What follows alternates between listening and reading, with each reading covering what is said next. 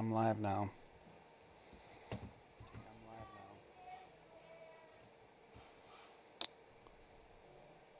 Cool. Let me, where are my glasses?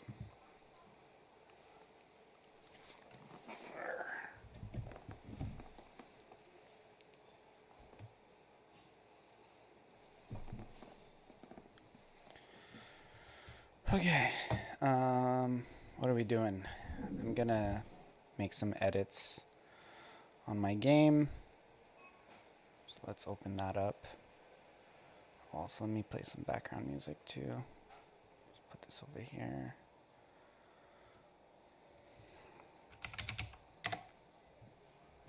Is my bot on? Yes, it is.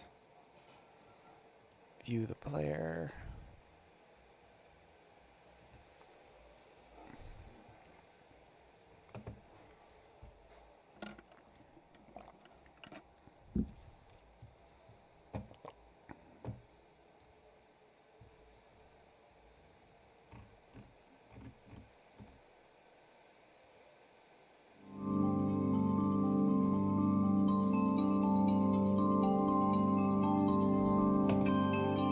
Wow, that's loud. Turn it down a bit.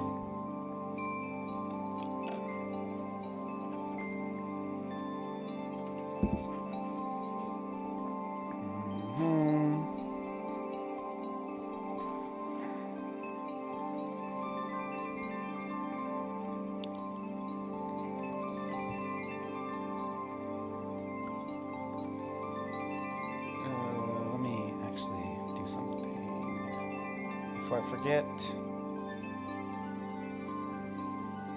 Save as.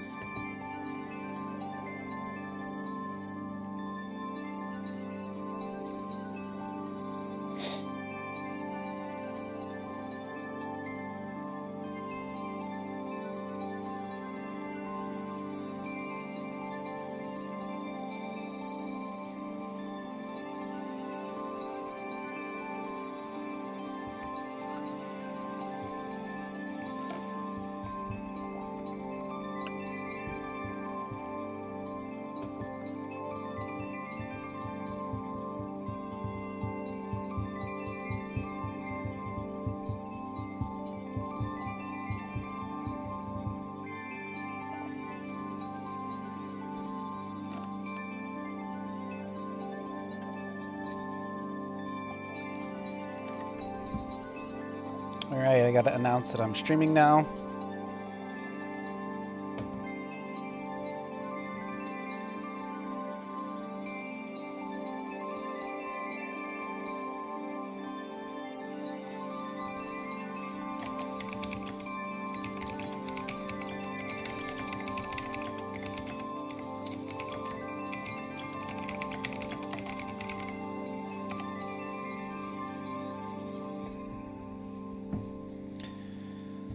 Oh, how's everybody doing? Okay, so I can close all this crap and then turn this stuff back on. So let me just kind of figure out what I want to do today. I know what it is. I'll just show you.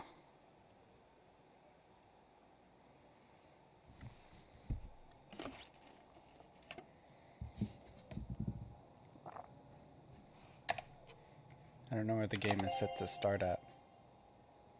Okay, perfect.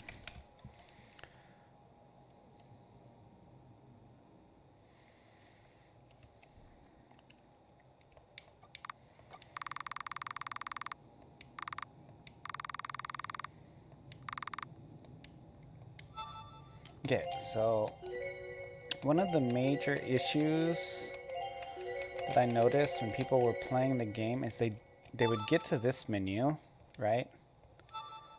And then they wouldn't know how to get to this menu. So there are two ways to do it. You push either W on the keyboard or R on a thing, or you can use a mouse gesture and swipe.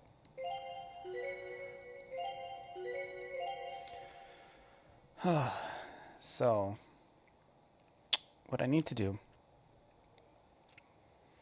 is I need to make it so that I include instructions when people open the menu on how to go to the next part and then how to go back to. So the main thing I need to add is just an R right here. What happened to my freaking music, dude?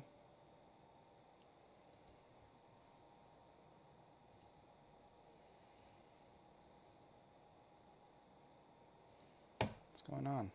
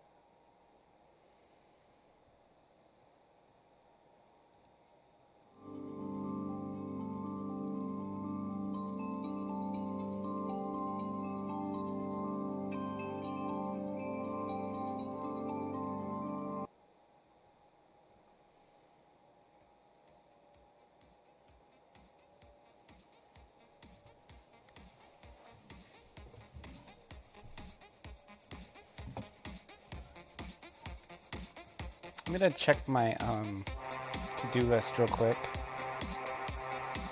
It's loud. And see if there's anything I can just knock out at the same time while doing this, since I'm like already in the neighborhood. These are other video things I'm gonna make. If anybody has any suggestions for videos, let me know in the comments or in the chat. Tomorrow I'm gonna do, for Christmas Eve, I'm gonna do what was I gonna do? I was gonna show people how to make a plugin. Kind of. I was gonna like give them a plugin and show them how to edit the code.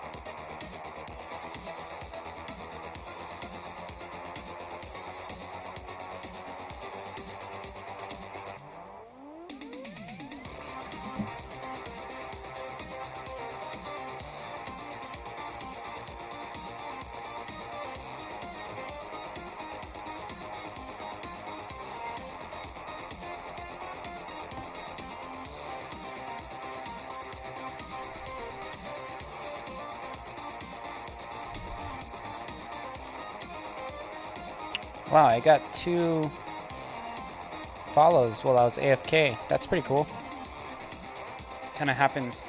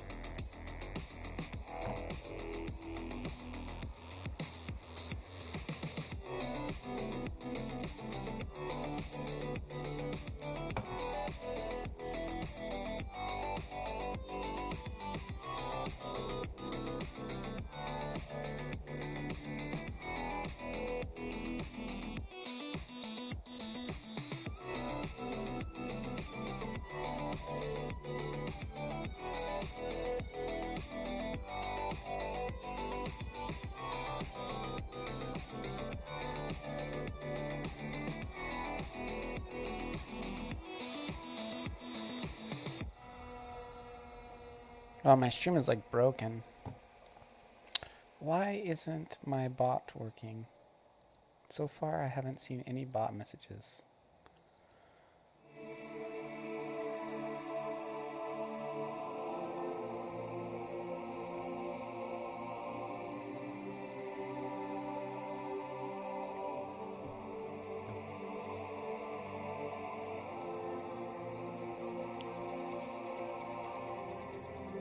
It's showing who's in the chat.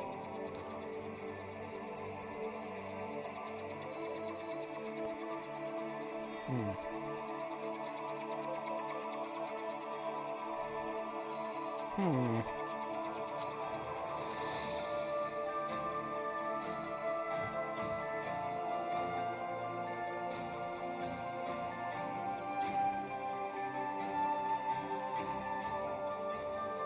Let me just use this to see if it's on.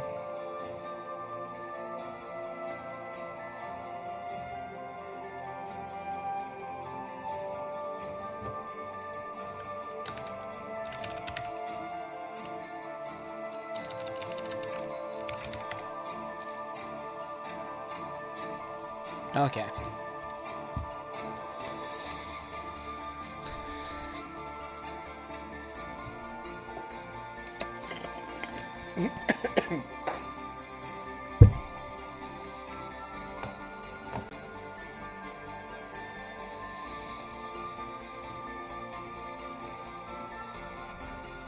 Okay.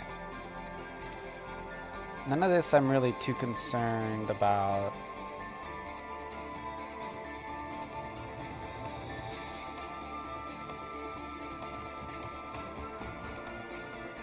Except for the thing that I want to deal with now.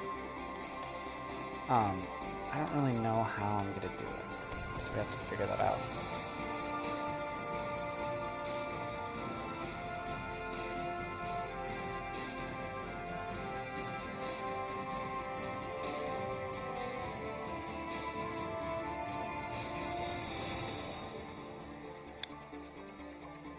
And then actually, maybe I will re-export some of my portraits. I really feel like it will make the game look a lot better, so.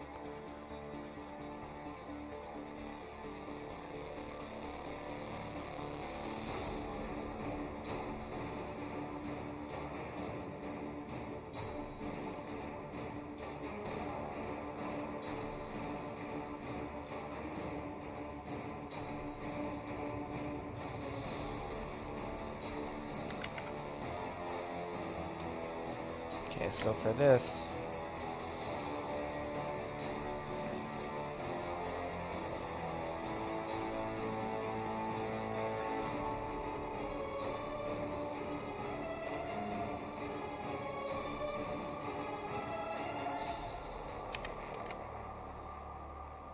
be 6.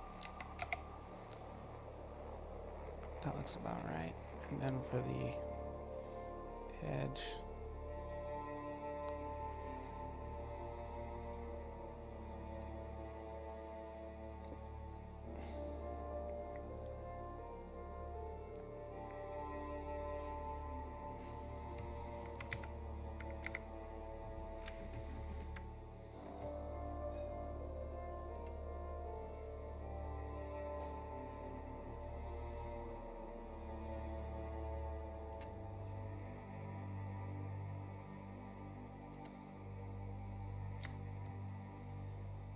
okay.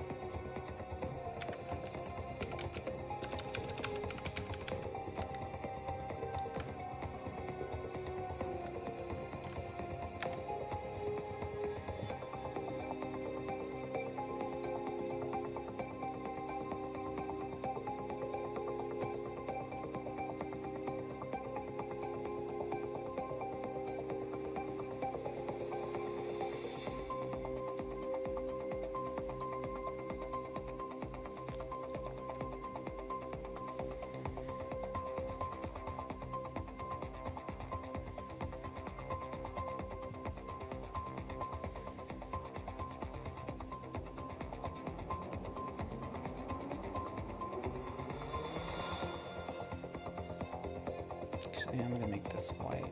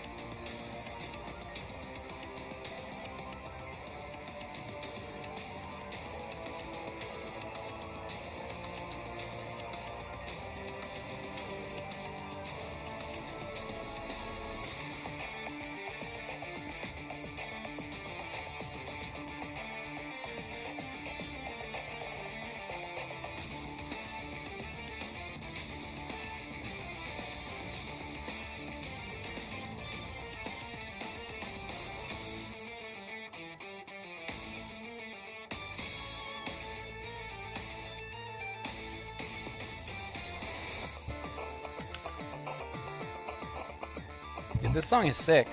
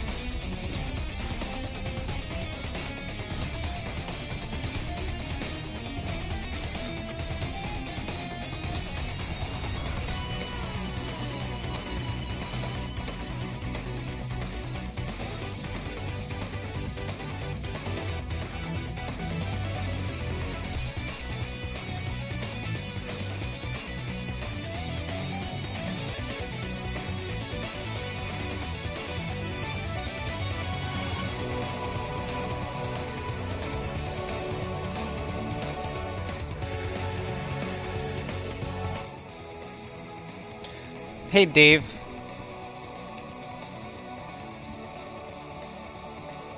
I can play whatever music I want, man. My channel.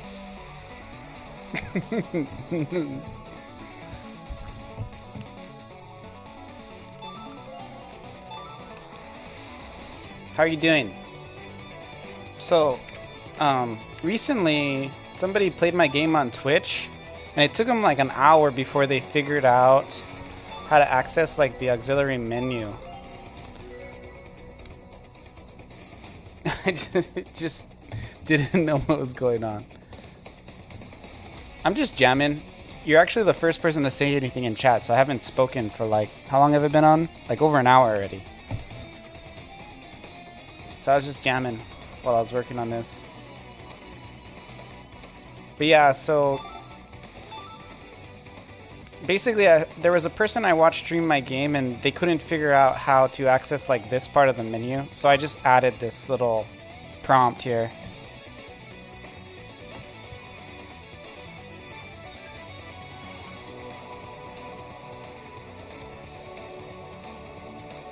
Yeah, I use Pretzel Rocks for music because it doesn't have conflicts on YouTube, at least not so far. And yeah, it's pretty good.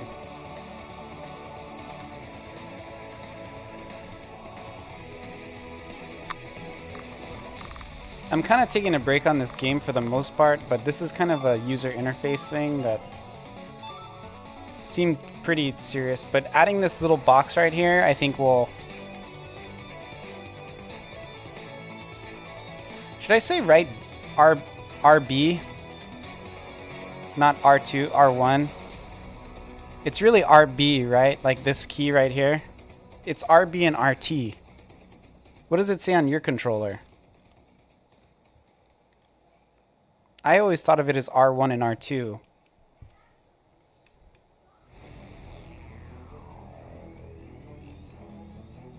But I guess...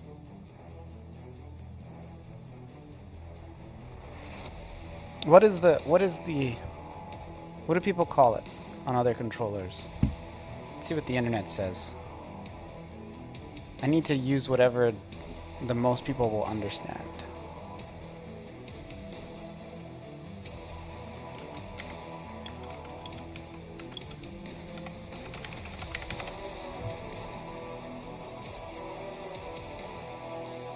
What does yours say? Does yours say RB or R1?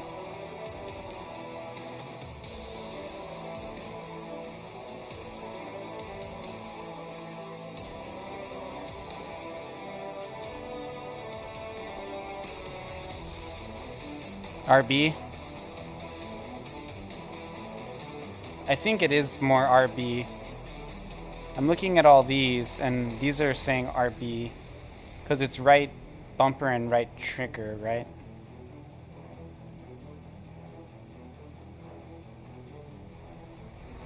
I'm looking at all these, and they're saying RB.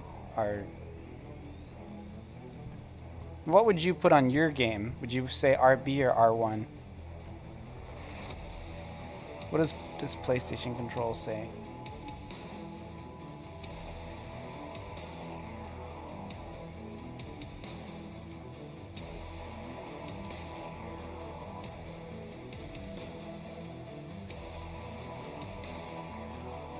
I thought T top and B bottom. No, I think it's bumper and trigger. I'm pretty sure it's bumper and trigger. Bumper being the one that's like... Well, the trigger, it makes sense you actually would use your trigger finger, but it feels more like a trigger because it's usually shaped like that. I don't know, man.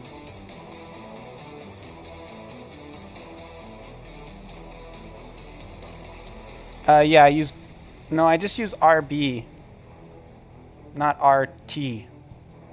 Or I use R1, not R2. And then I use L1.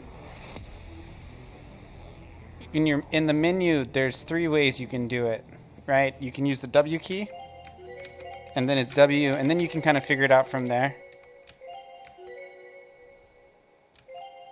And even if you can't figure it out, you can just close it and then just push the W key. That's, you know what I mean?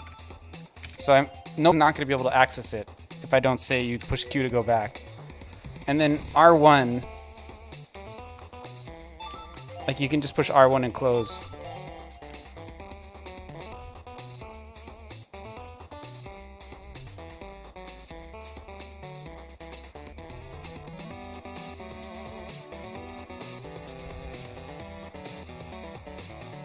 Oh, I could just say R. I don't really want to explain it, but that's kind of... It's not worth it in the context of RPG Maker, because I don't really... Well, I guess I can explain it. So, like, in, like, the engine, there are only so many keys that are bound, right? For gamepad, it's R1, R2, A, B, and X. And then the analog controller, and then the direction pad. And then, quite frankly, nothing else is even bound to the engine. So I would have to rebind a key to RT, right? If I were to do that.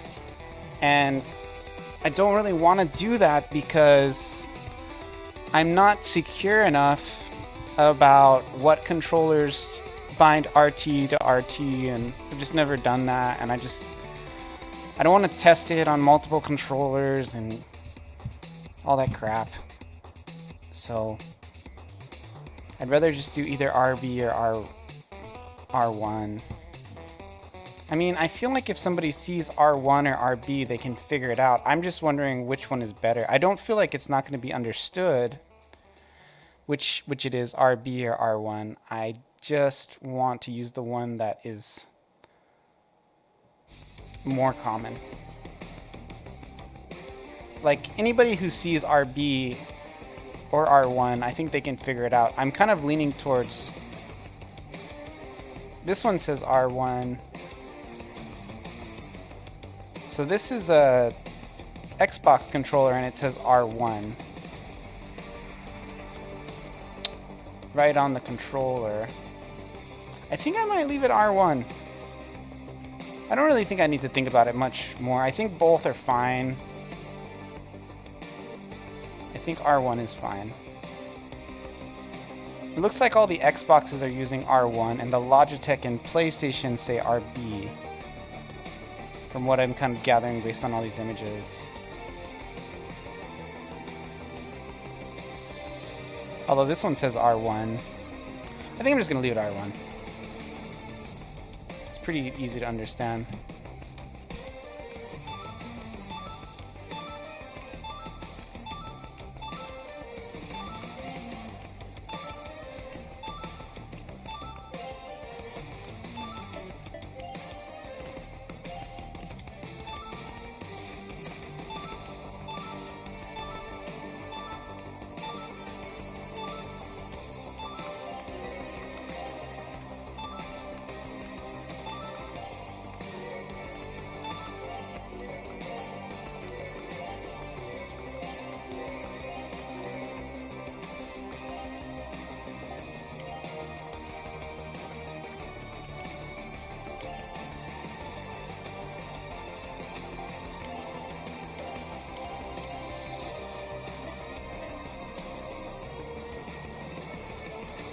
Also, too, if I just have it here and they get here, then they'll look at the keyboard controllers.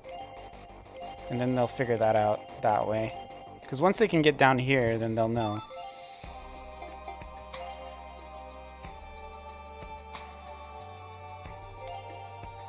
Yeah, this is plenty clear.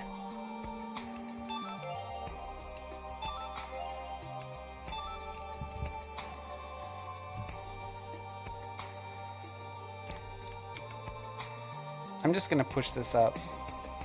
Then I'm gonna do some code practice.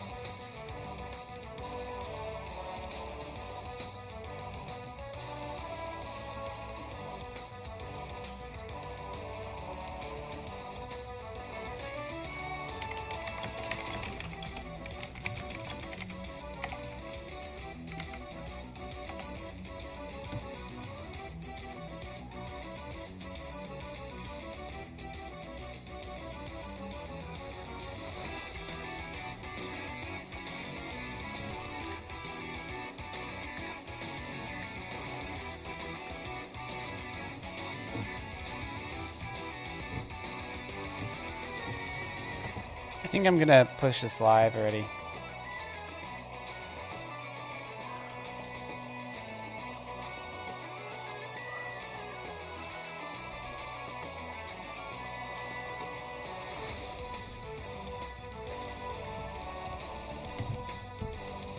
Dun, dun, dun, dun, dun, dun, dun, dun, dun, dun, dun.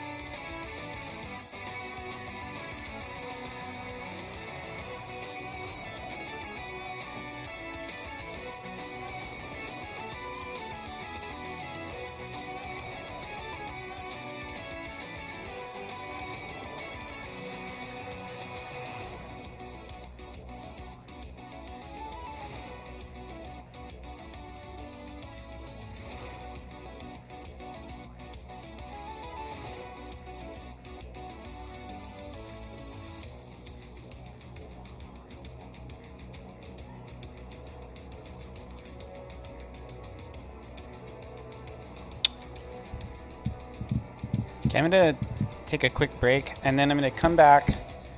I'm gonna upload this version of the game to Steam with that extra direction. Oh, I want to change one more thing too.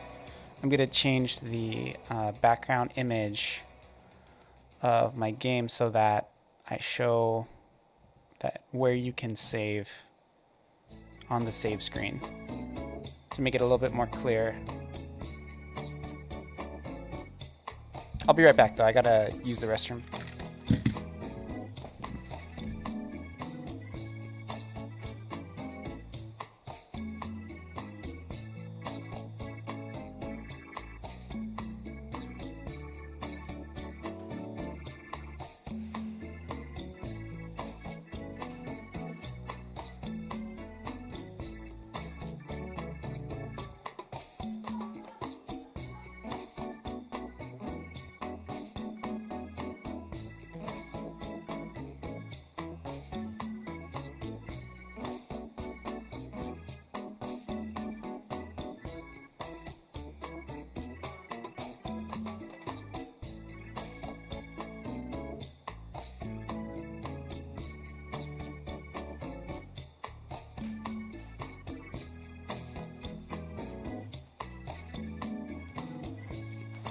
Okay, so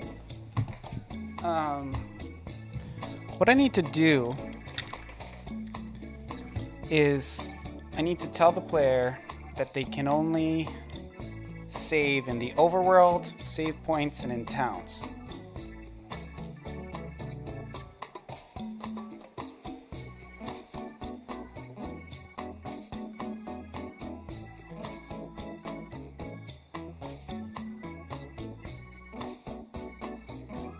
Or maybe I should save it the opposite way. You can't save it in hostile areas.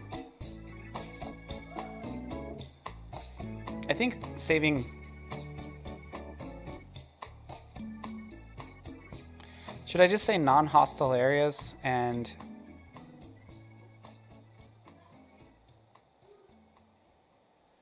the world map? Non-hostile areas and the overworld.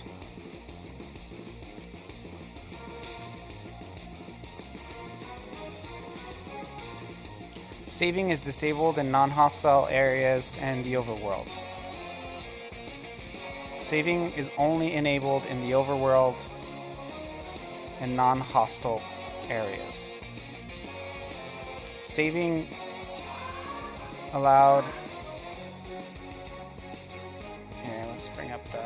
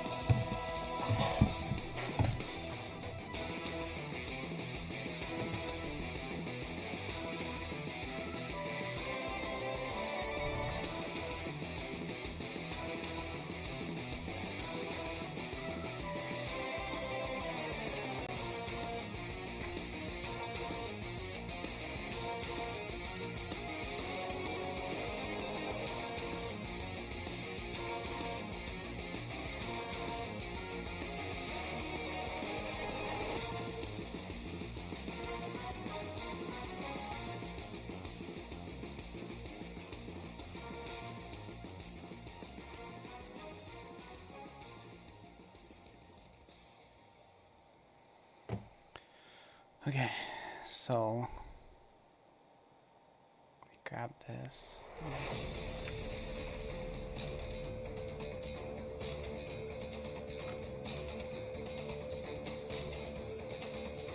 We're gonna give a message.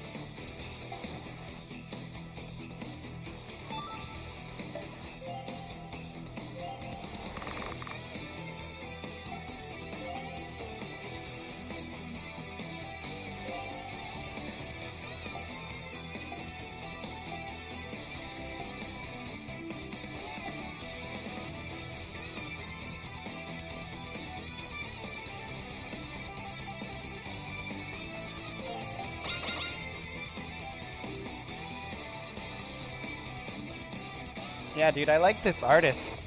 I just found them. It's like on the free music list. The tiniest metal jams. Yeah.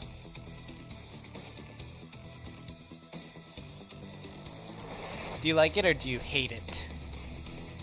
If you hate it, I'll turn it off. Because you're probably my only viewer. So I gotta treat you good. Okay, good. I'll leave it.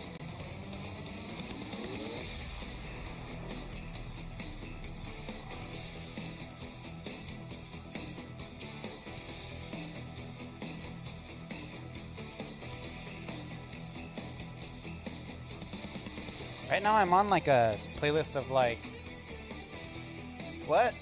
Oh, I was just talking to Pep.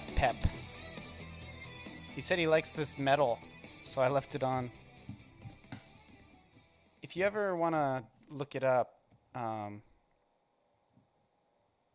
you can probably get to it through here, but the guy's name is Octagon. He's like one of the artists on Pretzel Rocks. Pretzel Rocks is the service I use for the... It's the...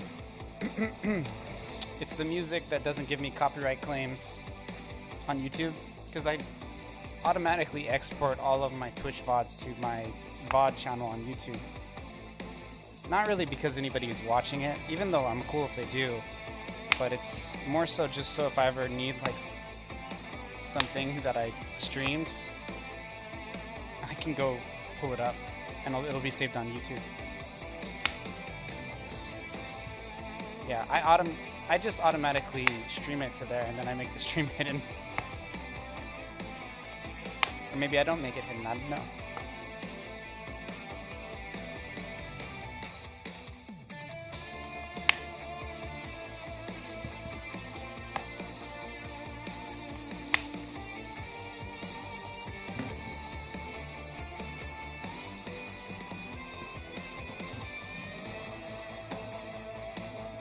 I basically created 3 images, or 2 images.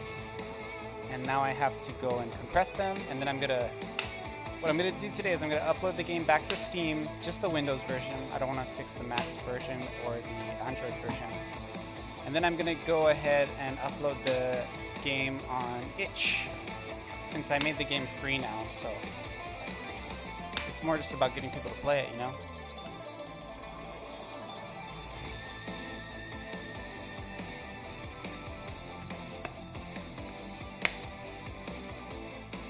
Is the music coming through pretty clear?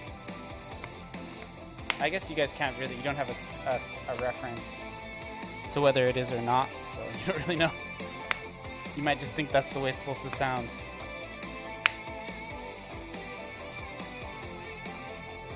I have like an external, like a Soundcraft Notepad external audio interface. So I have and this mic is good. I have actually a pretty good audio setup. Better than like most streamers I watch. Even better than a lot of big streamers. I'm not as on top of the settings as I could be, but it's good for restreaming music too.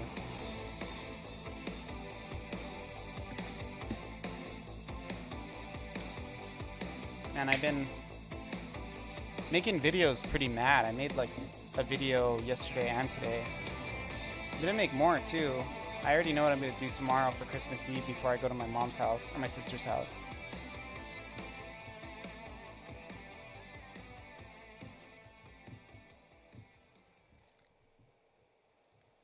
After I upload this, I'm gonna hopefully have some time to do a little bit of Code Academy. I wanna do some JavaScript practice tonight. I might do the Python practice too, because I have to learn Python. Because I'm going to teach it now.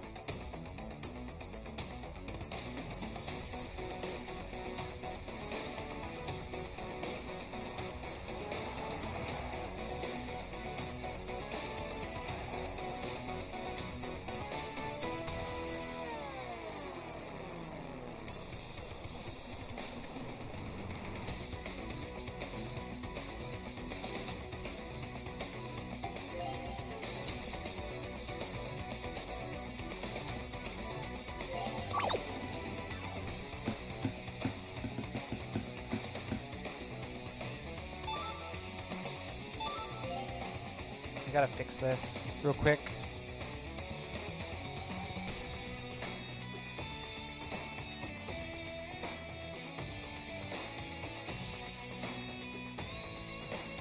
So what I'm doing is I accidentally saved the wrong thing, so I'm just gonna grab it from the game files on Steam.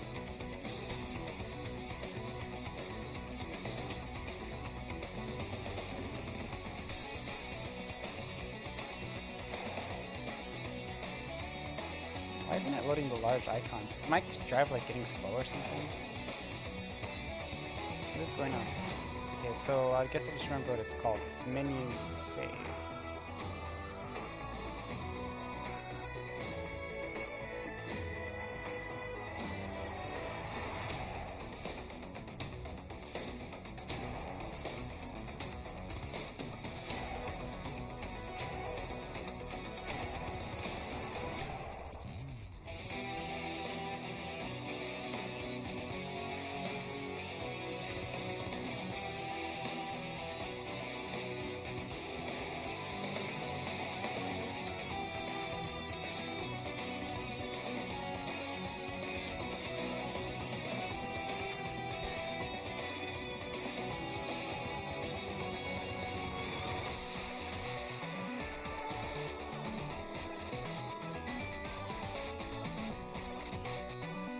Here we go, menu systems.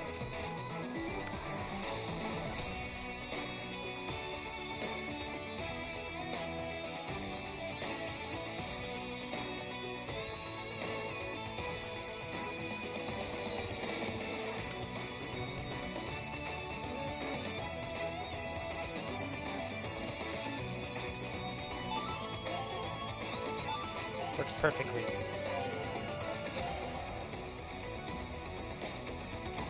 Saving is exclusively accessible in the overworld towns and save points.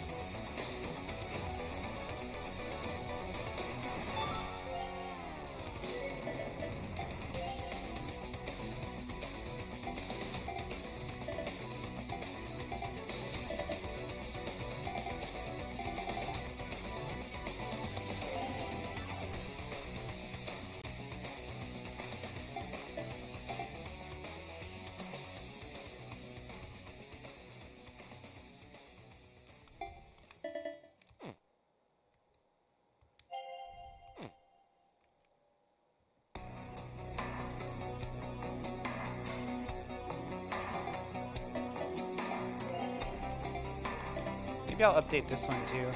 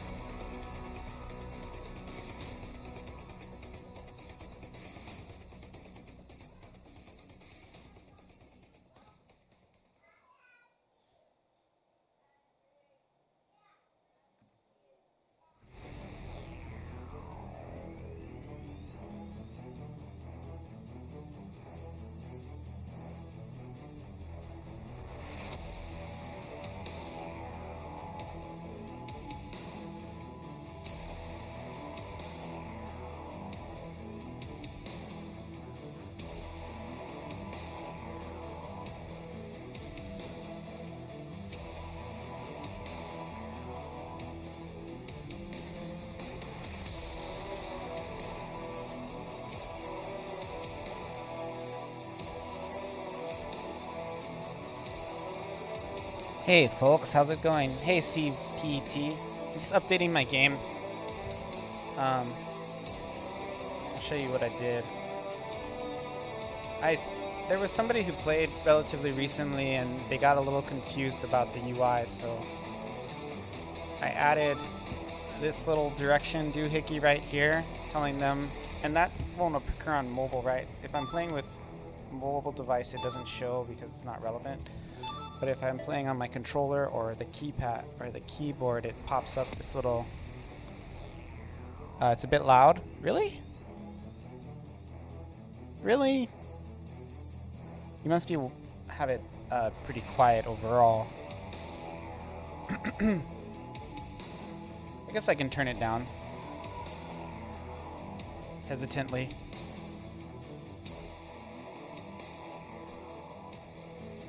I don't really want to. I don't think it's that loud.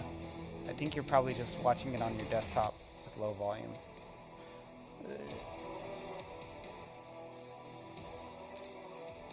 Can't really turn up the voice, it'll distort if I go any higher. What, headphones? I'll go here. There's a certain point at which if you turn it down too much, it sounds like hella crappy because the stereo doesn't really work right. That's quite a bit quieter, so hopefully that's okay. But if I go any lower than that, it like just compromises the quality quite a bit. We want to rock. Yeah. See, we have some... There's a schism in the chat. We have Pepe, who's like, we want to rock. Last thing he wants to do is hear what I'm saying. This is one of my favorite songs, though, dude. Gotta turn it up a little. I'm sorry.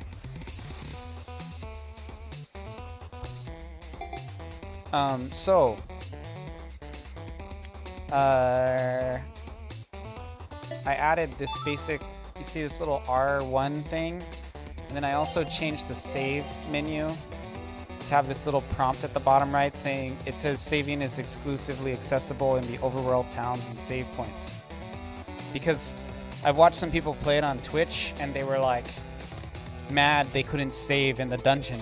And to me, that's like RPG 101, right? You can't save in a dungeon, right? But they didn't like that, so I just want to more so say like, look, this is intentional, man. So just deal with it. I don't want people to be able to save. There's already an autosave feature for the wusses out there. It's like, give me a freaking break. An autosave feature I worked quite a bit on too. It wasn't easy to do. It's pretty customized.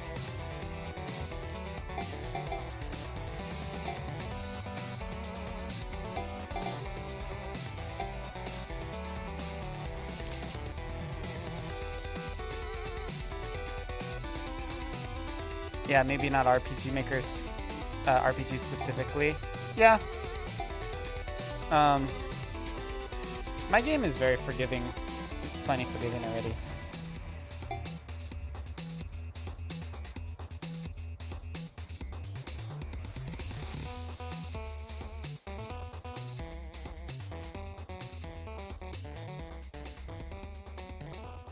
But yeah, so now that I've got this done, I'm gonna, and I replace these images.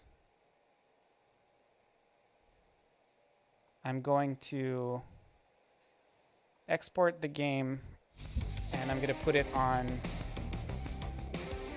itch.io on Windows as Windows and Android. And I'm gonna just make it so people can just play it there if they want, since I made it free anyway, right? So who cares, you know?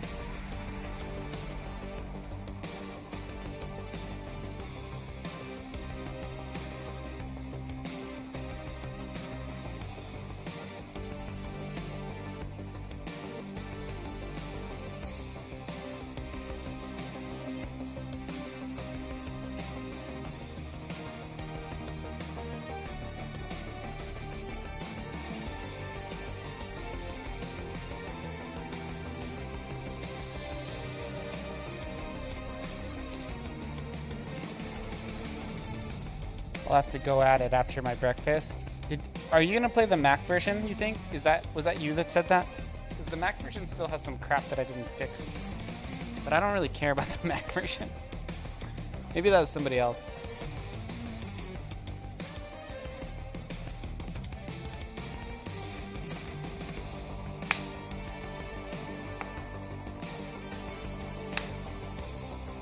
I think I'm probably going to, on my Godot project, I'm gonna use not a Mac. Never have been, never will. Okay, good. Windows and Android is how to do it. Yeah. I'll update them. I update the Mac like 4 times a year. I just don't care about that version because nobody plays it. So it's like, why should I care? I've never, like on Twitch, for example, I've never once seen anybody play it on Mac. It accounts for less than 5% of the player base. You know, and it's like, who gives a flying flip about those Apple tycoons? Technically, you could play the Windows version on Linux if you wanted to, I think. Since it's a JavaScript-based application, you just open it.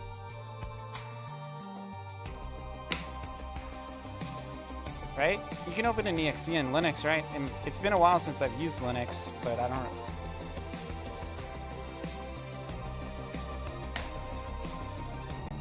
I think it would work. Let me know if it does. I think it does.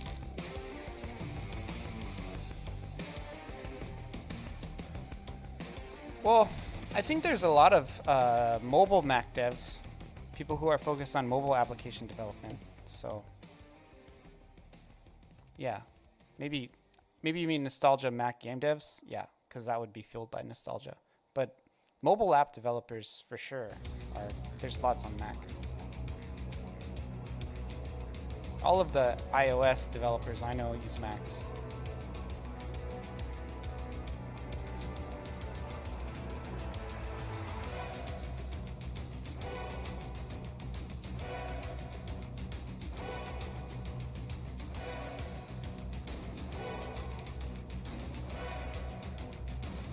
Oh yeah, that's about when I stopped using them, about a decade ago. Maybe like 6 years ago I stopped using them. 10 years since I had like a legal Mac, because I used the Hackintosh for like 4 years. Those were good times. My hacked Mac, I had my 1080 Ti graphics card. Life was good until they stopped fucking supporting it. Couldn't even like hack my way into using it. It sucked. Made me so mad. I'll probably do some Godot if I'm still going after I get all these games updated.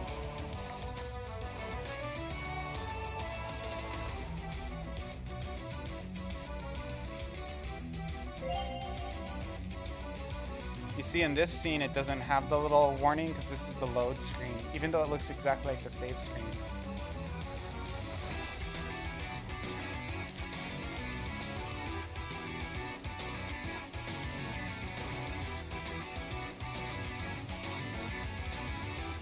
It's not a breeze in RPG Maker. It depends on how your compiling method. Pretty much anything that is like a JavaScript-based app, meaning like basically it's not easy. Well, it's not easy. It's just you have to do it on a Mac. If you compile it out as like a, I don't know, RPG Maker versions, it's not easy to export to Mac. It's easy, but you have to do it on a Mac. Like I can't. Part of the reason I don't export to Mac on RPG Maker is because I have to do it on my Mac. So that just really decreases the incentivization.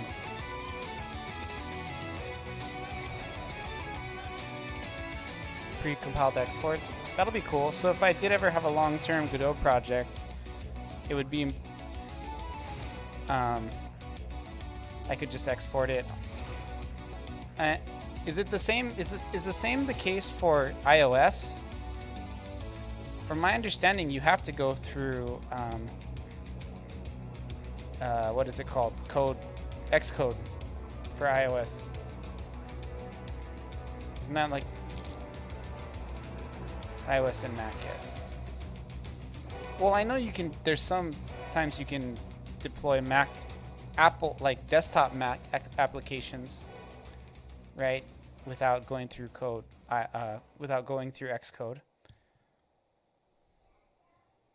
Oh, so by yes, you're saying you can export pre-compiled iOS builds in Godot.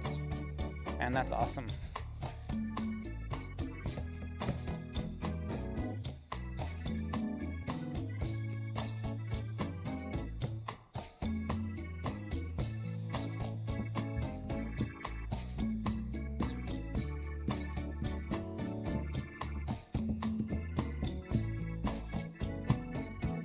Okay, what was I doing? Okay, we're gonna export for Windows.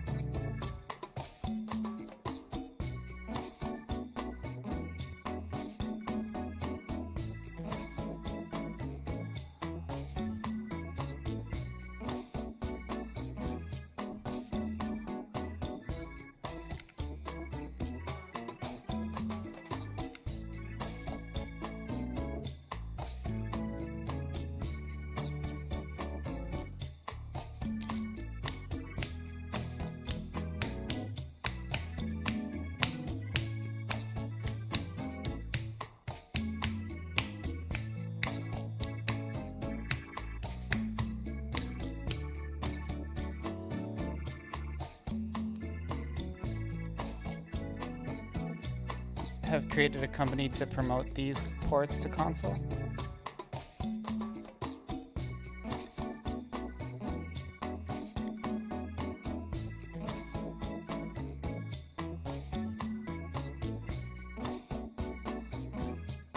I'm actually planning on my Godot project. I know what kind of game I want to make, and I'm gonna use a lot of the art from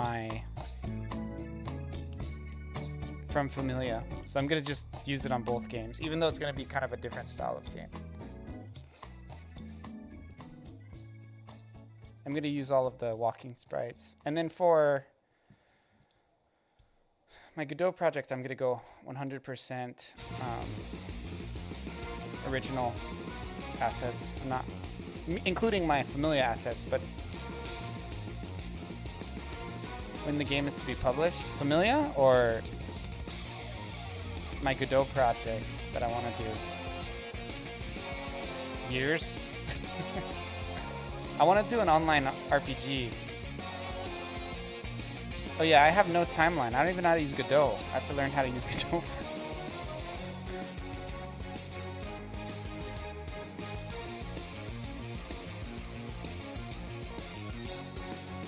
Start with Godot 4. Yeah. If I'm actually making, I'm not planning on making the project. Do you think I should do? Oh yeah, not anytime soon. I'm just mainly planning on learning for the next month or so.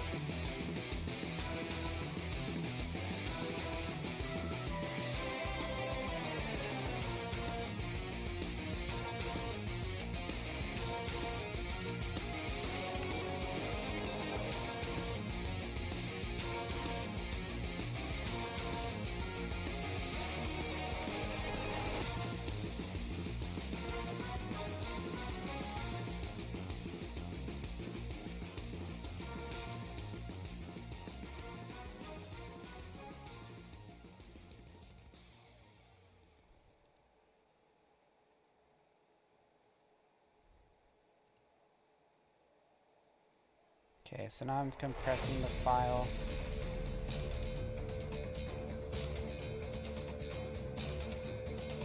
I I might make some mini games then release them. Like, I might try to make some really simple games and put them out on like itch or something. I'm probably gonna do the next Ludum Dare, do something on Godot. You know what I mean? But not the action RPG project I want to do.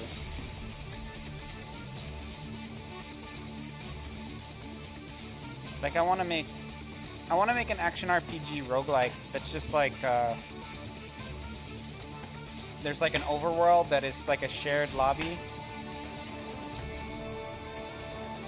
and it's like a shared town where you can run into other players, and then at first I'll make it so you just like go in the dungeon, and the dungeon will be like a roguelike with like rooms.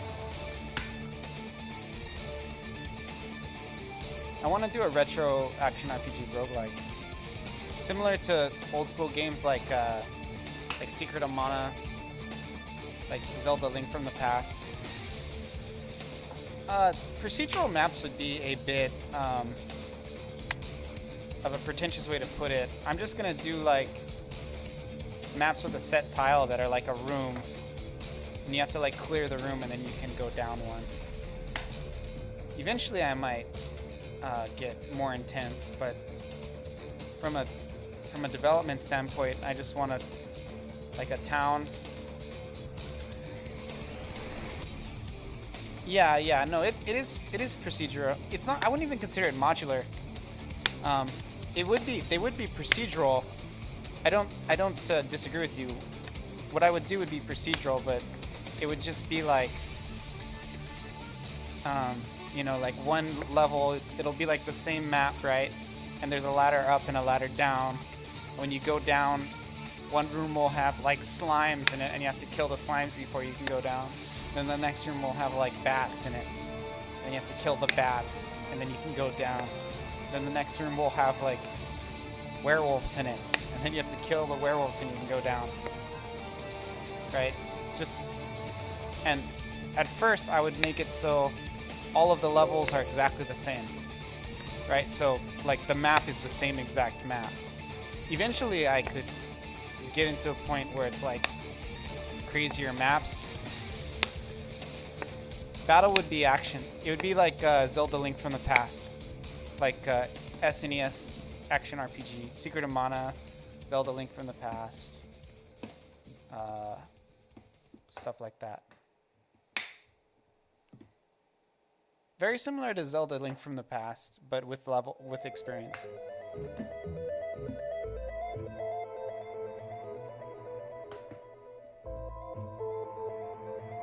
And at first the randomization would be like a little bit chill. It would just be like, it can be like bats or slimes, right?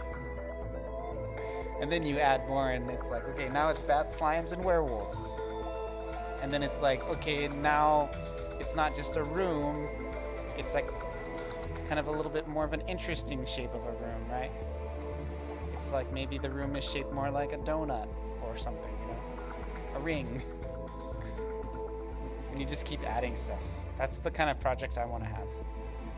And then you just keep updating it, right? And add more stuff, update it, add more stuff. People play it. Similar to what I do with Familia. But I've always... Complexity grows with the project. Yeah, so... Just, for me, it would be like a live prototype that I work on while people can play it. See, the difference between me and like I think someone like Adam C. Eunice, and I would say I have this in common with like Evan, is that I would just get it in front of people immediately, like the most broken version I possibly can, much like I did with Familia, and I'm going to continue to work on Familia kind of like on the side. Like that's my plan, right? I'm gonna keep at it. But Familia is a turn-based game, and it will always be a turn-based game, and it will never be an online game either. Like there'll never be any form of... The most I could ever really hope for and have it still stay in the form of like viable is like a leaderboard or something like that. I don't want full like crazy instant homes, feedback, naturally growing its visibility. Yeah, yeah. Yeah. I'm not experienced. I mean, big companies do that anyway, right? But they just have people in-house that play the game as they go. You know, even with the level of popularity of like my stream and my YouTube channel, I would still have access to way less people than like a big company will, even if I just put it out there in the open. But I don't have a budget for, I don't have any budget. I don't have a budget to like pay people. You know what I mean? So I just put it in front of people. And I already have a little bit of an audience and like a community that's into that, you know? So like pretty much anybody who likes Familia will like this game, like the game that I kind of dream about making on video. And a lot of people really like Familia.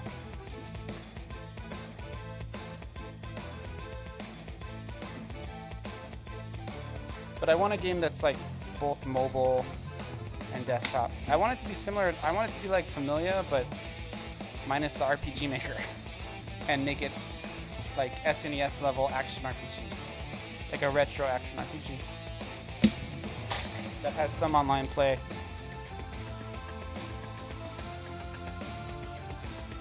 Yeah, the thing. And I say this as somebody who is a huge fan of Adam, and my decision as far as like saying that I'm open, like with Familia, for example, I've been very open to people just playing it as I go. I wouldn't say they're his only forms of marketing, but they're definitely his primary forms of marketing. And YouTube is much more significant, in my opinion, for him. But I would say me and Adam differ in our personalities, because he's much less open to using like stock music than I am. I have no problem with using assets, especially music and sound. Like I feel like I can get where I want with those. And I feel with the thing with music and sound is if you decide to switch it later, it's one of the easiest things to just come in after you're 99% done and just have somebody come in and redo all the music. I mean, not to say that that's an easy thing to do, but it's much easier than having somebody coming in and redo all the art. You have to literally like go and redevelop a bunch of stuff if you're gonna redo art. So sound and music, I'm much more open to just having open like stock assets, you know. And in this coming project, I'm gonna do all original art. I don't want to do any. I don't want to do any stock art. I did a lot of stock art with Familia, and going forward, I'm gonna go 100%. I want it to be pure pixel art too. So that's another thing. In Familia, I use a combination of painted art and pixel art, but I want the game to be pure pixel art, the action RPG game. Like, and I'm pretty committed to that. It'll be low res too, like 360p, which would give you a similar feel to like SNES, but I'll probably run it in like 1080p with 360p over it, so you can have better interpolation and stuff. Or I won't even make it. I'll make it like you can do whatever resolution, but just much like you would do with Unity, just so that you can have like tweened frames and give it like a smoother vibe.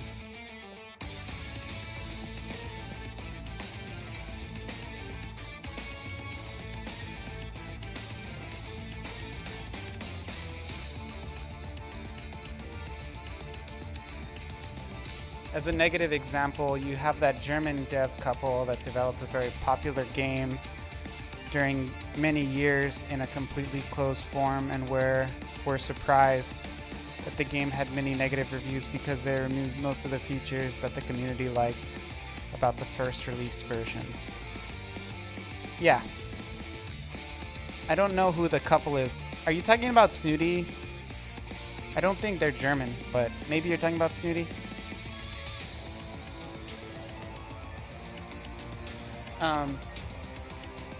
Yeah, for sure.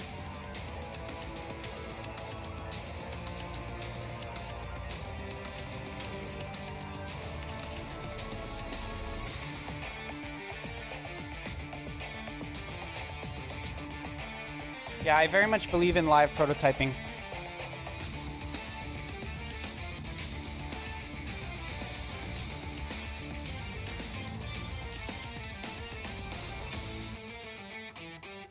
Open world fantasy RPG Minecraft style game.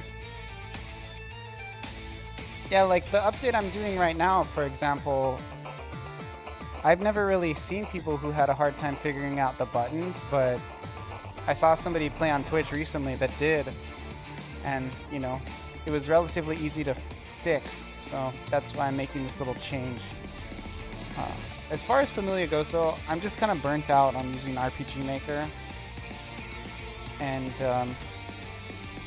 it's not like a lot of people are like, oh, I'm upgrading from RPG Maker. I love RPG Maker, I'm just tired of using it for a while, so I want to do something else. It's been coming for a while, and I want to keep promoting it kind of on the side, but I also want to do something else for a while, maybe like a year, and take a break from it, because it's really, I don't know, it's a lot of work. And the way I designed the game, I can't do all the art because I have this like crazy painted style of art that like I commissioned early on in the project, and it's like I can't reproduce that. I can reproduce really great pixel art, you know, but I can't really.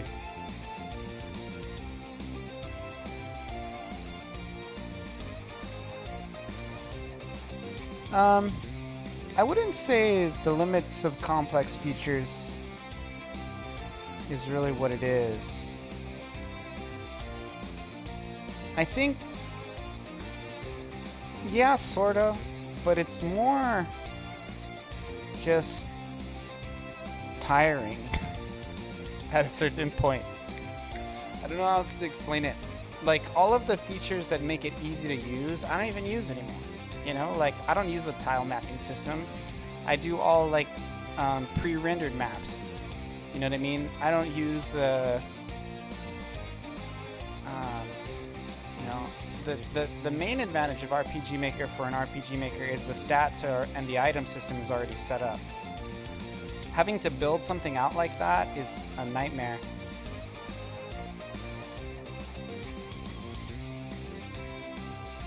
Yeah, I love RPG Maker though, and I'm gonna actually keep making content on RPG Maker. Like, I'm gonna keep making YouTube videos probably for like the rest of the year, because I feel like I know all these things about the engine and tricks about it that like no one else knows. But that'll be like my time I spend with RPG Maker. And my game is good. Like, my game is good.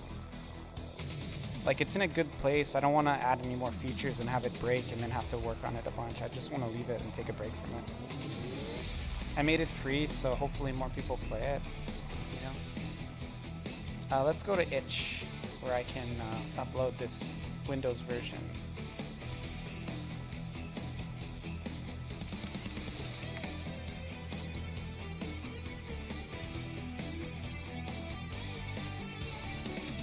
I gotta change the page a little bit. Change the info. And I gotta put an Android version on there, so I'm gonna have to open up Android Studio in a second too.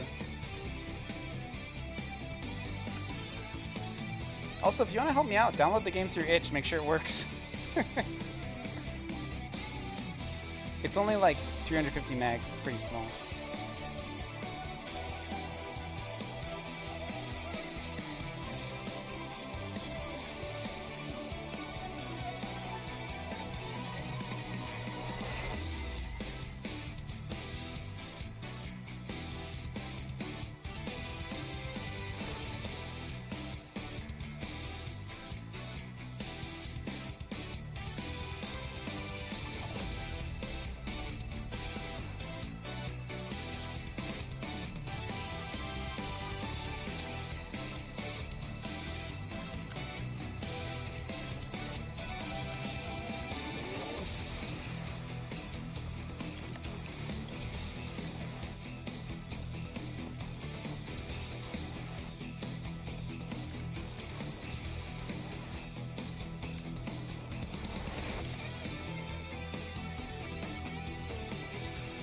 Do you think 350 megs is Part of me is like, maybe I should put the windowed version up. Does that sound crazy? Like the web version? I feel like it would take forever.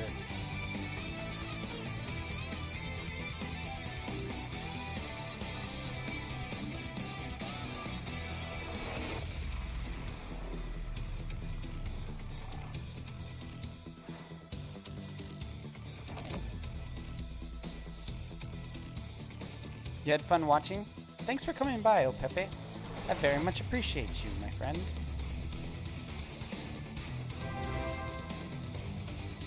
Did I just get a follow? Oh, hey, thank you, O Pepe, for the follow. Appreciate that. I think I'm gonna hit 800 followers before the year is done. I need 12 more. So if anybody's watching, help me and follow me. Anybody watching out there in the nether. If you're hiding, I'm calling on you. Follow my stream so I can have 800. My goal is by the end of the year to have 400 subscribers on YouTube and 800 on Twitch. Do I normally raid at the end of the stream? Yeah, but I'm going to be on for a couple more hours though, man.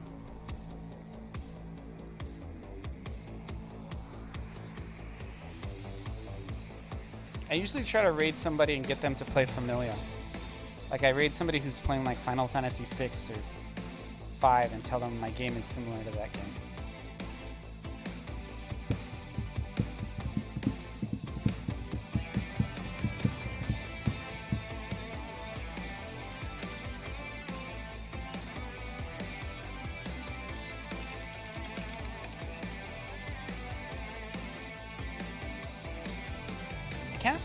Ever since I made my game free, I haven't gotten one additional review. It kind of sucks. Helps growing my channel. Yeah, it does for sure. Honestly, on Twitch, I don't really care about the channel growing. I'll be honest with you. I want my YouTube to grow more. Twitch is like for me. It's like for fun. I don't really ever see myself being like a huge Twitch creator. And if I am, I'll like double down on that if that starts kind of happening organically, but I have no like concern about it. I do, however, want my YouTube to grow like freaking badly. Like I really want more subscribers on YouTube. It's kind of ironic.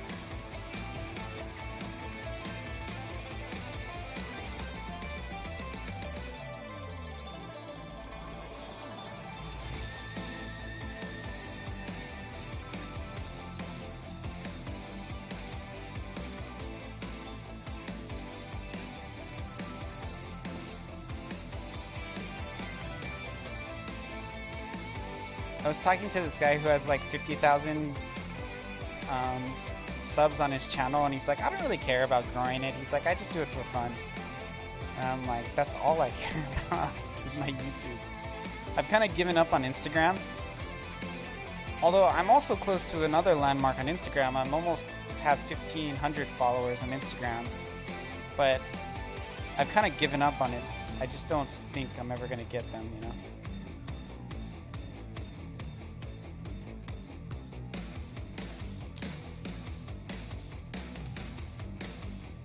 You know the streamer Vimlark? Nope. Maybe. Actually, that sounds kind of similar. What kind of stuff do they do?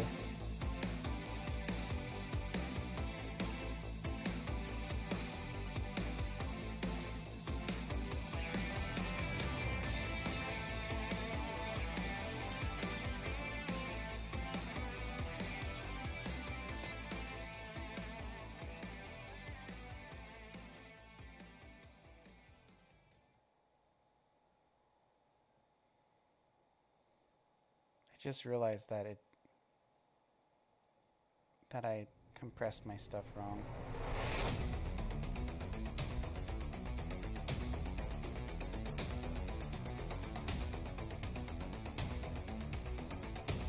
You try to ask him to play your game. He plays Tess. I don't really want to reach out to anybody. It's not really kind of what I'm doing. enough people play it. Like, somebody plays it at least once or twice a week, so. It's like, yeah, it does expose my game to a bigger audience, but I just don't want to ask people for stuff without, you know, I just don't like approaching random people and being like, hey, give me this. You know what I mean? If there was a reason in which we're interacting, or one of my viewers wanted to do it, or somebody who likes the game was like, hey, you should try this game, I'd be down with that, but I'm not, I don't know. I might do it, I'm not like pushing for that. Does it because he likes to support people? Yeah.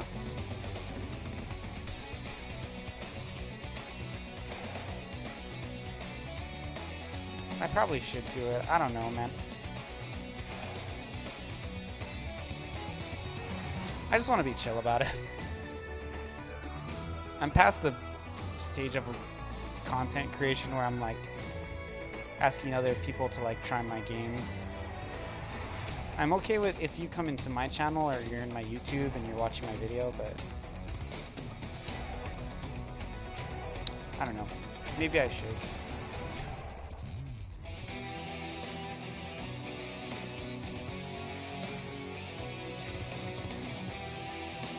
Better lose that shy, timid attitude.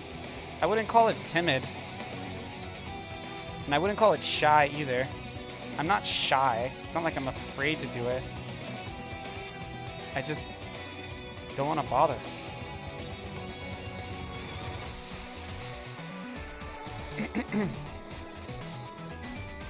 Like, I get like a lot of emails, for example, of people asking me to play their shit, and I always say no. And I just don't want to be that guy. You know? I don't think I'm shy at all. Like, I don't, as far as shyness goes, I think I'm like at the bottom. I'm like the least shy person I know. I just don't want to do it. It's not like I'm not going to do it because I'm nervous, you know. That would be shy. I don't want to do it because I wouldn't want people to do it to me. If it like happens naturally and like maybe I was an actual viewer of their stream, right, and I enjoyed watching their content, and then I said like, hey, you know, I've been watching you for a while. I'm actually a game dev if you want to watch my stream.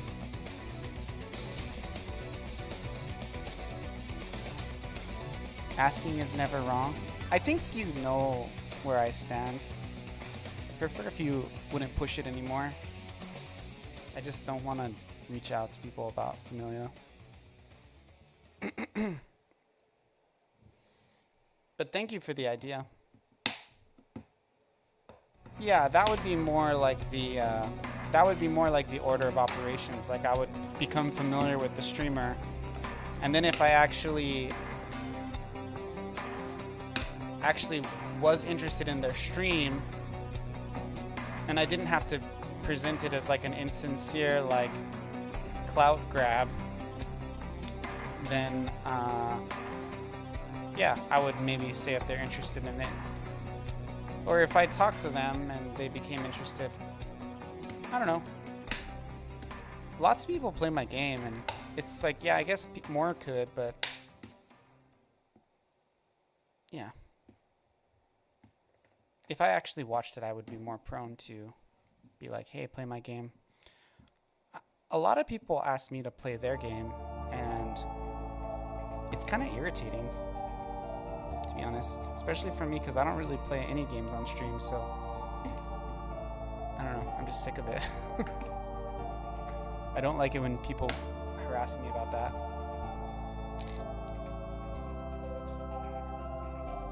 Yeah, I don't really want any feedback. That's another thing.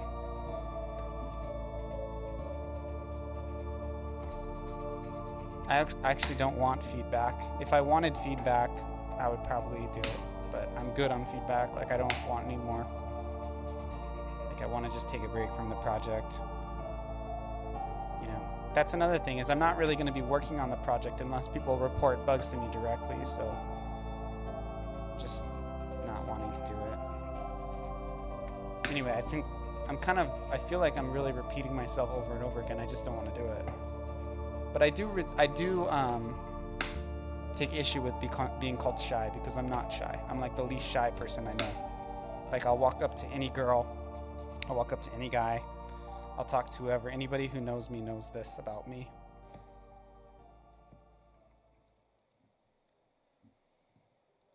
And I really do not. I super disagree with being called timid. I'm like the least timid person. Not intended as offense. I know you were kind of joking. I think you put a smiley face on it, right, when you said that? Yeah, you put the laughy face.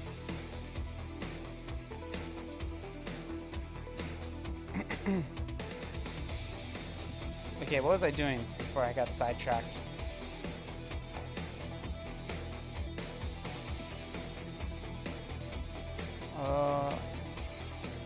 I'm like a very distractible person.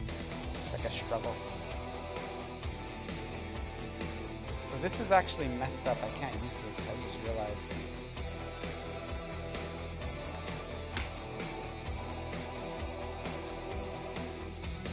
Gotta delete it.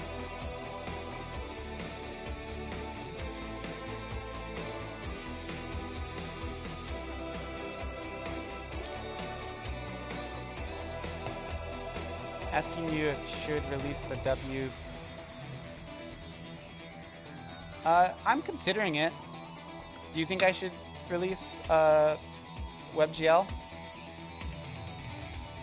I'm in here already. Maybe I'll just put it up. Who gives a flying frick? If it doesn't work, it's like I lost a few minutes. As long as I don't get too distracted again, then it'll be more time.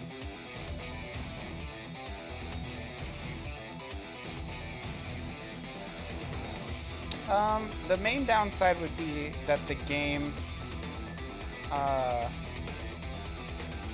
version of the game that people play sucks. You know what I mean? That would probably be it. I'm compressing it in another window, just in case you're wondering what I'm doing. But I'll put it up and see how bad it is.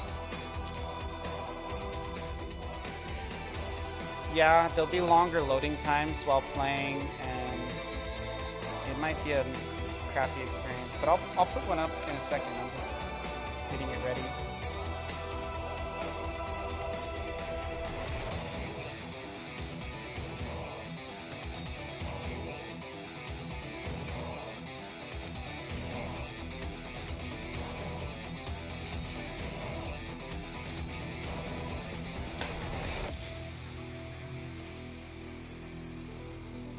The game's about 350 megs compressed, so that's a decent size for a web game. Like, it's reasonable considering the game has a 5-hour play length, so it's like most of the content will stream in pretty fine. I haven't really tested it on web too, so some of the assets, like the naming conventions, might not work in WebGL for my code or whatever. But I kind of just want to put it up and see what happens. Just tell people on the page, like, it might not work that well, you know?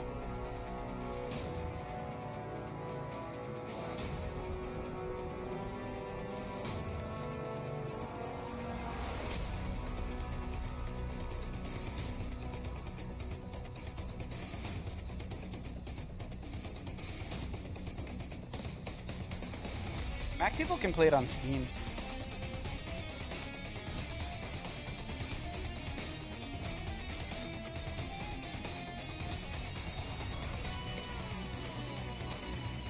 I just don't want to update the Mac version right now. It's already taking me like forever just to upload this version on Itch.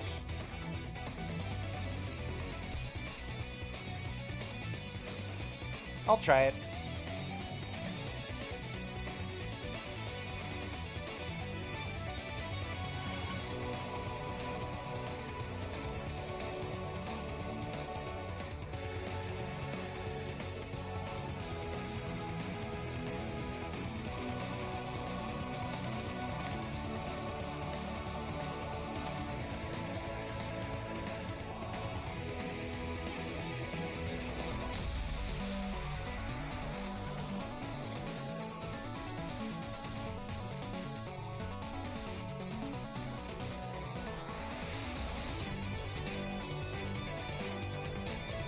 there we go. We're uploading them.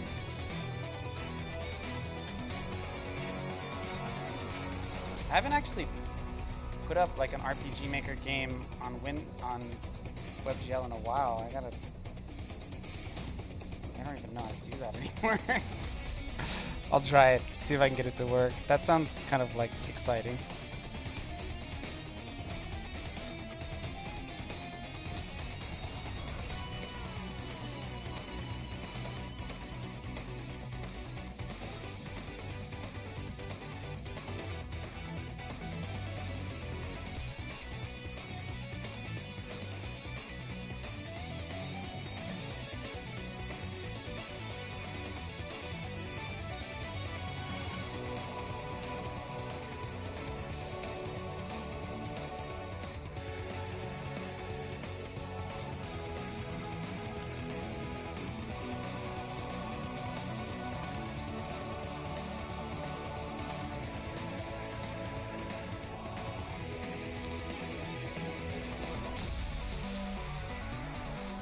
Take care of your food? Okay, cool.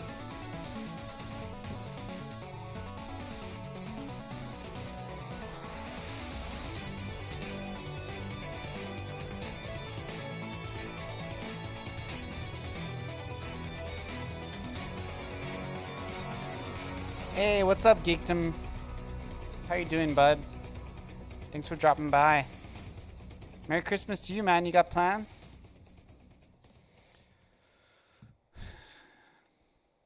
You got family in Florida or something?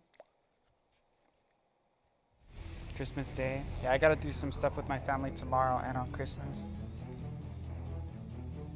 I've actually been enjoying this holiday. I feel like as I get older, I have less like social commitments, so I only have to go to a couple, which has been, I like it. Family is dead? No, that's heavy. Sorry about that. I'm sure you have some friends.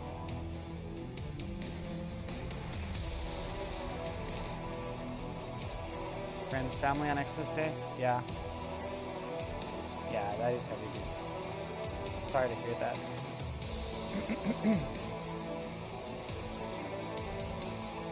Yeah, I lived on the mainland a bunch, and spent a lot of Christmases with my friends.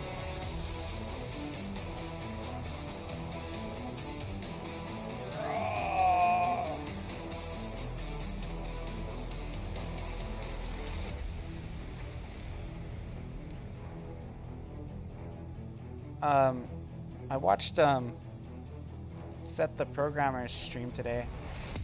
It's pretty. He basically ranted about how Akira Toriyama is a degenerate for like 2 hours, which was kind of a fun stream. It was entertaining. I didn't see any of that. Yeah, Set the Programmer was. Yeah, Akira Toriyama. Mainly talking about early Dragon Ball has a lot of like kind of questionable ethical plot lines and stuff, which I agree with. I don't take it as extreme as him. And he also, Slump does too, commented on like, you know, the thing that sprung it on is he was reading the manga, and you mentioned this in your video too, the Trunks Mai thing. It is weird, dude. Like, it's kind of fucked. I wish Dragon Ball didn't do dumb shit like that. Like, it was a little bit more okay in like with Future Trunks in Mai, because Future Trunks was like 21, right, at the time of like on his timeline. He's old, right? He's not like a little, yeah, he's old. So it's like once you're like in your mid-20s, you can date whatever. Yeah, Future Trunks is old, so it's like if he's dating somebody who's like way older, it's like who gives an F, yeah? But I don't know, we'll see how it goes, because when I saw the manga, it didn't look like Mai I didn't see anything where Mai was reciprocating. Like, it's okay if the kid is interested in the older girl, I think. When it's not okay is when it's reciprocated by the older girl and it's seen as... Yeah, I read your review, yeah. I mean, I watched your review. But yeah, Seth the programmer was talking about in his stream on Twitch. I kind of was watching it while I was doing some of my main job work, and he thinks it's gross too. Did I like the FBI part? I actually didn't read the manga. I just watched your stuff on it, so I don't know the FBI part. Talking about the FBI. I'm sorry, I don't want you to feel like I don't watch your videos super intently, but I definitely watched it while I was multitasking. I mean, this is the era of, you know, YouTube and doing 2 other things at once. So, FBI. I don't remember. I might have been looking away for that part. But I did watch the video, I just maybe didn't watch it super intently. I remember the My Boma part, or the My Trunks part. I remember all of the, you were saying about how it's kind of like a repeat of the anime filler back in early Boo Saga.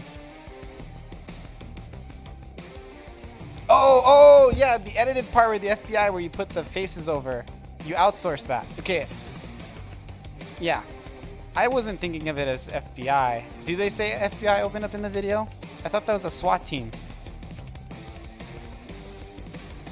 Okay, I'm following now. Did it have the FBI open up meme at the beginning? Okay, my bad. I forgot. I didn't make the connection in my brain. My brain with the FBI open up. If you would have said FBI open up, I probably would have figured it out. I'm also kind of dumb. But yeah, I remember that part. That was funny. They're taking my away.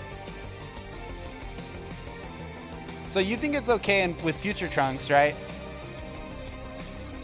Just so I know how you stand. Like, you think that's fine?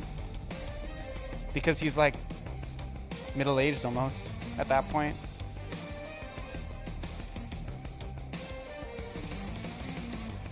But you don't think it's okay with young Trunks? I don't know. I think it would be okay as long as Mai, like, says no.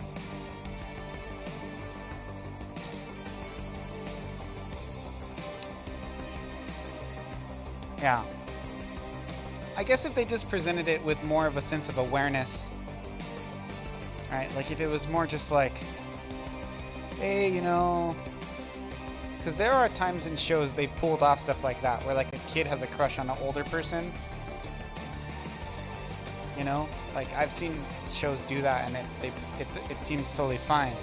Like I'm a grown man and I teach middle school, and I've had to deal with like, you know, girls that are younger and mostly guys that are just kids. And there's like an appropriate way to go about it, and it's almost like an eventual thing that's gonna happen, you know. But there's like a way to be appropriate in the way you deal with it. I don't know.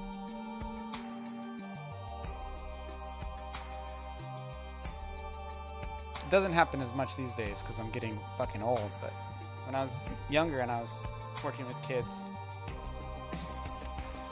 you could tell some kids were just a little bit too nice and it was like awkward.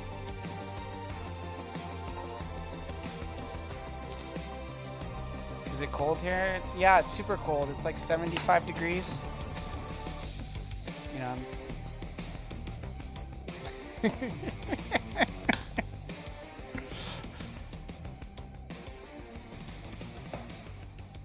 75 degrees, bro.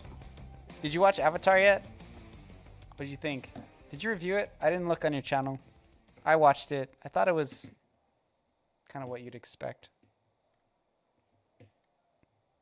Yeah, I would have waited till video, but my sister wanted to go. I didn't even really care. I will say though that they totally like pulled from like the Polynesian culture pretty hard. I thought it was, in general, not as good as the first movie. It might be because I'm Polynesian, so like a lot of it seems stupid to me, but I don't know. It might seem stupid to non-Polynesians too. I thought it was entertaining, it was fine, but it definitely wasn't as good as the first movie. And I think I definitely would have liked it more if I wasn't a Polynesian myself.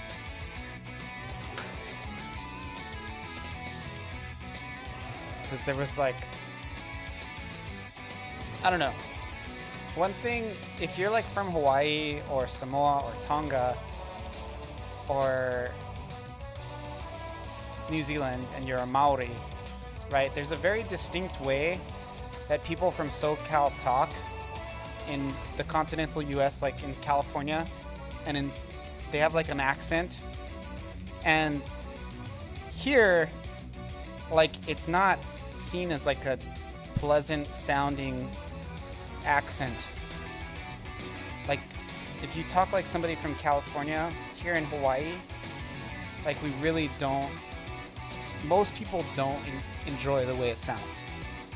You know, you'll put up with it and be nice to them, but it's just not, you know, they're from California. And this isn't a spoiler in any way, shape, or form, but they have like young avatars, right? Like young Na'vi, and in order to like, it's like older actors playing them, but they try to portray them as like younger, so they sound kind of like, they kind of fall into this like California accent, right? And I know they're fucking aliens, so who cares? But as a Polynesian, it's really like annoying to see like people who are pulling from, you know, Polynesian culture but sound like people from SoCal.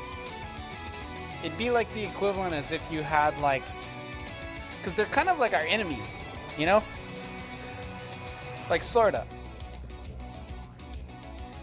I don't know. I wonder if like Native Americans or Africans or whatever felt like that about the first one. I think maybe the first movie had like the tribal accent was more generic, so it wasn't as frustrating, but they definitely pull directly from Polynesian culture, and it's just kind of, I don't know. Makes me kind of like, gross. People talk about cultural appropriation, and I never really think about it that way. Like, I don't need to benefit from somebody using like my culture as a reference.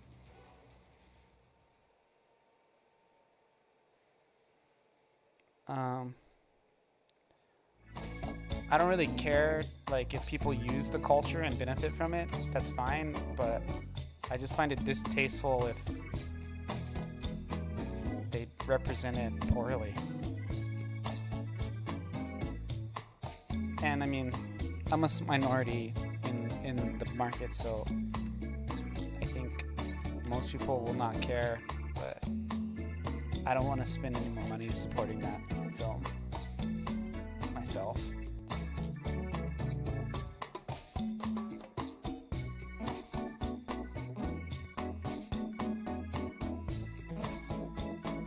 Yeah, it would be like if like, I don't know. It's like, I don't know. It's like they made it sound like it's their enemies. Like the people's like most ill-regarded group of people is like how they made the people sound.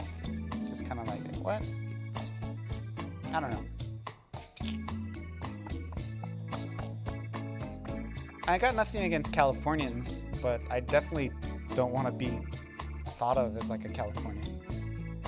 Maybe I do have something against Californians, but even more so, I don't want to be thought of as a Californian. I don't like that some people lump us together. California. Yeah, man. F them. Overpriced hellhole. Where people talk like this. I was just going down the 5 to the 405 to the I-5 to Sepulveda. I ended up in Manhattan Beach. Just like, God, shut up.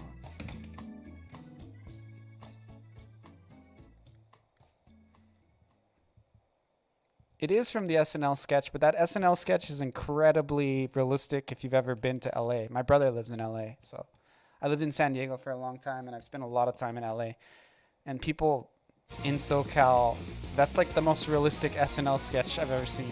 They talk exactly like that. It's not even like...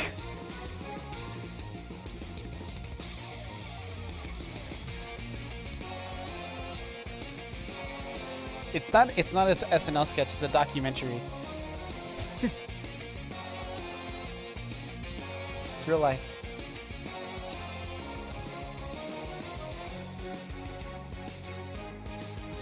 I don't really know how to upload this in...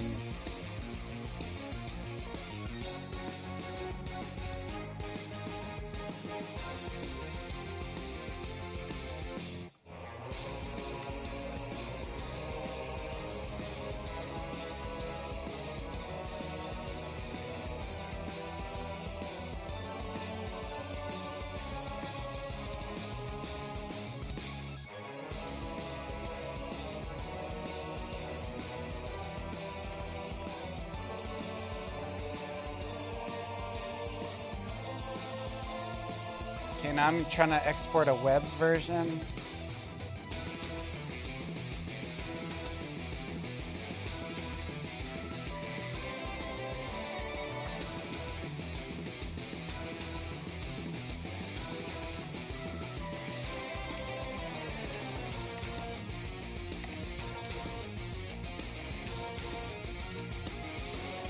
Yeah,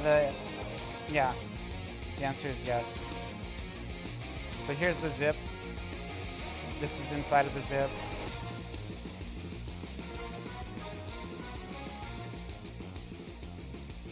Moved it into this folder. So Familia web, this is it right here. Dang, the web version is small. It's like 250. The Windows version's way bigger. I don't even know why. I guess it has the way the compression works. It's weird. It's so small.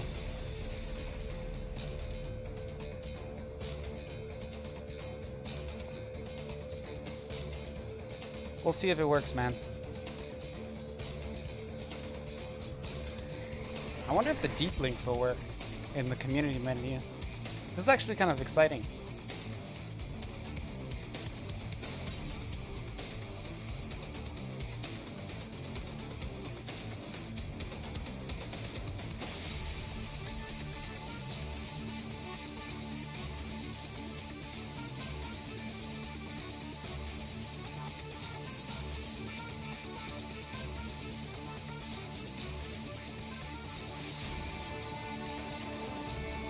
Yeah, I would say Avatar 2 had really bad dialogue.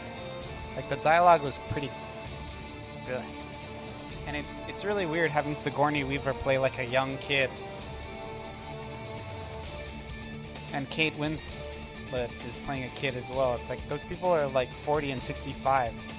Or 50 and 65. Like, why are they playing kids?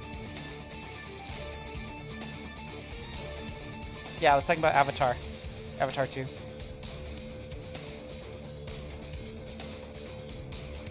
You watched it? Yeah, I watched it already. I thought about making a video review on it. It's just too much work, though. I'd have to, like, make an outline.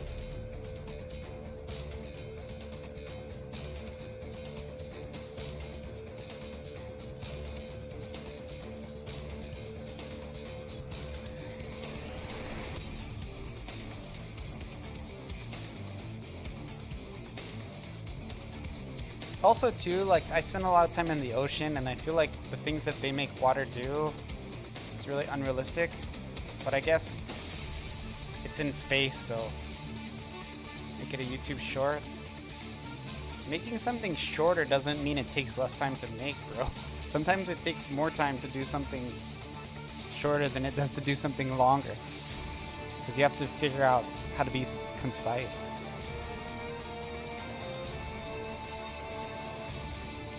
Sometimes it's harder to make a one-page essay than it is to make a 30-page essay.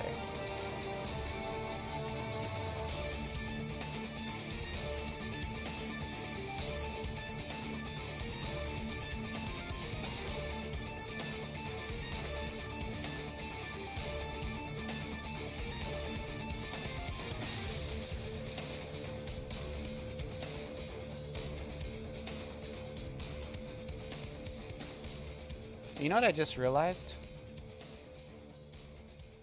Actually, it should be fine. We'll see. I don't know. Some of my plugins might not work on WebGL. We'll find out, I guess. Because I'm going to put the Android version on itch too. So for that one, I have to turn these plugins off because it doesn't work with those effects.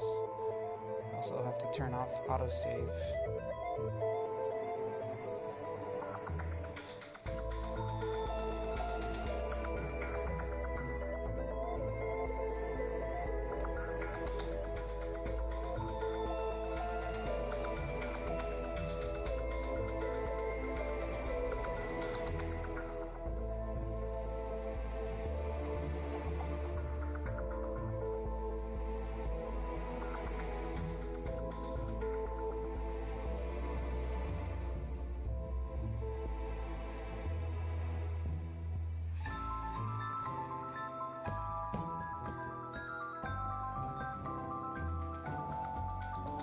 Bugger's almost done.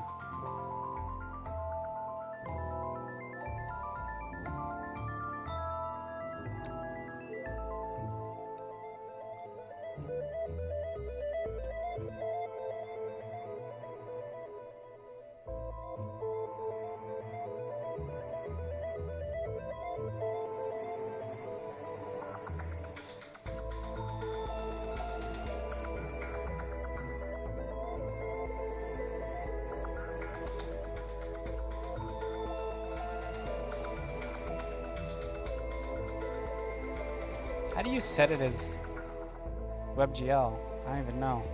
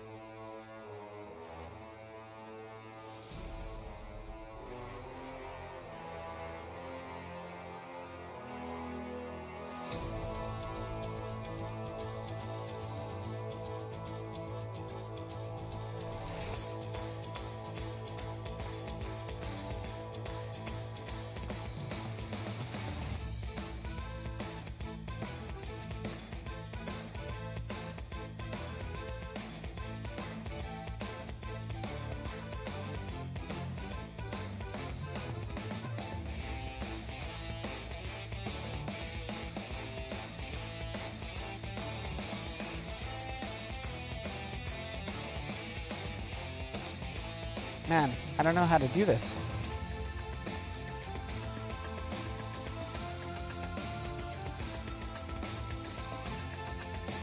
Maybe it's under distribute.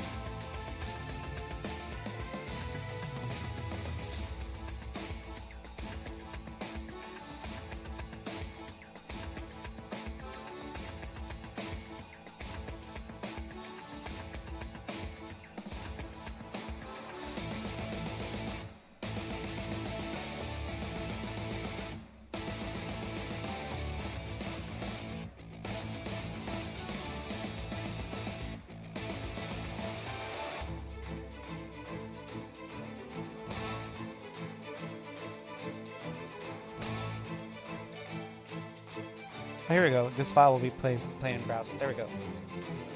I want to set the default as downloadable. It's just under... Oh. You have to set it as HTML or else it doesn't give you the option. Interesting.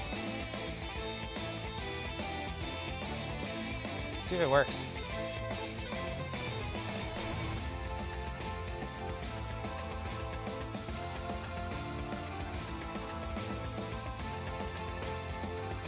Oh, it's right here.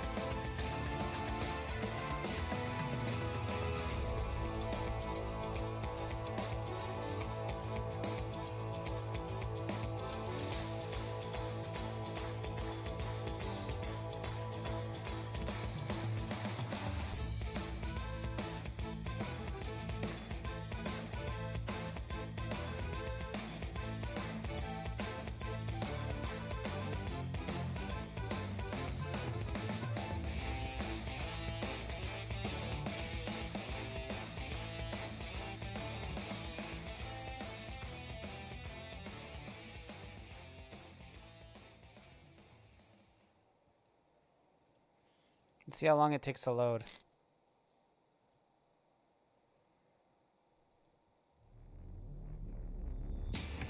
Yeah, but it will load on level by level basis.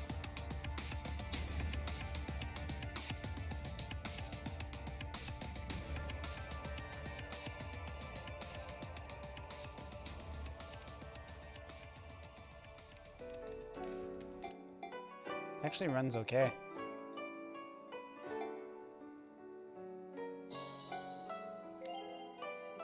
For some reason, the volume was set to 0. It must have not deleted the save files? Is that what happened?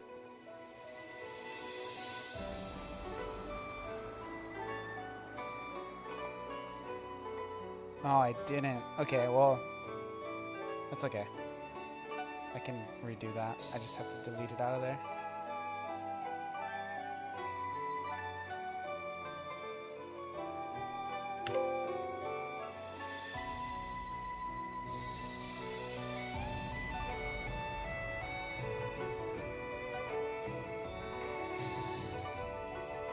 Yeah, it runs good. I knew it would run good because it's a mobile game. So it has very low requirements.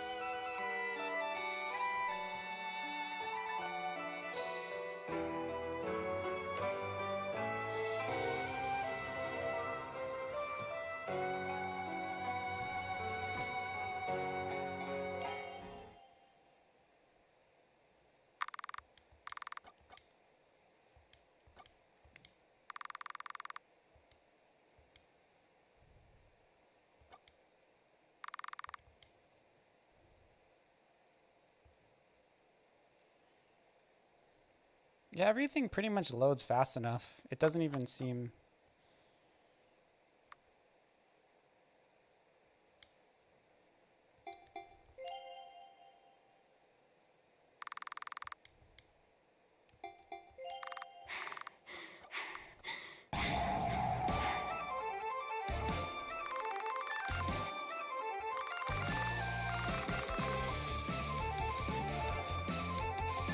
Yeah, it runs great.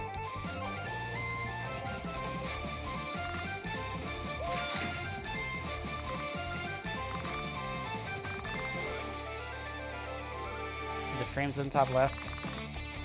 Dude, frames are popping off, bro.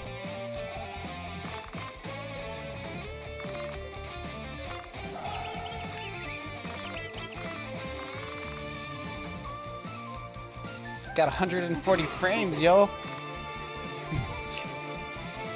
It's like the smoothest the game's ever run.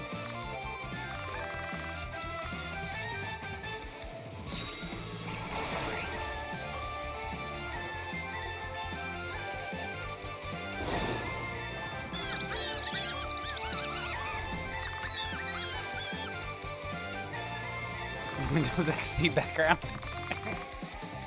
Like that.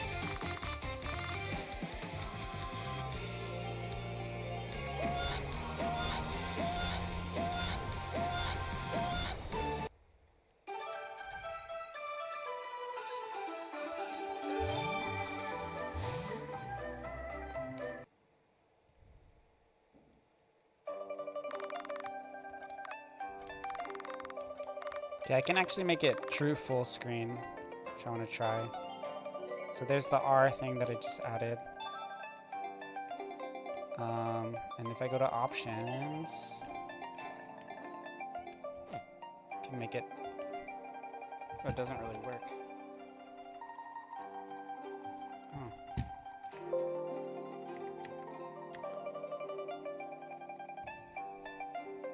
It forces it to stay to the scale. Let me just see if I bring it to my other window.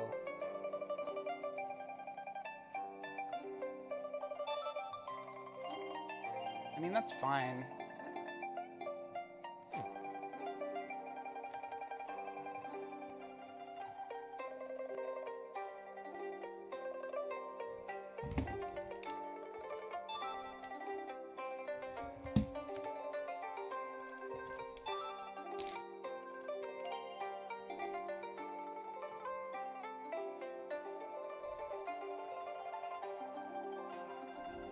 Yeah, you can modulate pitch. You can also change like tint and hue if you want to change colors of enemies and stuff.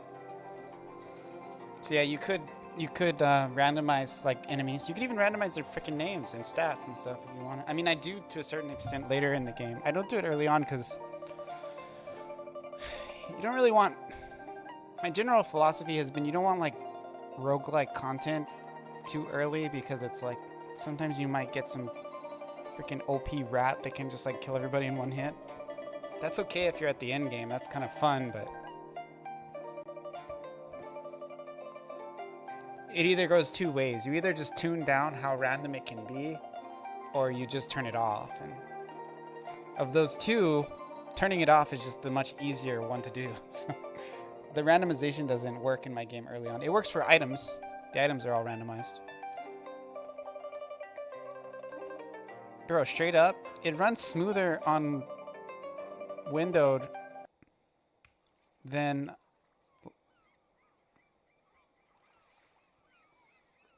like the frame rate isn't capped.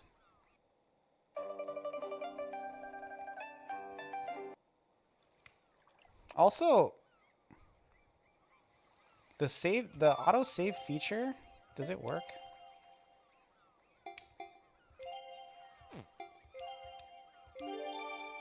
Oh no, it doesn't work. I have to turn this feature off. You haven't actually seen the game, huh? CPT. Yeah, so it's analog, right? And it's touchscreen. So you can play this game on mobile over the web too. But if you walk slower, he walks, right? And then the step rate is lower when he's walking. And then if you speed it up, you can increase his step rate as you go faster. Same with the girl. So like a slow walk, right, has a slower step rate. As you increase it,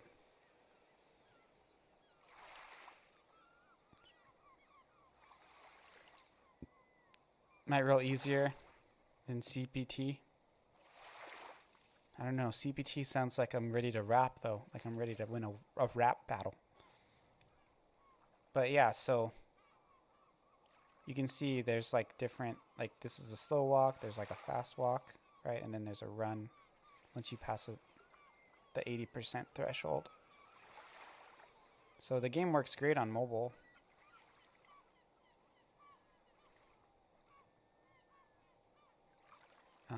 But yeah, it looks like the saves don't work for WebGL, which is okay. Autosave, I was wondering why it was like running so fast on the transitions.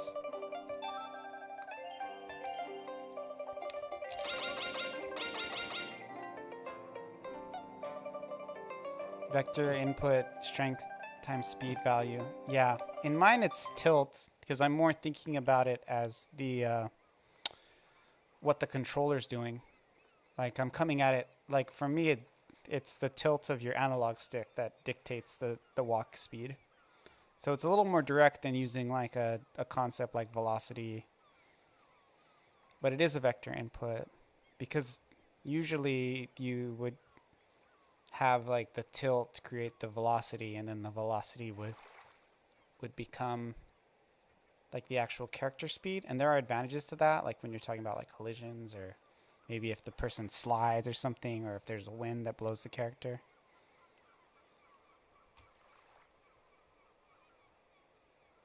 Oh, vector input, you're talking about direction. Yeah. The way I had to do the math though is I had to use like a radian with tilt.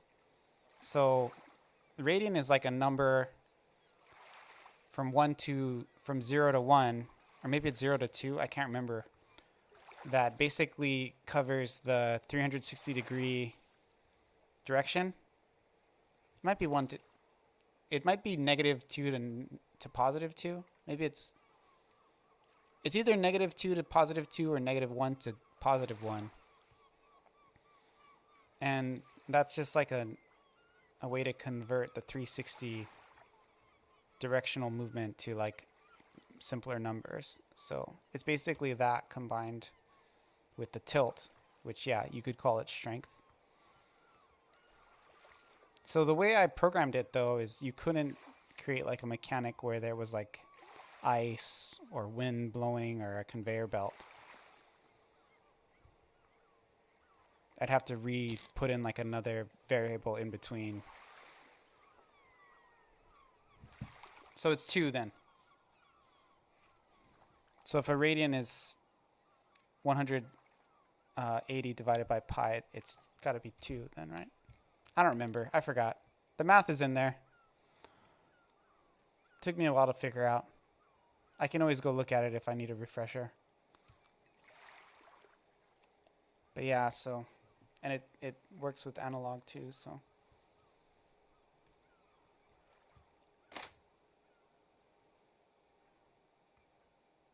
You saw that? The shadow loaded after? That was funny.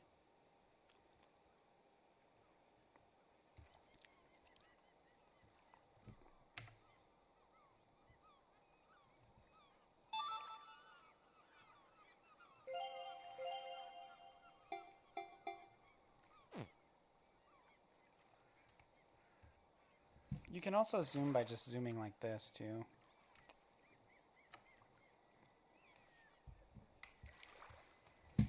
Just doing it in the browser. If you want. But yeah, it works great. This works freaking fantastic.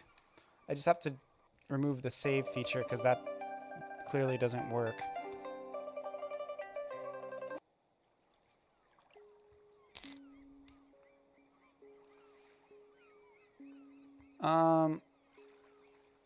The full screen option doesn't scale the pixels. It just does this, see?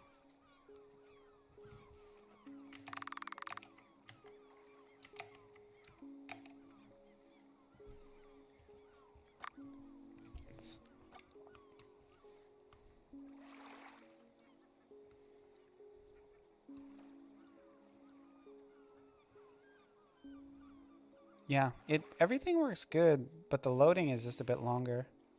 But if you already loaded the asset and you come back, it's much faster. You see, like if I go back and forth from here to here, it's much faster. But if I go, yeah, I could see the, like, Chrome is actually a little bit more of a better container than nw.js, which is the container I use. So I'm not actually too surprised that it runs as well as it does, because it's pretty small. It is 250 megs, but at the same time, that's like a lot of content. All of these images are like under like 100K. They're really small. Let's fight something.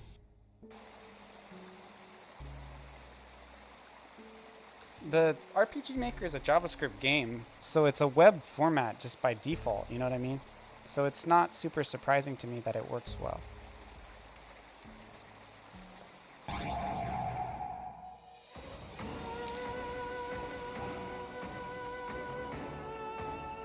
Well, what I said is that none of the images are more than 100K. So a lot of them aren't even a whole K. Like, let's look. for example. Let's just look at them. So here's the game file. ING. So the maps are all in layers. We can get a rough idea of how big they are. So like, this is the beach. Wow, this one's huge. Why is it so big? Can I shrink that at all?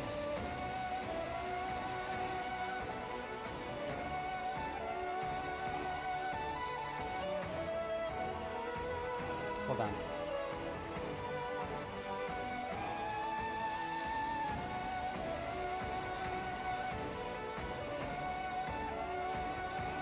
The beach is freaking huge.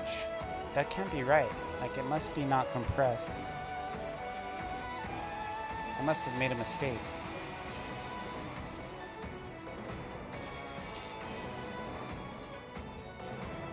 WebP format? I don't think so. Although I don't even know what that is.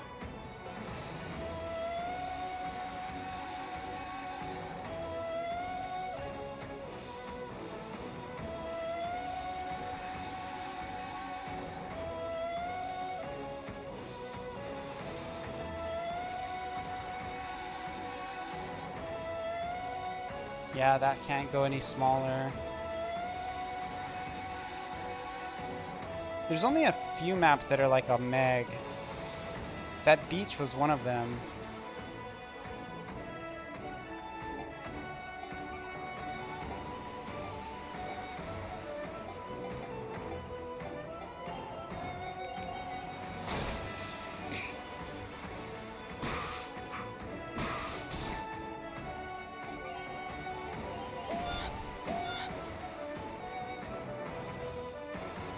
WebP and WebM format from Google? Nope. I've never really published a browser game. Other than like Unity, maybe for like a game jam.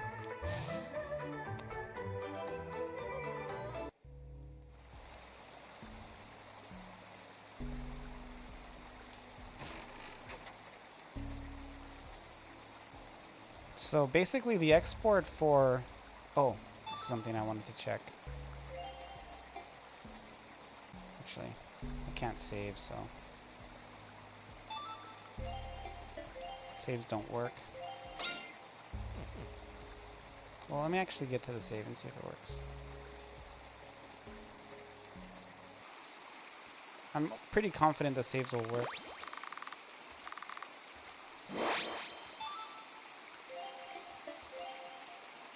Google Speed WebP. Yeah.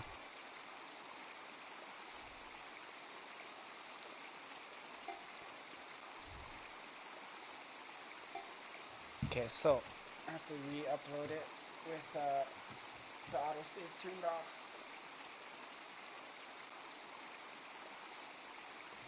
Before I do that, I want to check one other thing.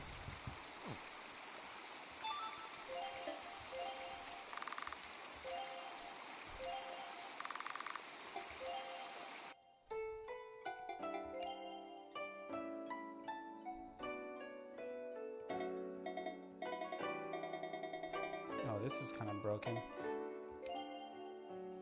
Yeah, these deep links work. Why is this so fucked up?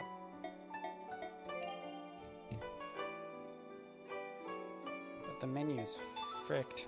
This is such a side rant.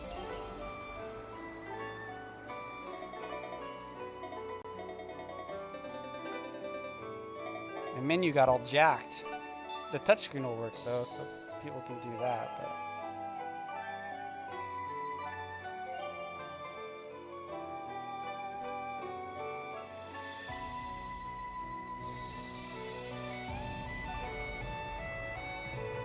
This is actually a...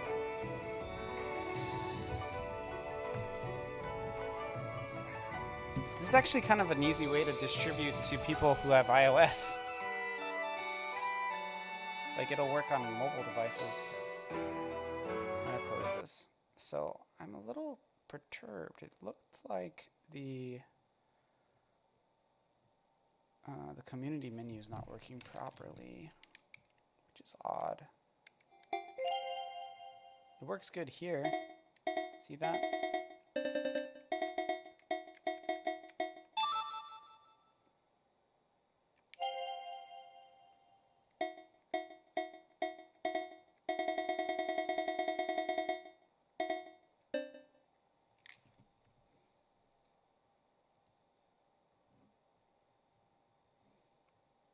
Oh,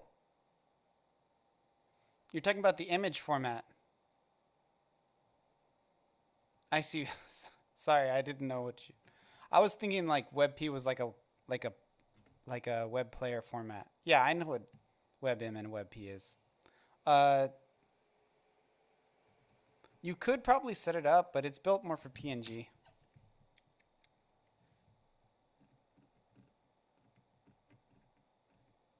It would take like a lot of customizing the engine to do that. It's a little weird to me that the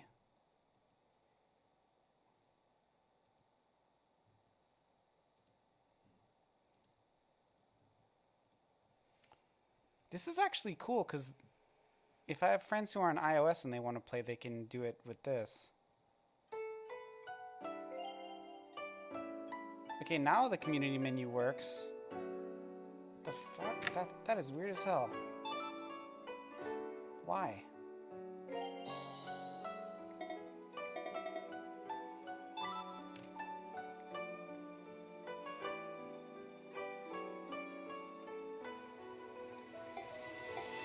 Yeah, sorry, I just didn't understand what you meant by WebP to WebM. It makes sense now because I was looking at image formats. I thought WebP was like a player or like a WebGL player format that I didn't know about. I know what WebP image is and a WebM video movie is. That'd be crazy if I didn't know what that was, and I'm a web developer.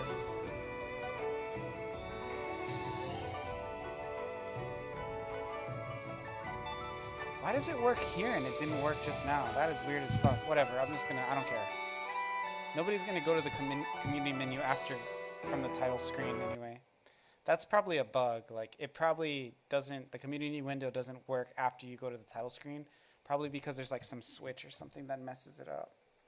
Some variable that I changed. But I don't care. That's a minor detail. Man, deploying for web, this is such a sidetrack. Okay, so I did just already deploy it with all of the settings I need. Let me just double check that the autosaves are turned off. Yeah, okay. So it's basically, wait, no. It's like Android, but also kind of not, because you can use a lot of this stuff.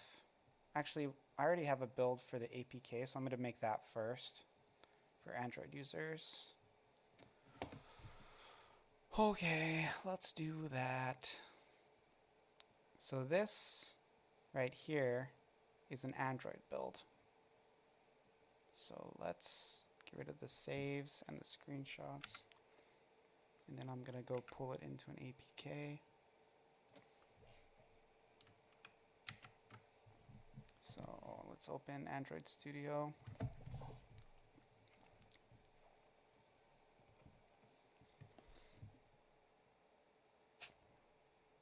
That's actually kind of an interesting way to do it for iOS.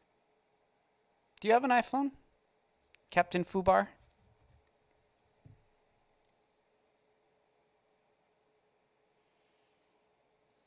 I actually have one.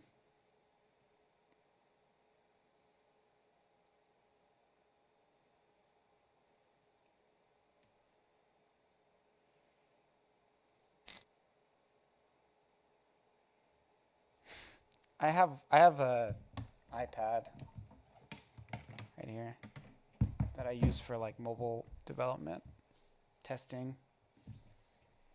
I don't really care about the Mac desktop.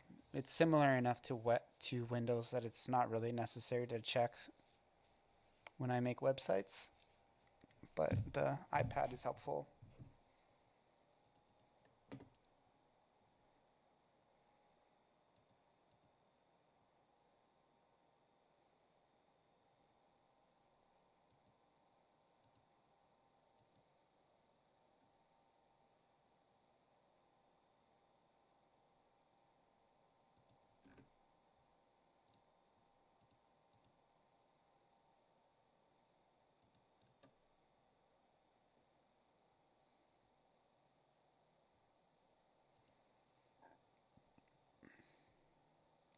Okay, so here is my Android build. Game goes right in here, replacing these files.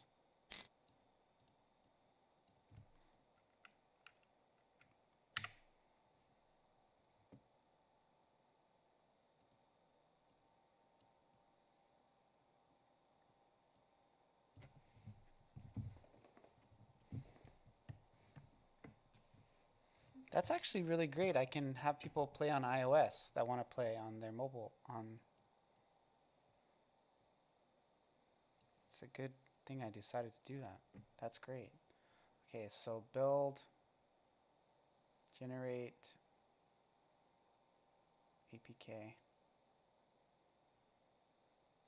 Don't need a signed one.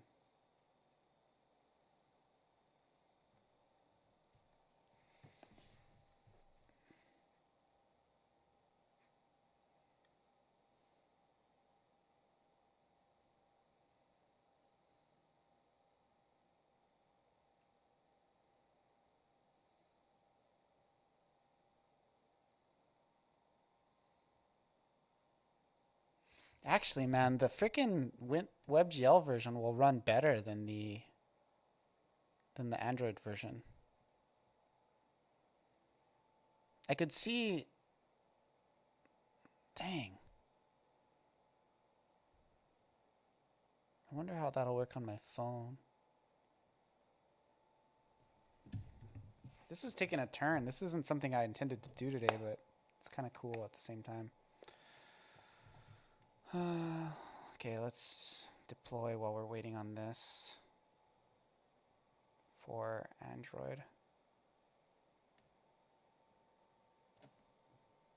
I have to make sure I turn off the Felsky. Okay.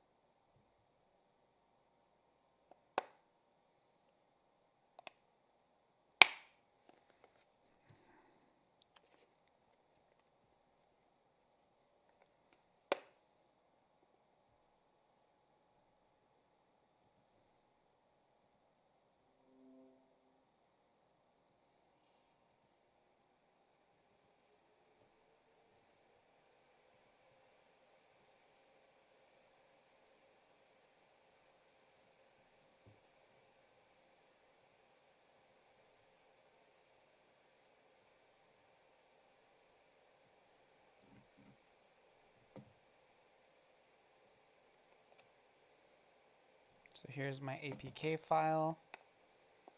It's the universal one. No, that's not right. Something's wrong here. That's too small.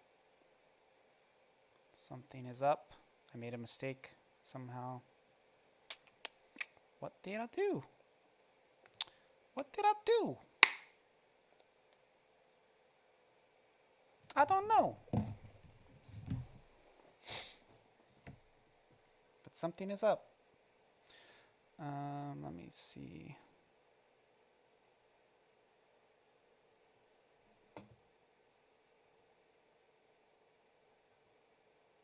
Maybe it wasn't done transferring yet.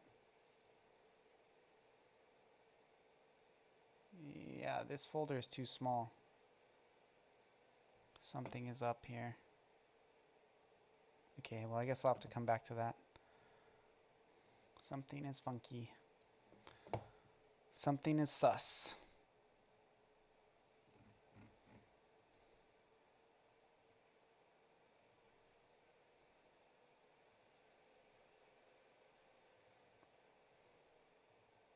Okay, so this is actually the Android version. Get rid of the saves and the screenshots.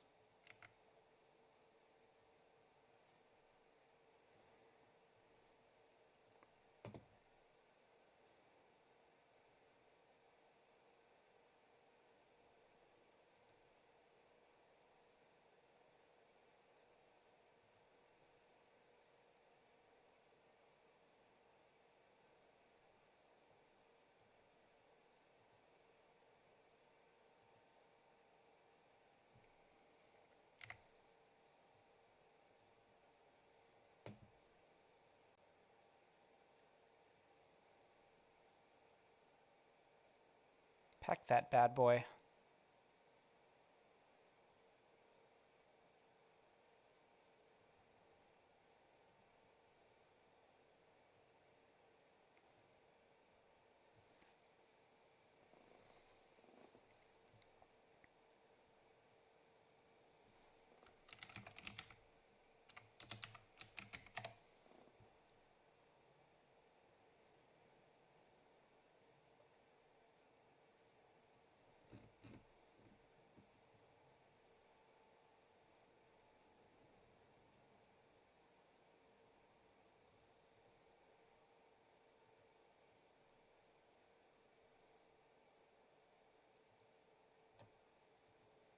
Okay, uploading the new one. See if the saves work this time. I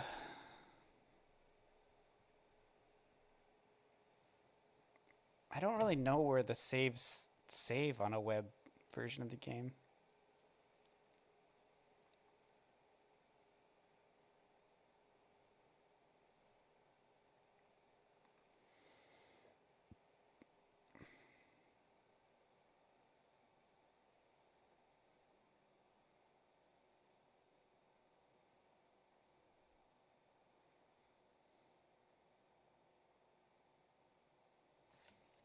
Let's fire up this iPad, see how it goes.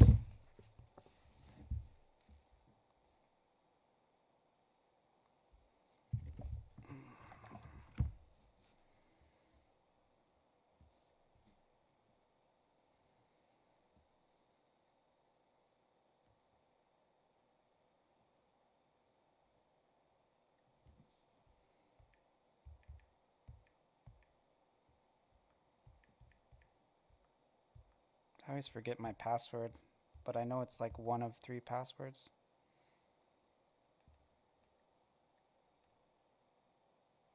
I think it worked.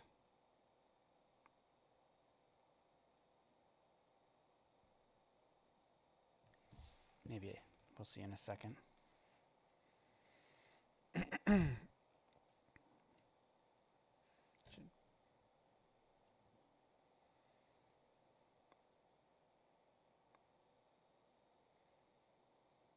Yeah, it worked.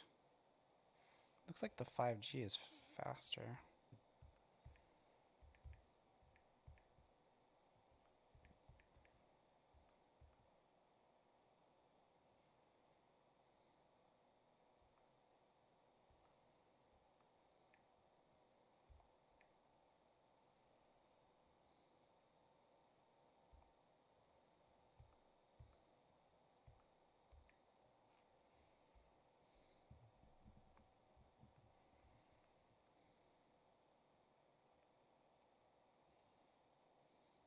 Okay, cool.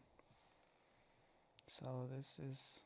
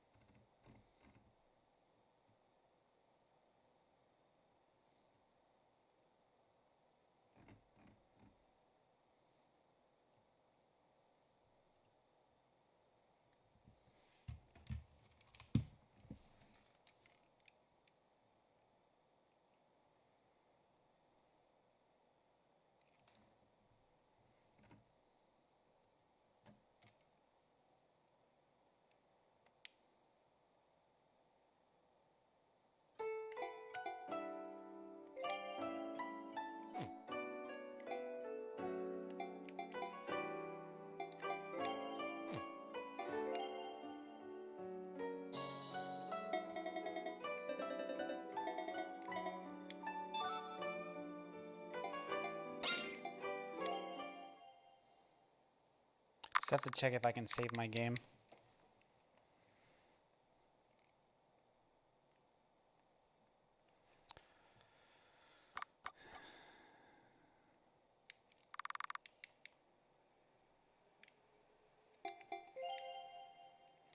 Also, I want to try play on this.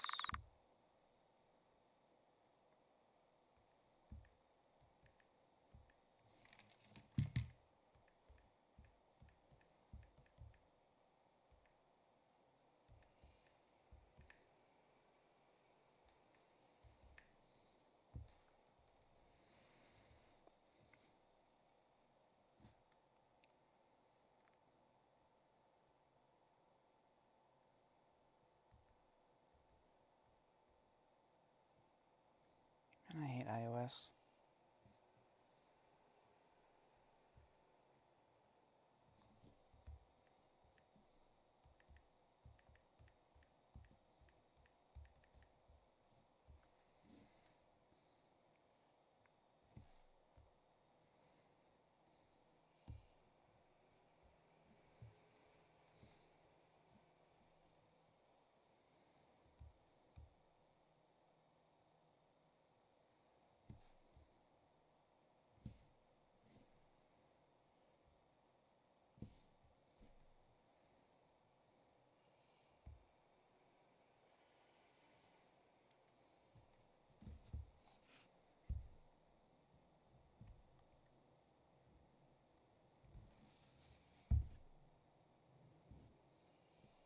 Why is the volume turned off?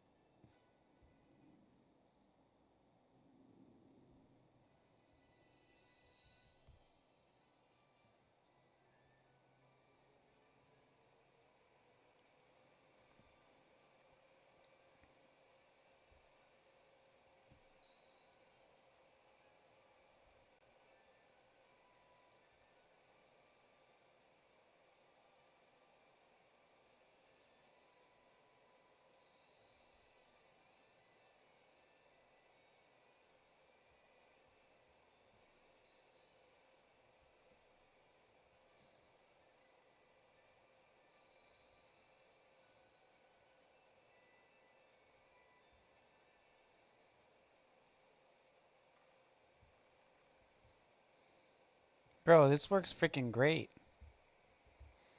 on this iPad.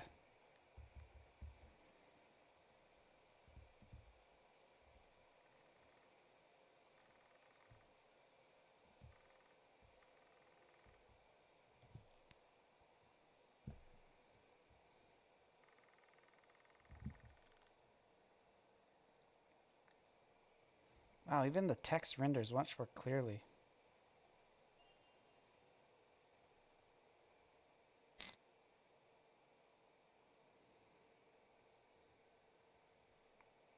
Don't mind me, I'm just trying it on iPad.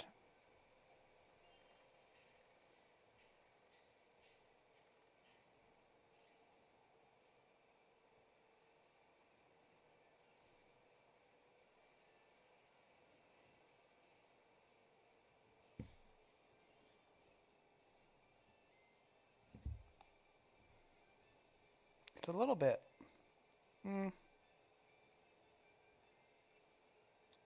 Yeah, I didn't really think about web if people on iOS want to play. But it's like really fun. Like like I think this is like the best way to play it actually. I'm gonna be honest.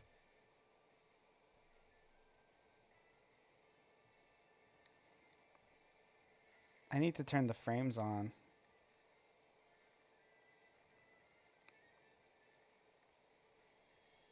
I wish I could show you. I have to make sure on this version too that the I'm like playing two at a time.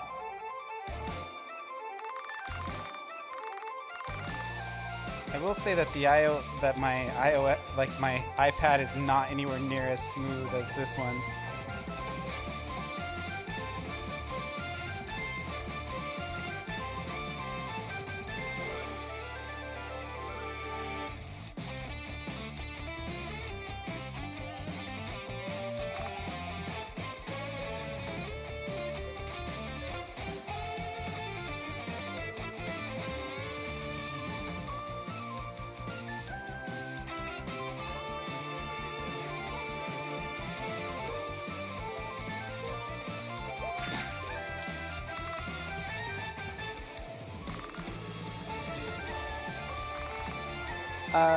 Yeah. I have virtual desktop, but it's like, I don't know. Really, the way I would do it is with HDMI cable. If I was doing an iOS app. It's just the cloud cast is kind of shitty.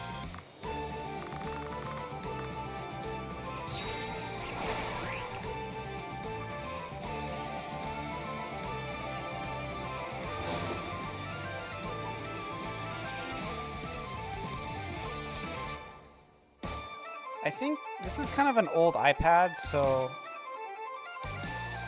it's not running very smooth on the iPad. But I don't know why.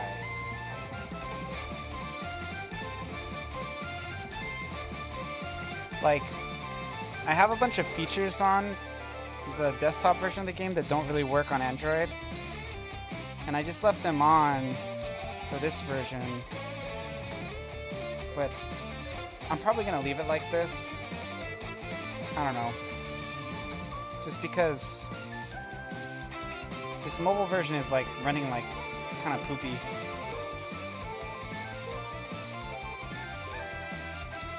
But it's pretty like it's not the features I turned off. You know, it's just all the time on this. So I think it's more.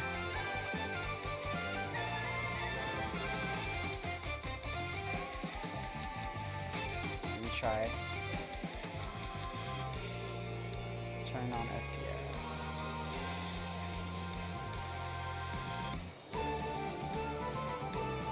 Yeah, I think this is just a crappy iPad.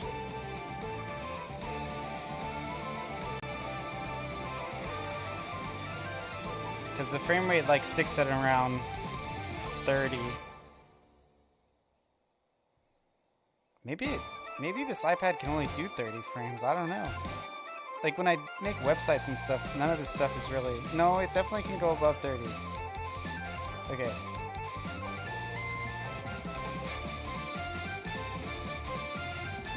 Well, this is playable, but on my computer, the WebGL version has like a higher frame rate than the freaking... Oh, on the iPad? I don't even know. I mean, you can go play it if you want. Just go to mauigamestudio.itch.io. I'm probably going to leave this version up as the one.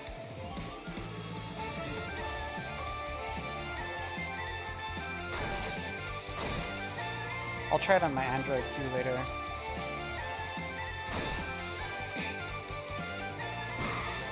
Oh, I have to see if you can save. That's important.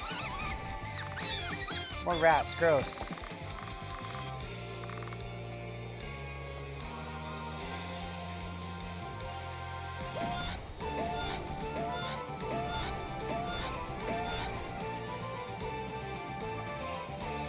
And I was gonna upload to Steam, and I'm like still.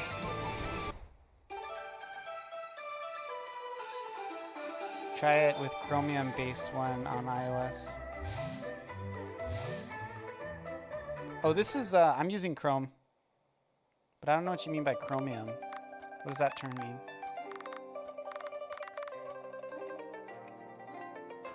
Look at those frames, dude. They're freaking flying. 148. Oh, you know why it's going faster? Is because I just got a new monitor that has a 200 frame cap. That's why I'm able to get such a high freaking frame rate. It's not the browser. I'm dumb. Sometimes.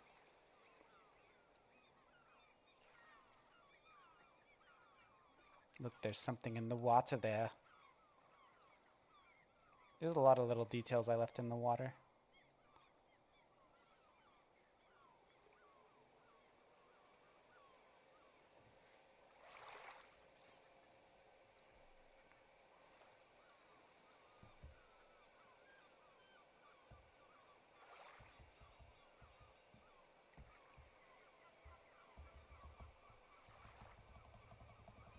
runs fine on iOS. This iPad's old. This is like my old tester iPad that I got for free, so.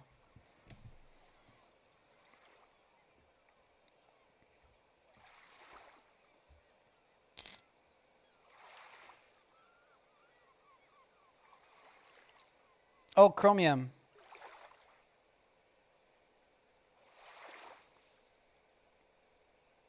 Is Chromium like Chrome?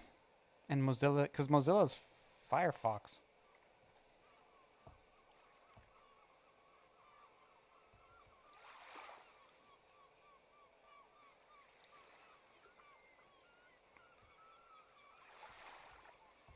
Okay, so I'm gonna leave this up. I gotta. Oh, I didn't. I gotta see if you can save. That's like the main thing.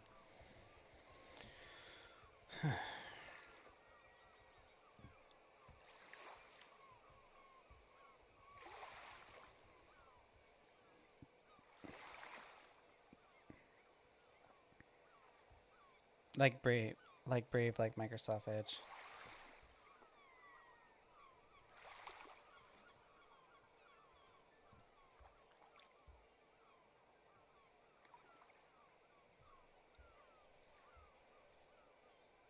Hey, it works. Saves work on mobile.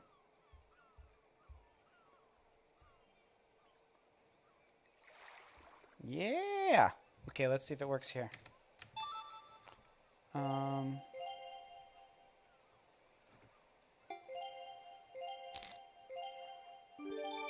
Works.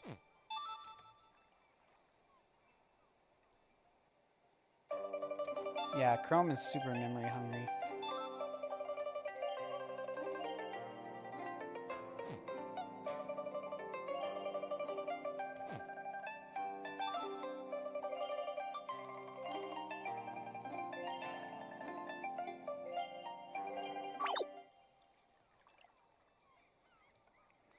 Yeah, it works. You can play now. Now I want to put an Android version on here while I'm doing it. So I got the web version, the Windows version.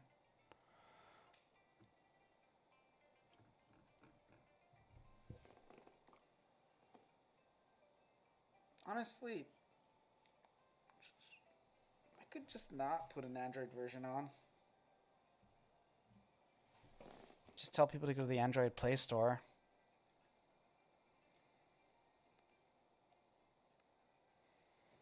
I mean, at this point, maybe I should just use itch for WebGL.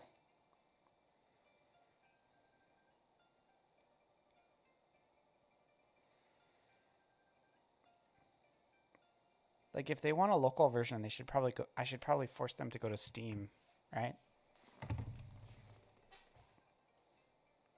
Everybody's gonna play the web version now anyway. The whole point of putting it up here was to get people to like. Yeah, I think we're just gonna do it that way. So what I'll do is in here.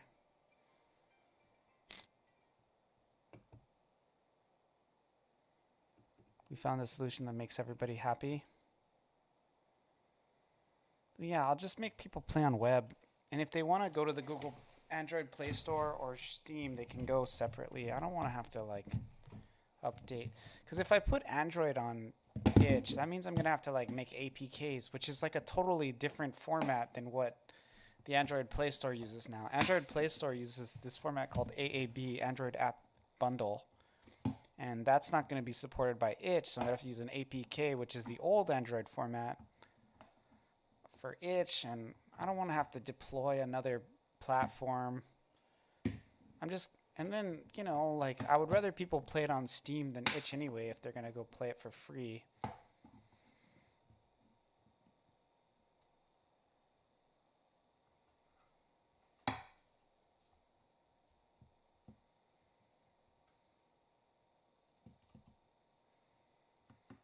Yeah, if you want to play offline, you got to go get it on Steam. It's free. So, what's your fucking excuse, you know? If you want to play offline Mac or Windows or Android, you got to go to the Android Play Store or to Steam.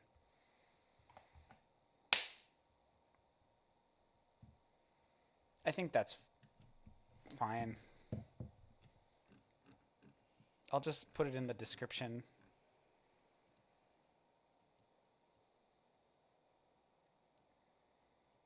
I'm just going to put it the Windows and Mac versions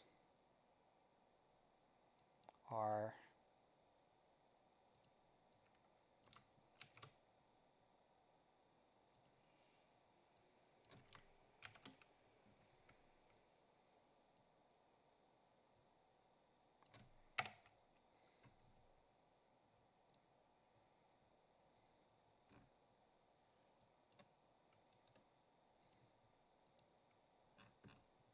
this doesn't work anymore.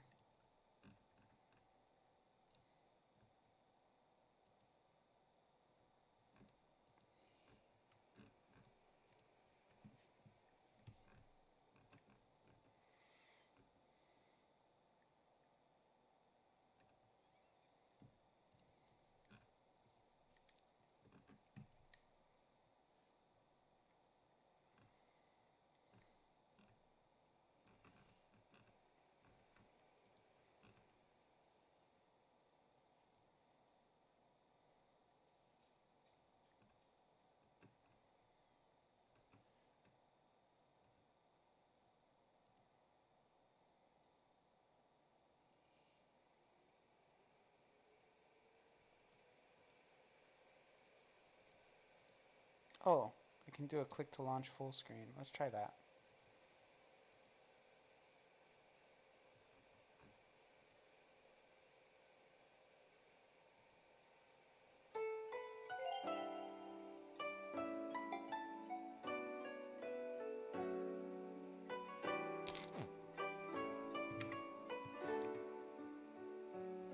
Yeah, let's do it that way. Ship it into a WebGL container app. I mean, that's what my Android version is. I mean, that's what all the versions are. It's in w.js, which is a web. It's an OpenGL container. That's how RPG Maker works. It's called inw.js.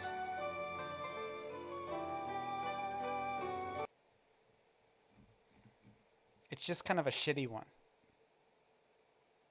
No, it's not native. There is no native RPG Maker export.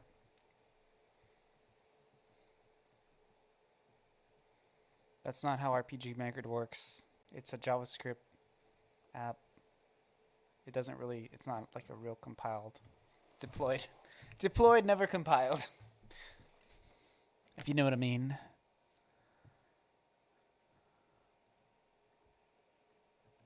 Man, I'm taking like a total pivot right now because I was going to make it uploadable with the intent of getting donations.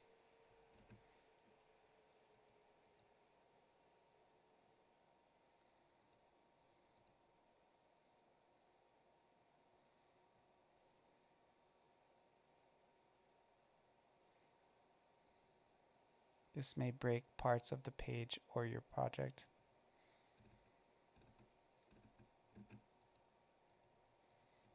Okay, so what we're going to do, can I get rid of this? Is there like an HTML view? Oh yeah, there we go. Get rid of this Steam iframe. I don't want this anymore. Okay. Current version 1.8.3. Is there like buttons? Am I gonna have to code my own buttons? Like a savage? Like some type of peasant? You can't just give me like a button.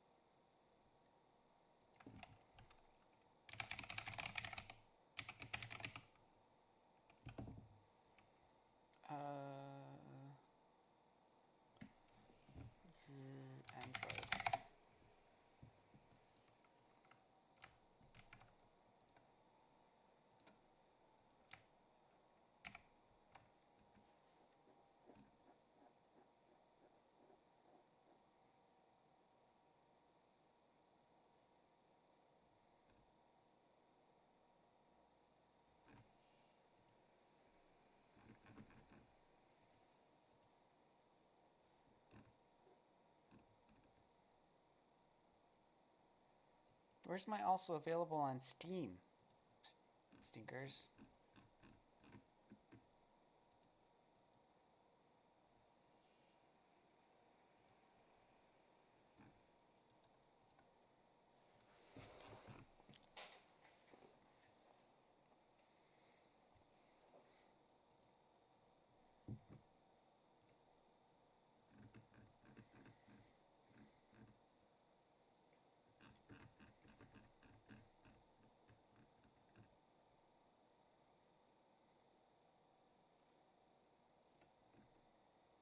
How come it doesn't show the Steam page? That's frustrating. Why just the Android Play Store one?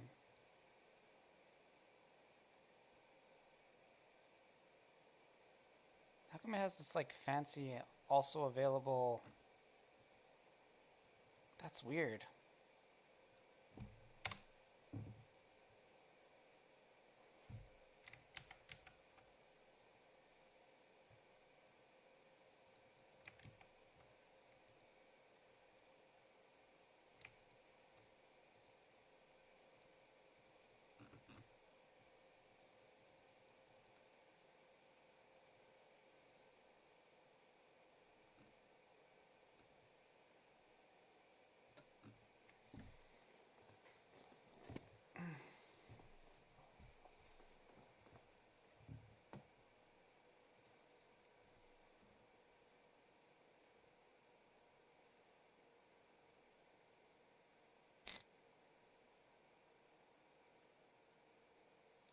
The App Store links.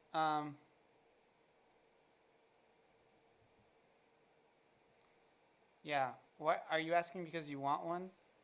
It's weird because when you put in the Steam link, it doesn't give you this handy dandy like bar, right? It just should show Steam. No, yeah. That's what I'm figuring out right now.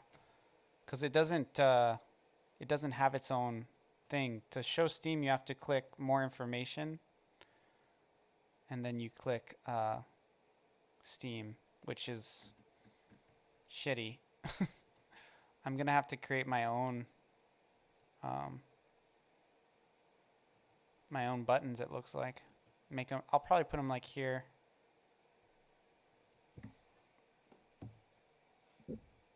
Below tags, you should have App Store links. Yeah, in Itch it does by default, but for some reason it just shows one for the App Store and then not for Steam. Like Steam, it's buried in the more information. I'm probably just gonna put my own in the HTML section up here instead.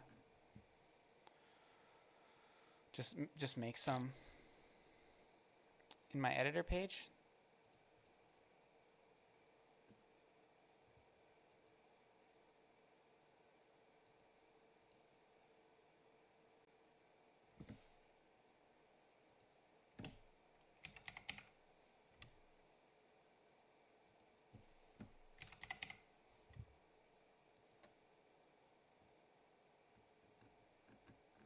Below tags. I'm not following. I don't totally understand what you're saying.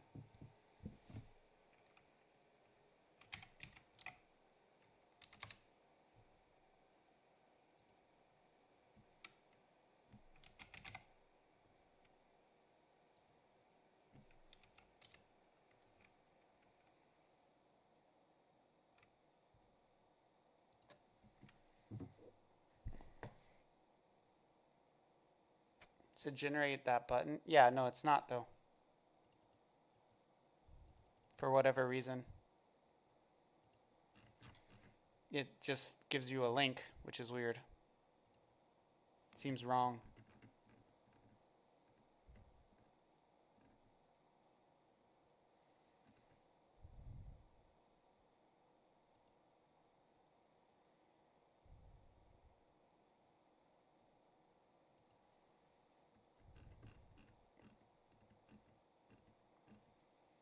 It's probably, and like I said, I'm just going to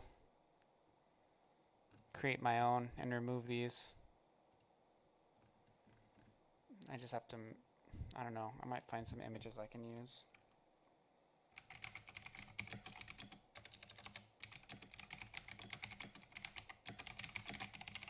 Something I can just steal out there.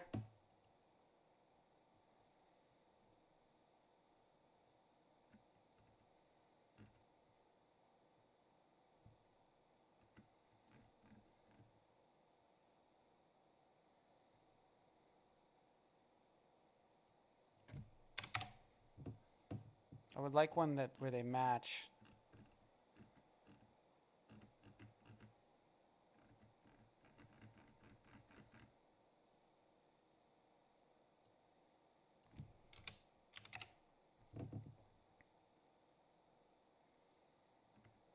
Could use this one. This is a pretty nice one. Just steal it.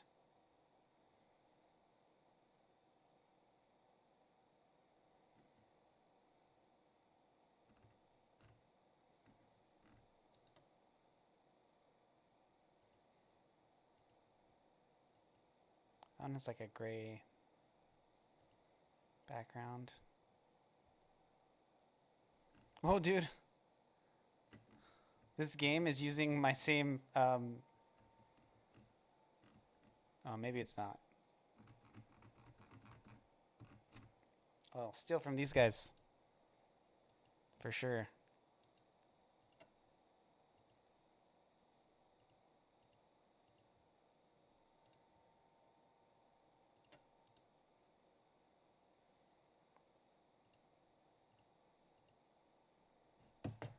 Why does it have a gray? That's weird. Whatever, I'll just use them. They both have the same gray surroundings, so that works.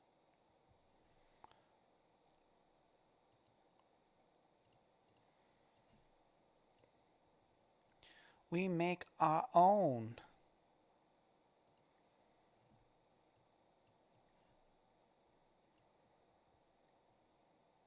Am I gonna have to add it this way?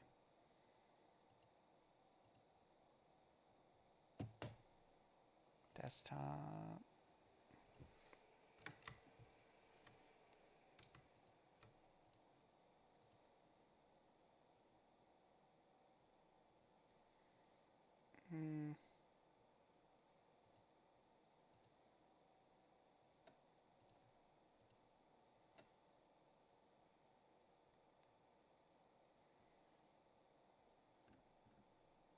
Work, sucker.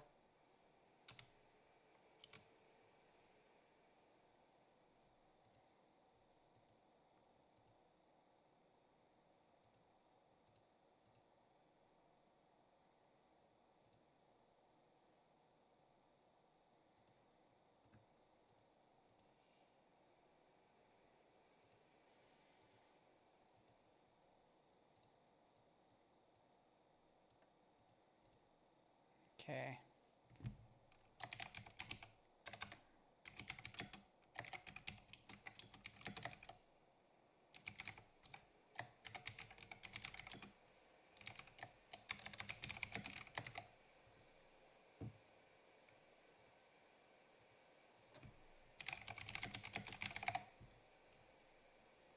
I make my own buttons. I don't need your lousy buttons. Itch.io.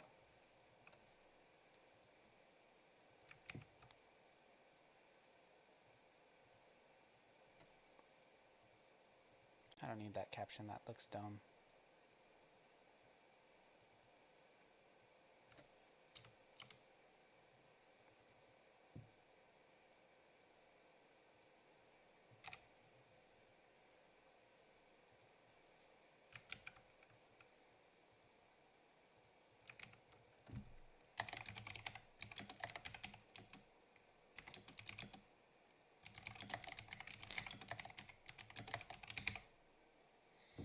I would use a widget, but they won't look as consistent between the two platforms.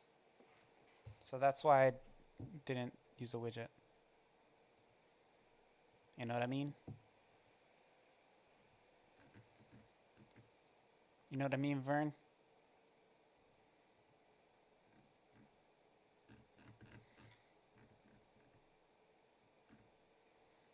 Because the Steam widget would look totally different than the Google Play Store one. Thank you for the suggestion, though.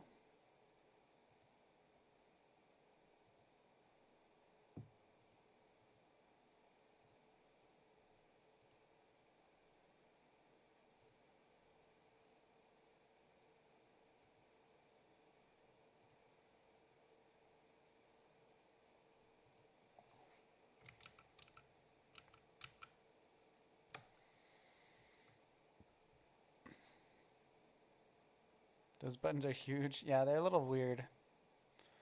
I can use HTML to make them smaller, maybe. I don't know. I don't know what to do.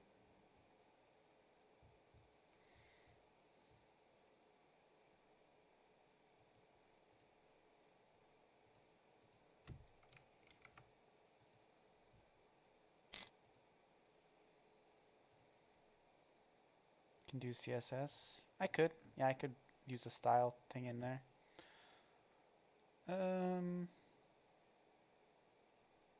They have like these natural borders.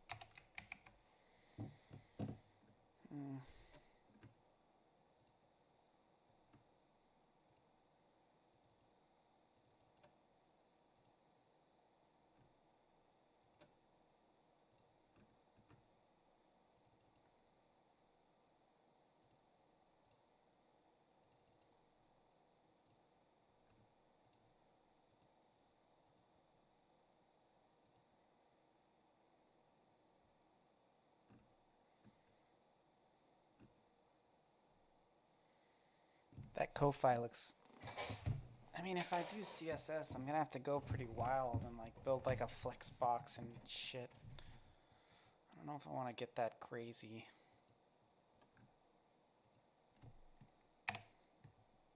Ah, whatever. Let's just do some...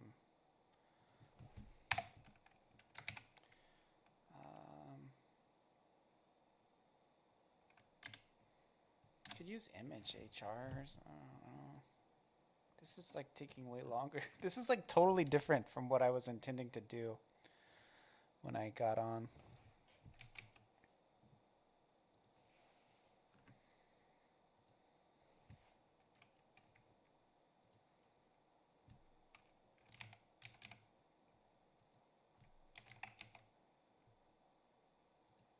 One, two, three, four, five, six, 7, 8, 9.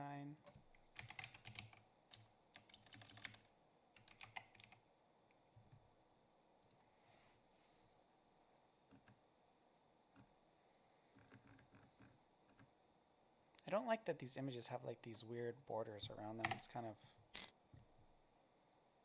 Start track tide. No, but this is all good. This is like... I wanted to put the game on itch and update the itch profile. That was like what I was doing. Chris Ball, thank you for the follow. I'm going to center these. Gonna get me up to that 800 mark.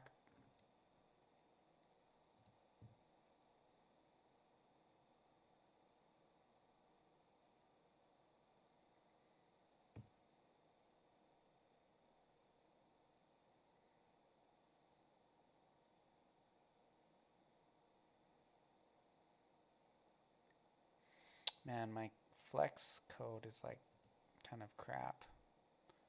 Like I forgot how to do everything. Oh wait, gotta put the H. So this is the top image here. And this is the next one here. We have a weird H3 tag that we don't need there. Where does it close? Where does that tag close?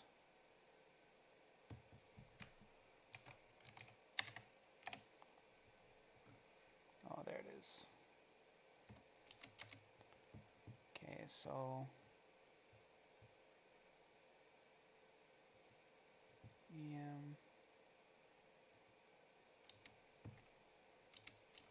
So here's the two. I can use Flexbox to do this. And what I'll do is I'll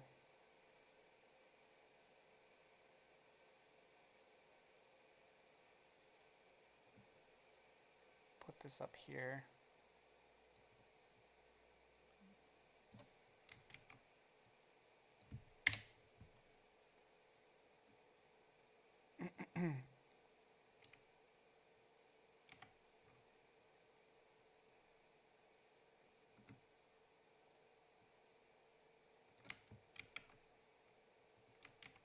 Okay. I feel like a Neanderthal. So we're going to do a div here. Style equals flex, or style.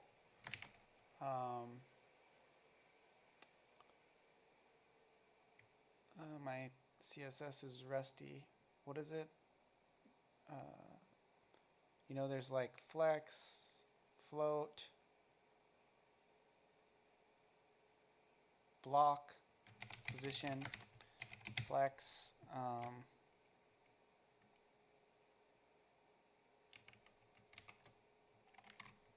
we're going to do, I'm just going to do it in here. Just grab all this crap, do it in a code editor like a real human.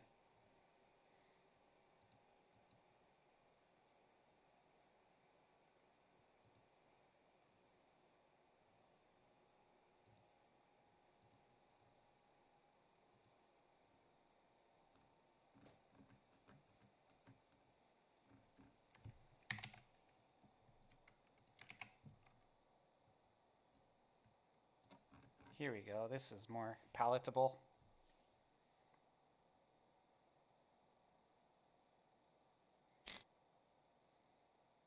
Write it out on paper first? No, I don't need to. Div. I'm better than that. So div. This one has to be style. I need to look up a guide. I'll have one. I'll probably just keep it in the other window. I can't remember all the flex terminology. So HTML or CSS flex guide.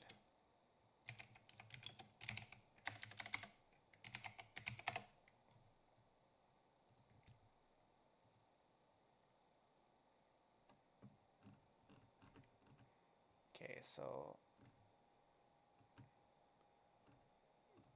display, there we go. That's what it is. It's not position. It's display flex. Display flex. Don't need to worry about flex direction, flex wrap. That's the default's fine. Justify content is fine.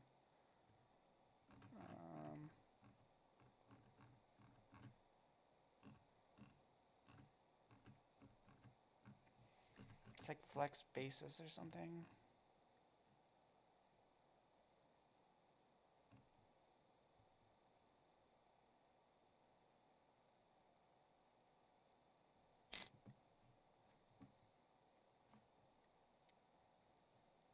No, I got it. W3 School, I'm using this tutorial here in case you want to see it. I'll show you. It's like, so basically the CSS for the flex is the parent is here and the children are here.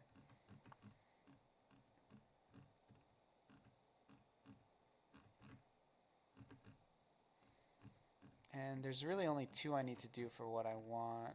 It's display flex and then flex width, I think.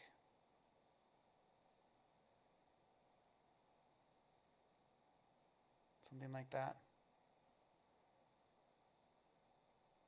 Or something width.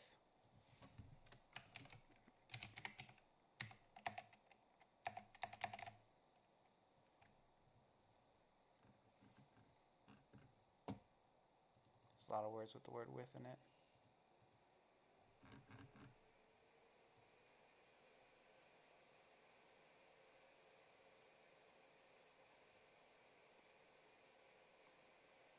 I don't need gaps because the images already have gaps.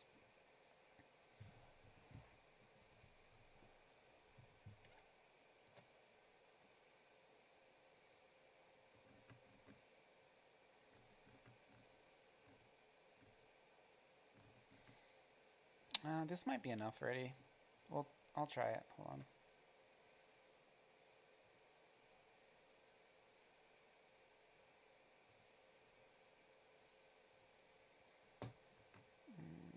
Because it might just like put all of the...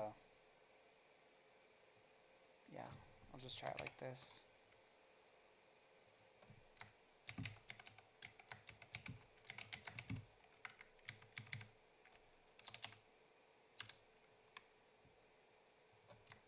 Let's just try it.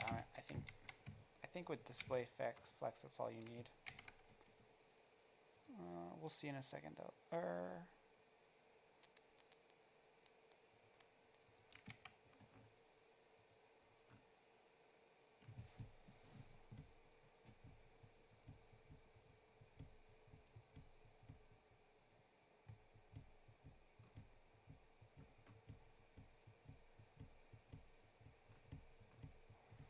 I want them to be half the width of the area, and my CSS is a little rusty.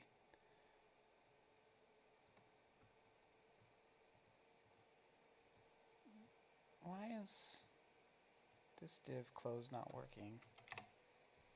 Oh, I need an additional div to close to there. Is there some character at the end here I don't see? What's going on?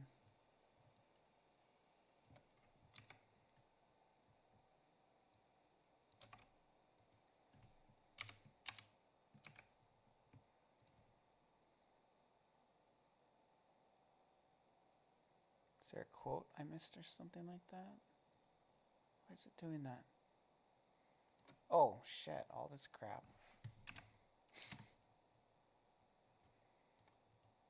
That's it. Okay.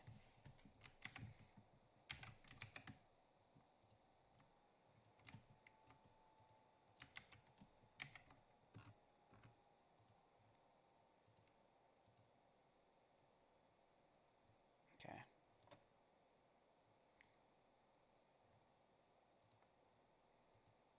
Okay, so div style. I think it's flex basis, even though it's not even in there.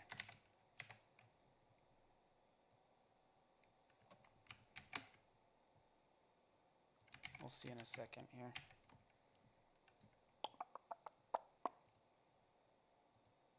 I actually used to do a lot of HTML and CSS like presentations at conferences and stuff. That's how I got all my client intake back when I lived in California. And I made lots of money. But I mean, I don't do direct HTML often, this is kind of cool.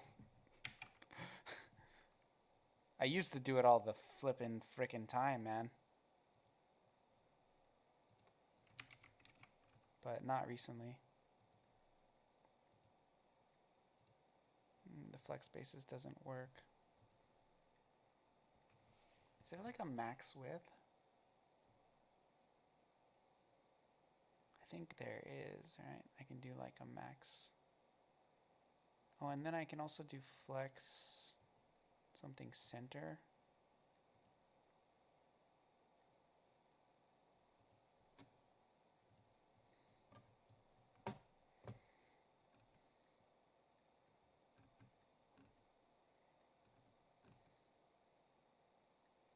Justify content. Yeah, that's it.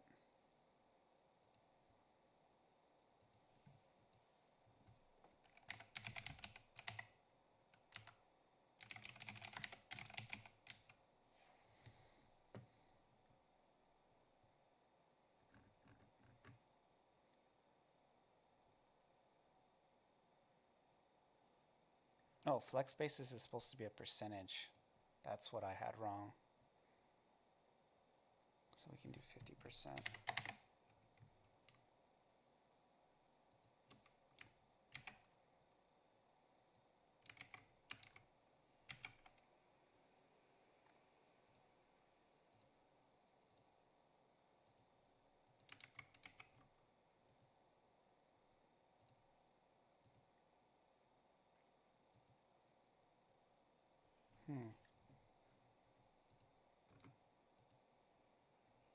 I don't think it saves unless you go back to the regular view. Because look, it's working here, right? And there's some random code there that I probably mistyped. This is just not updating. That's what it is. It's lying to me.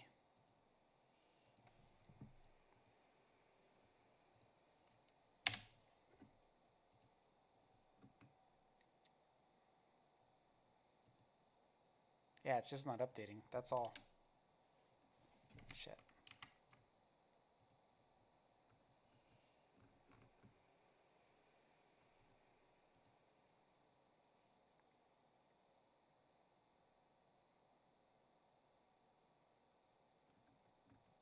Why is it adding in all that unnecessary code? I hate it when stuff does that. It's like I didn't put that in there.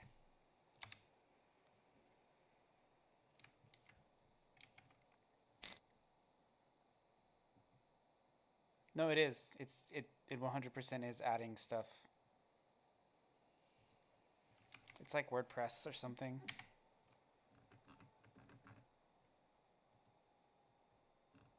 Is there a preview?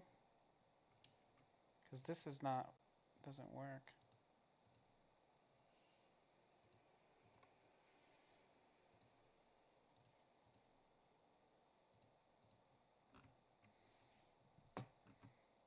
Yeah, like I took that out. That's not there. Well, it actually might be there now. Yeah, it's there now.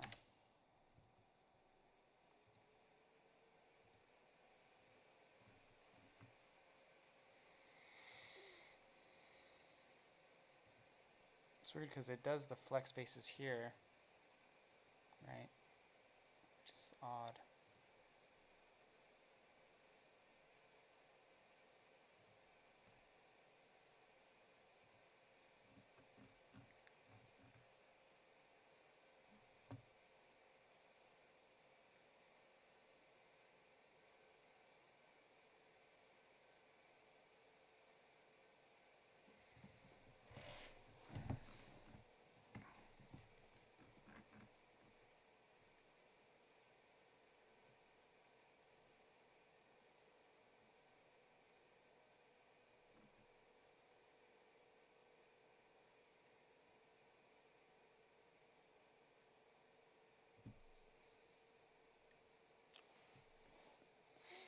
Oh, I see. The flex space is 50% means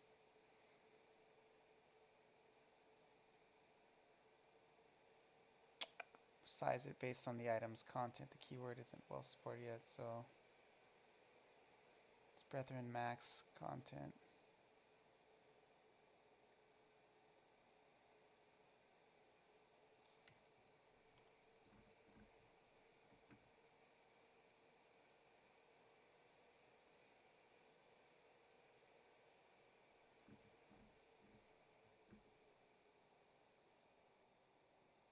Flex grow.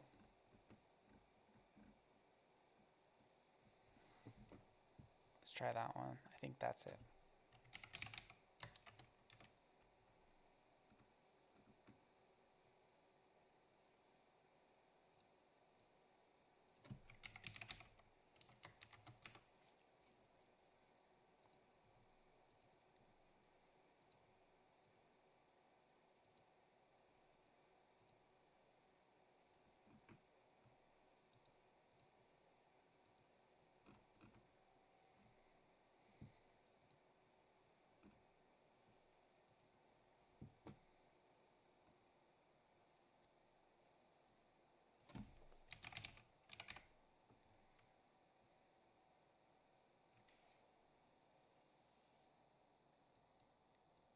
Dang, this is like such a sidetrack.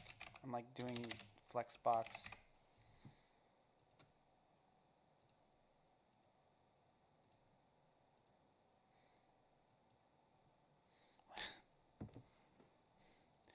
It's not so much fun, but this will be good to have this out there. Like this will be really good. Like what happened there? Why did it do that? What the frick? I hate the way the editor breaks it.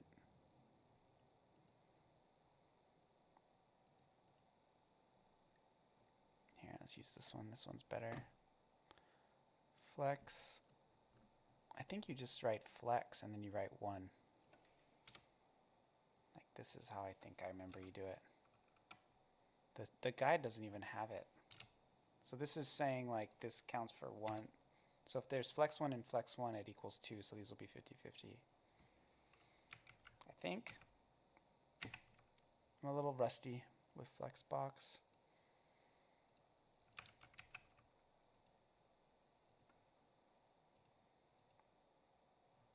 Doesn't work here. It's like pulling out the formatting when I save it or something.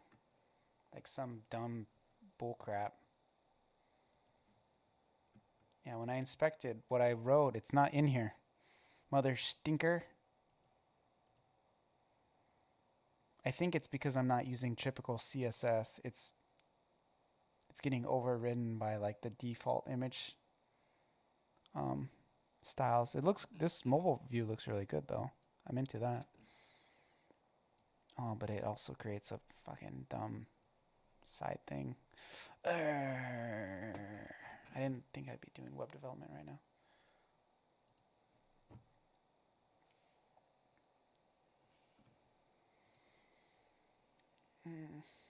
I hate that it adds stuff. It just really ticks me off, you know?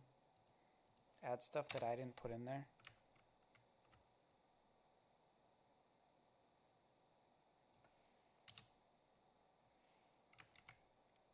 It's like, how dare you break my code, editor? Who do you think you are?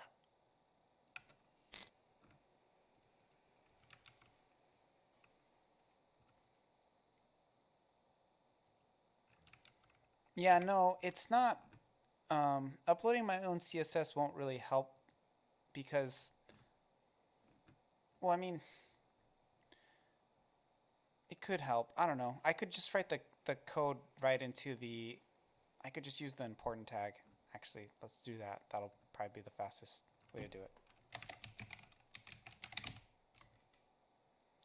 Like, I want faster, hacky way. You know what I mean?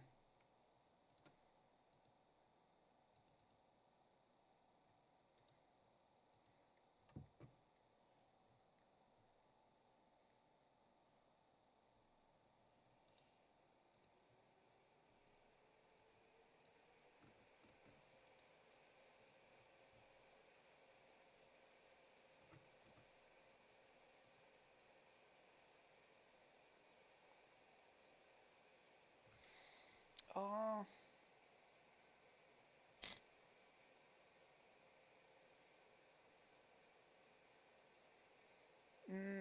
I don't want to just do image tags. I'd rather use Flexbox because it'll make it so it stacks on mobile. Because people will come here on mobile. All the iOS people. What's the problem? There's no problem. I'm just working through it. I'm just trying to get my Flexbox working with, basically I'm trying to use HTML in an editor and it's changing my code. You know, so that's the kind of thing that happens, you know. It's like reverting it back to the default for the website.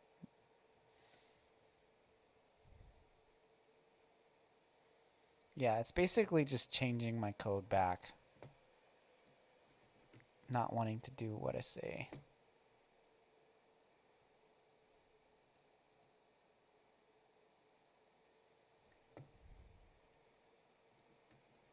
Why even give us an HTML option?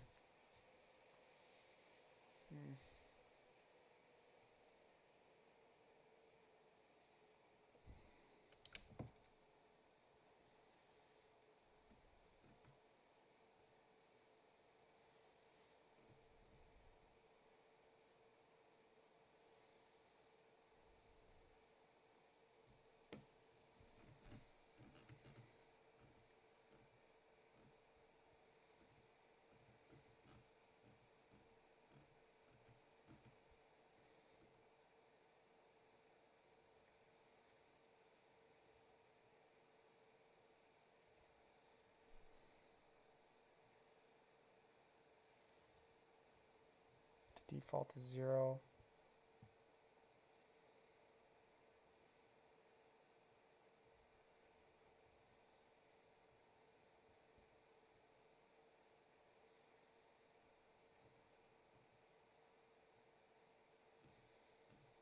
Yeah, this is, I did it right. I have the right code in there.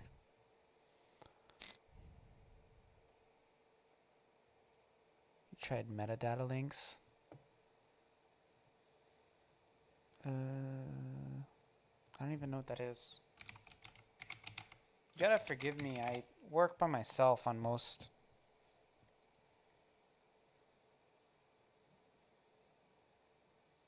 Oh, yeah, I don't really know. I don't really know how that would help with this particular thing.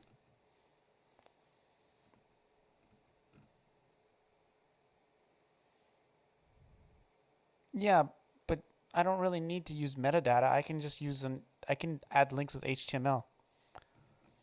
It's superfluous and also not supported in some contexts.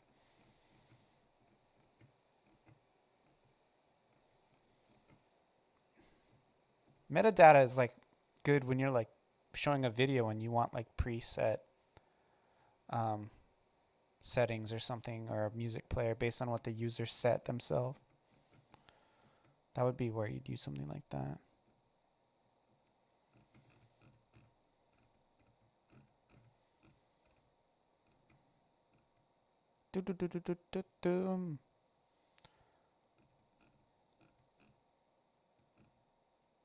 It's like a UR. What did they used to call it? They changed the terminology, but metadata is just like a more sophisticated version of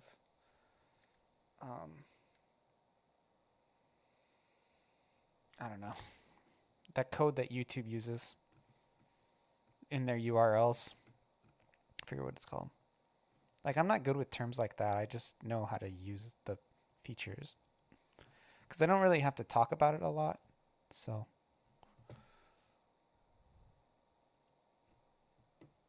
it's like I don't really need. If I did like a presentation on it, then I'd be good at articulating it. As a general developer, like as a front-end developer, that's one of my weaknesses, is articulating things to non-tech people. It's hard.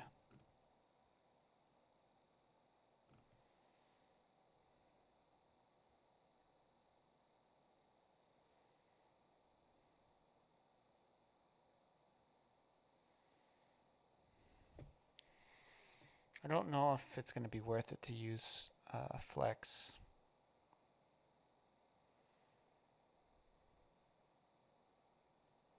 I might just remove it and then just have it justify center. That probably makes more sense at this point. Actually, I could put I'm going to try one more thing. Put it on the image itself. That might not get hijacked by the website.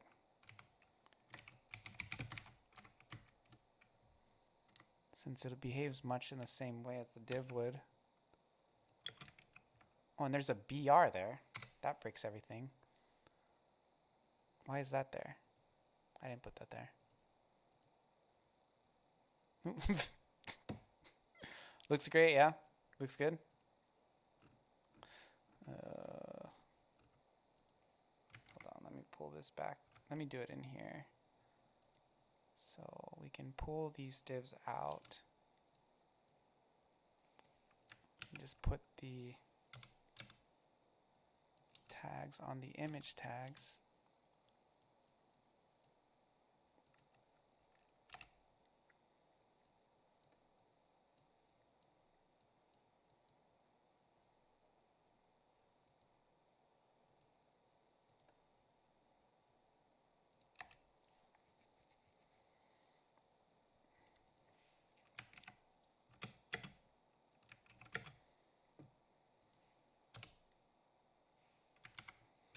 Let's try this.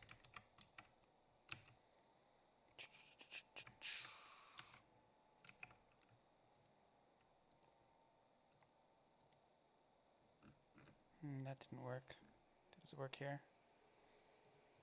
It gets hijacked again. Hijacking my code.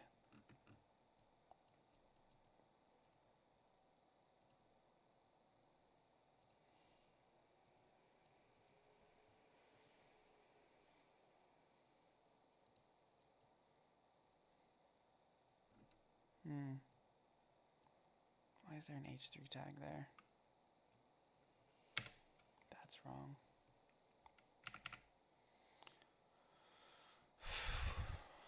Justify content is not working.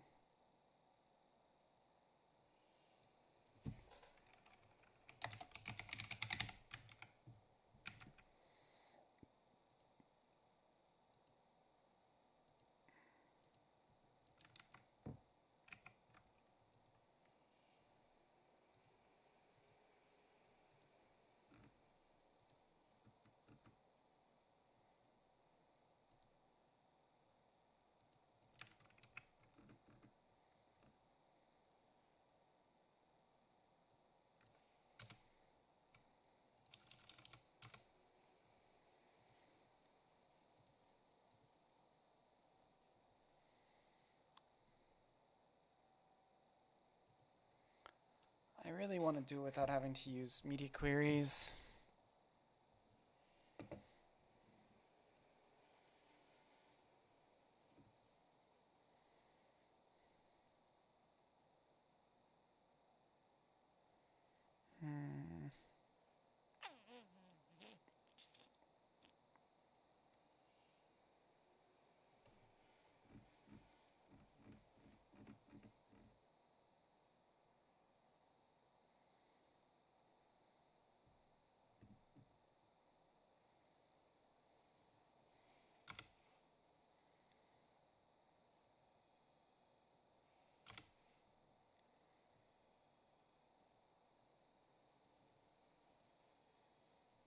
I'm spending too much time on this.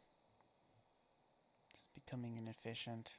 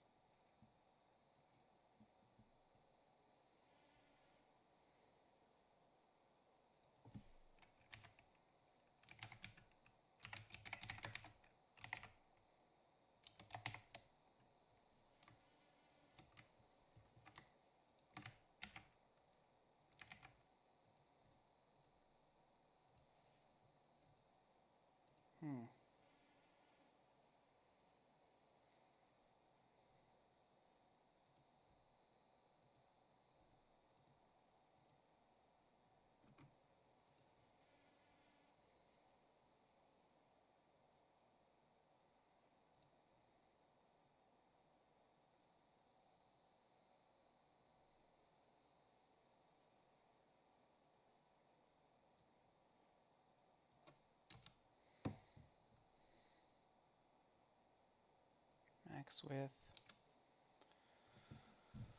Oh, I wish you didn't break all my code.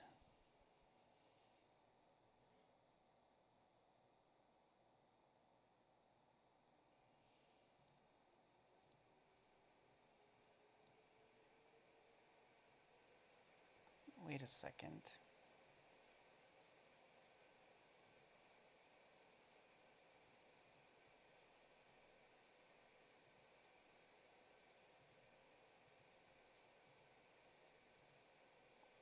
I think I'm just gonna do it like this. After all that time.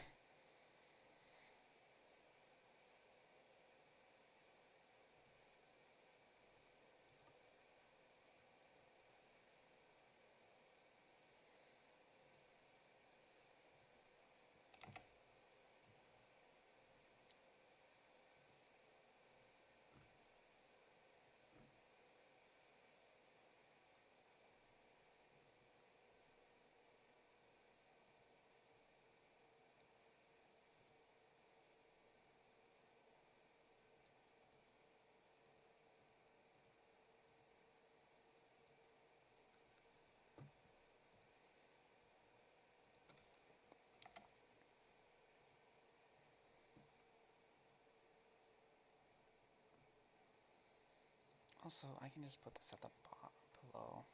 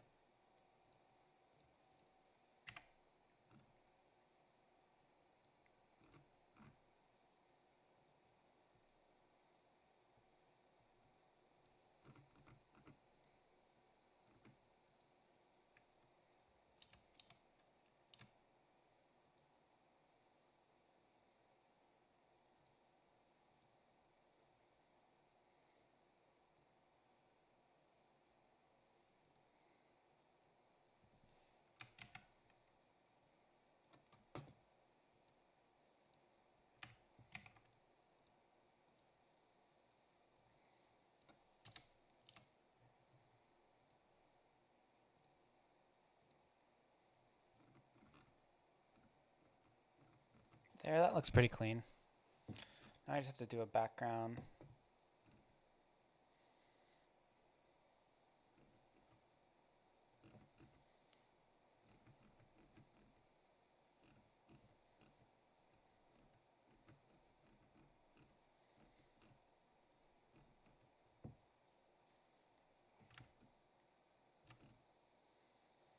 This is how it'll look. Does link work? Yes. Does link work? Yes. Does this link work? Yes. Okay, everything works. Now I just have to do like the backgrounds and stuff.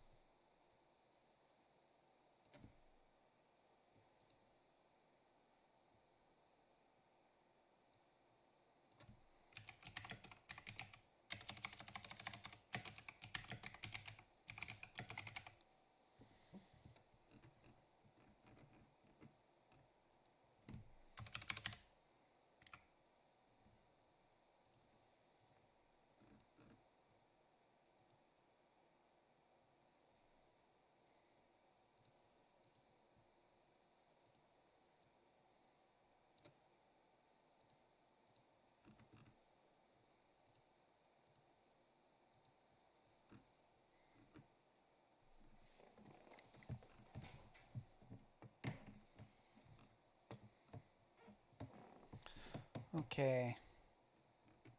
I'm content with this. Now I just have to edit the page a little bit.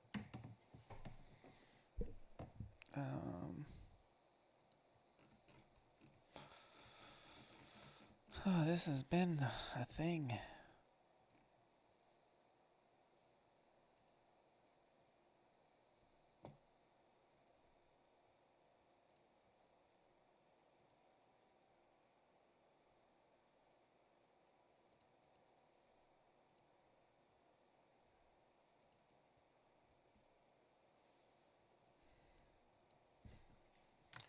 I don't like that it's like,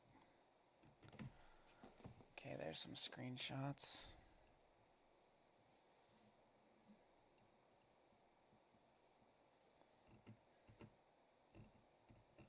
Oh, these screenshots all suck ass. uh.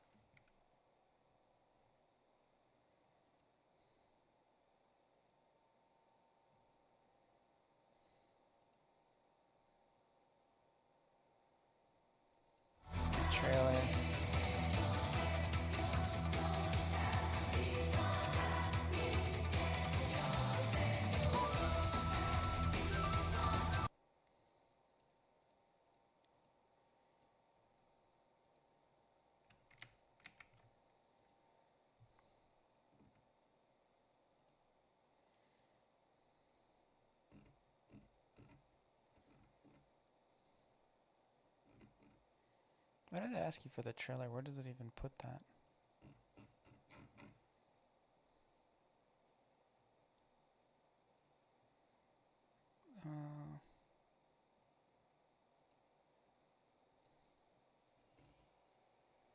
That's cool.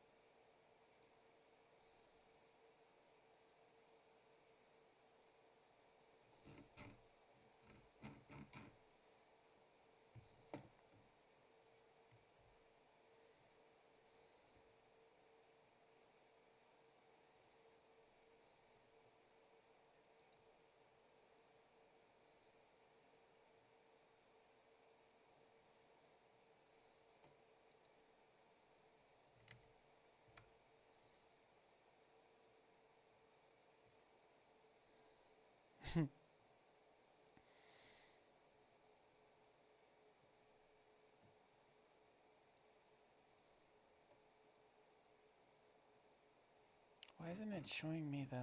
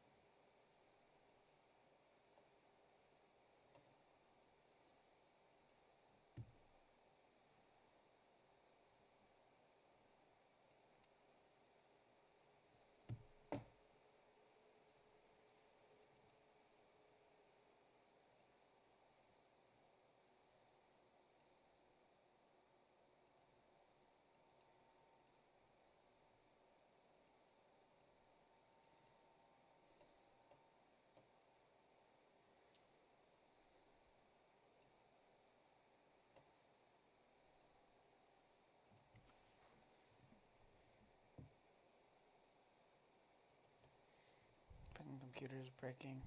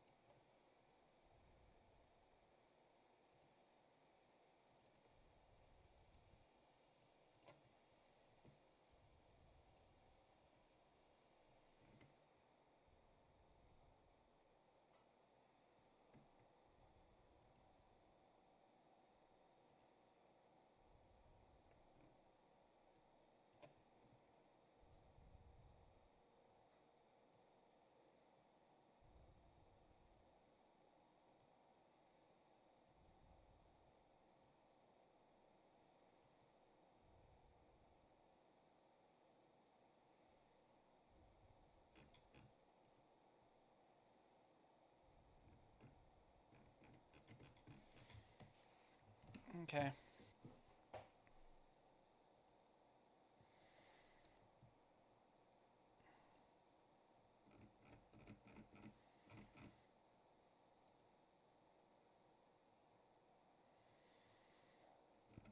This is cool. Satisfied.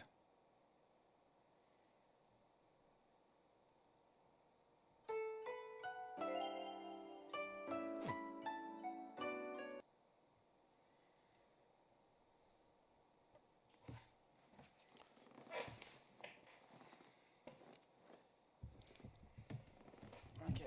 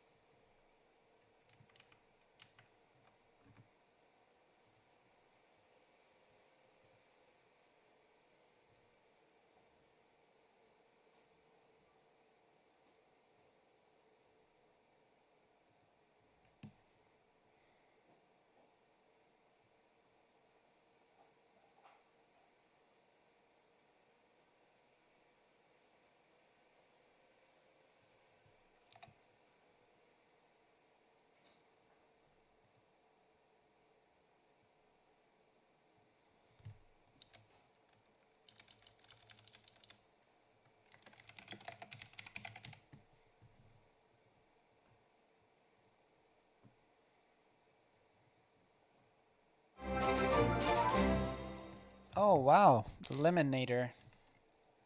How's it going, man?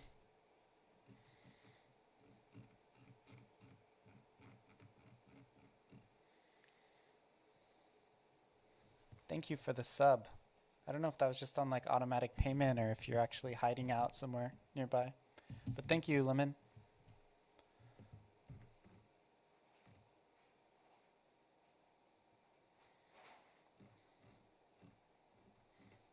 I put Familia on iOS. Or, well, kind of. I put it on iOS. I put up a web version of the game on my itch. If you want to check it out. Which works for phones. I played it on my iPad. It works great. I'm just kind of experimenting with it. But yeah, you can play just right in your browser. And it actually works pretty good. You can actually get a higher frame. In some ways it works better.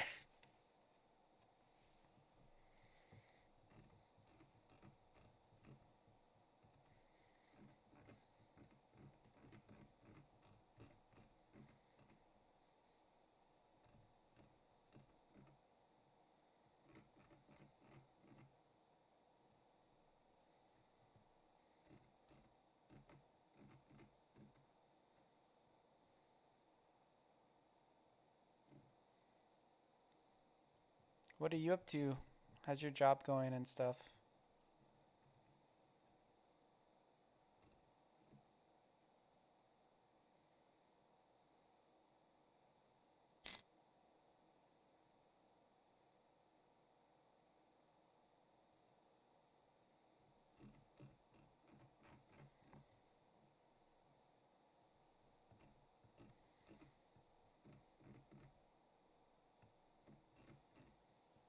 Just woke up?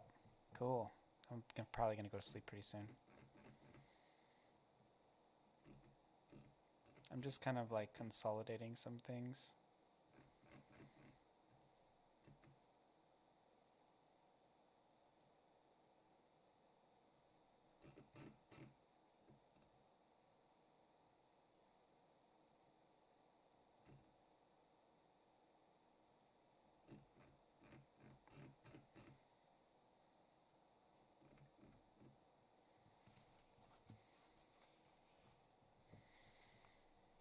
Hey, the big kahuna.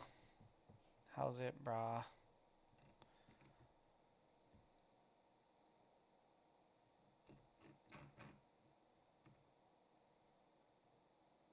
I'm just updating some stuff, man. I just put my game on itch, so you can play it as a mobile game if you want to check it out.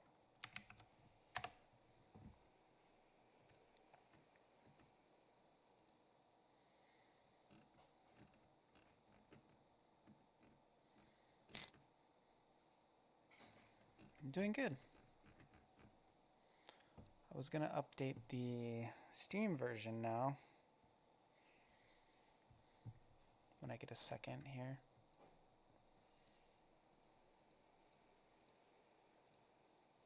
Probably should do that now before I go to sleep.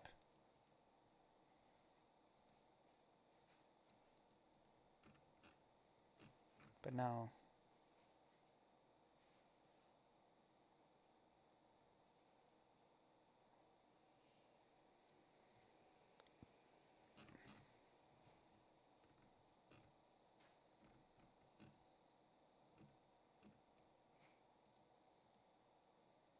I like the grid view better.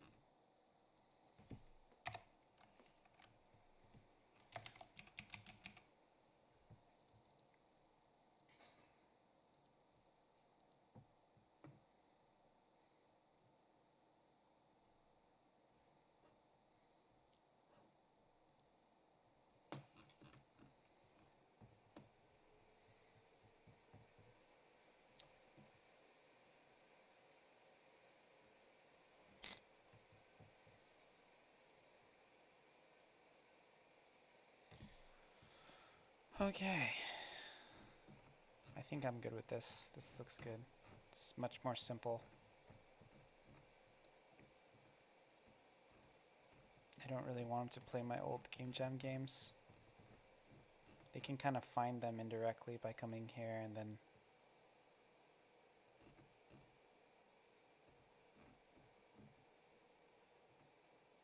coming here.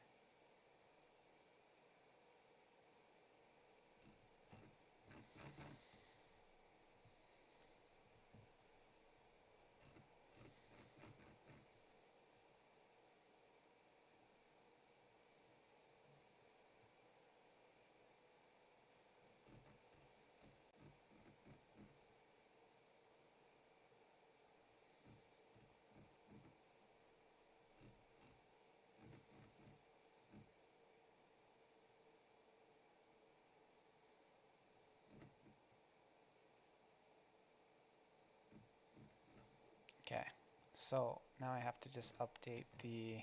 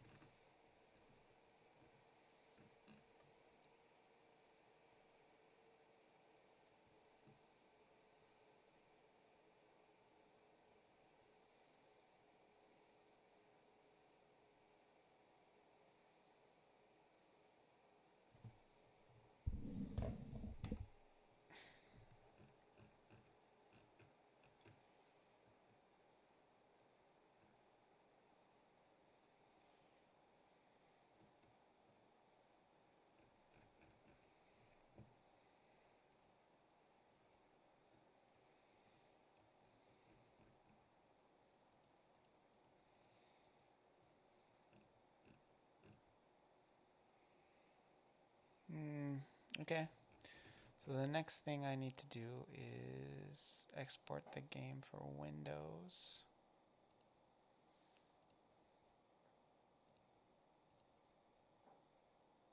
Actually, hold on. Getting tired. I should be careful. This is when I usually do dumb stuff. It's okay though. We'll take some risks. Turn that on. And then I gotta turn off this mobile optimization plugin. Where is it?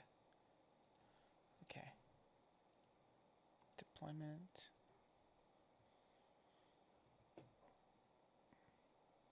Windows. Let me delete all this other stuff.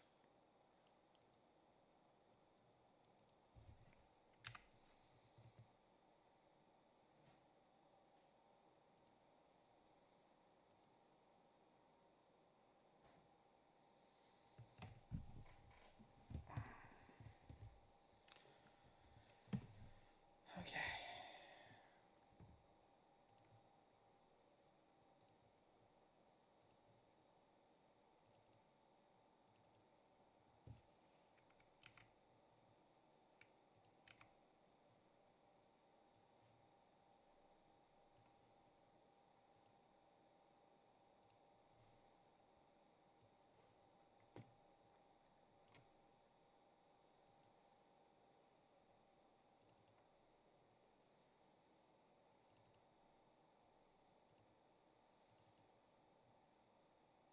Tools, content builder.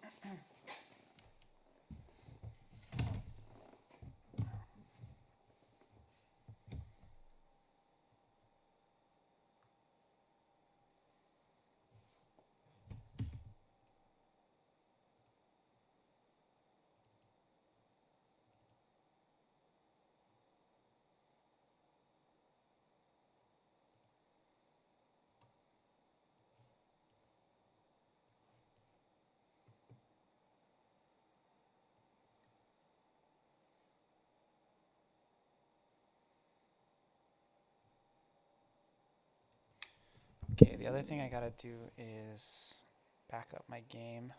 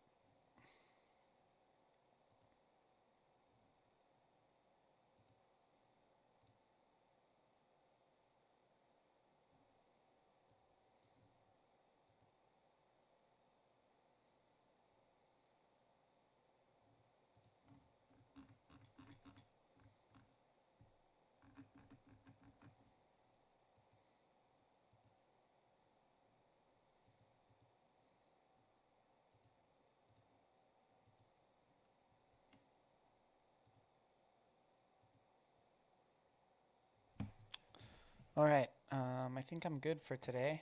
I did a lot of stuff. I just updated the Steam version. That seemed like child's play after trying to set up this web game.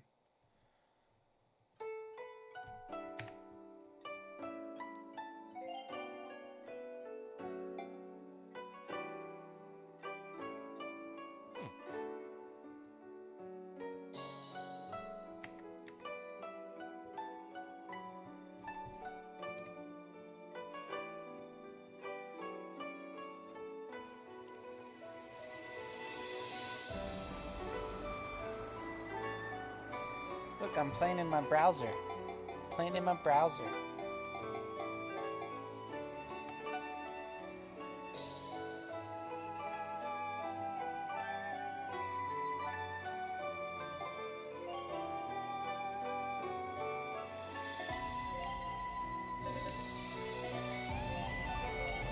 Oh no, a bug.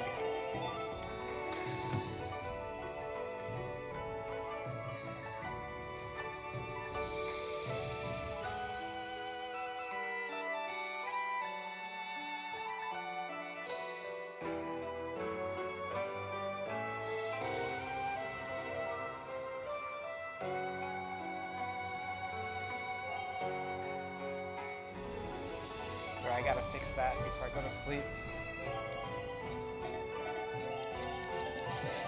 I broke this menu because I'm freaking incompetent. So I know what's wrong with it. I have the mobile optimization plugin on, and I don't need it to be on.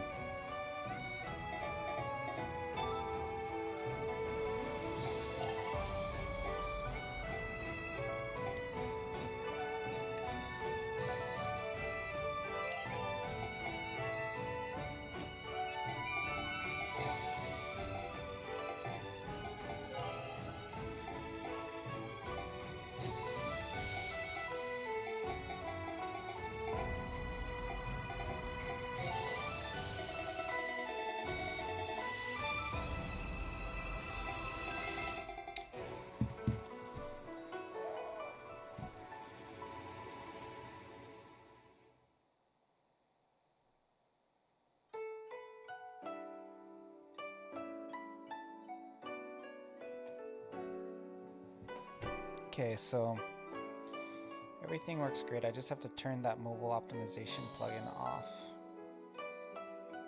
and the saves. So I can leave everything on but the saves, right? Actually, let me just double check that I turned the saves back on for that last export.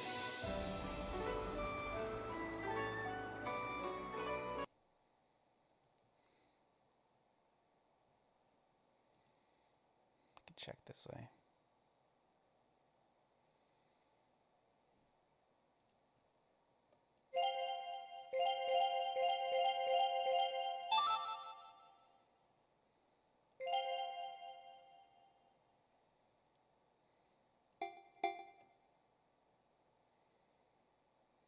Dude, this isn't right. I fucked something up. Jesus!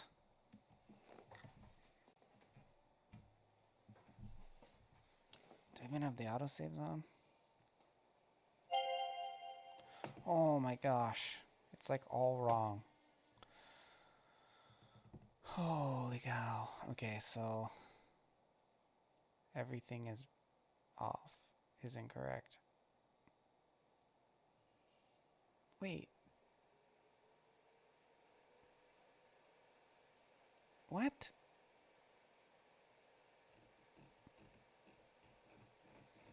Oh my gosh, what is happening? It's right. It was right.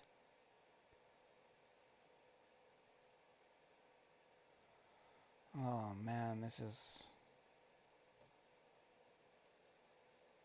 My brain's not big enough for this. Oh. Wait, I think. Hold on. Okay. This is fine. Okay. The uploaded one is good. Oh yeah, it's good.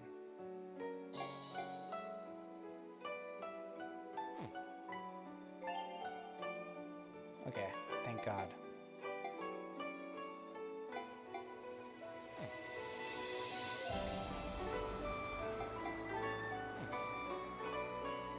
Cool. Everything's good. Okay, this version's good. It's just the desktop, the WebGL version that needs help. So that one I put all of this on, and then I turn these off because those don't work with web.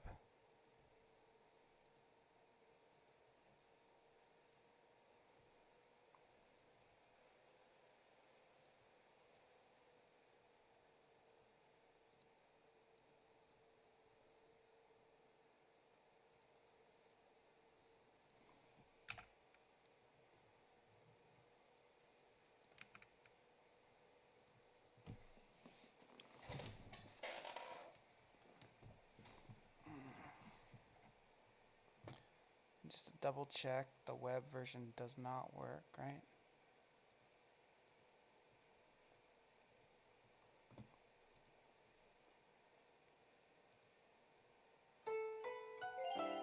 Yeah, I need more options here. The full screen, the autosaves. Wait, no, I don't need the autosaves.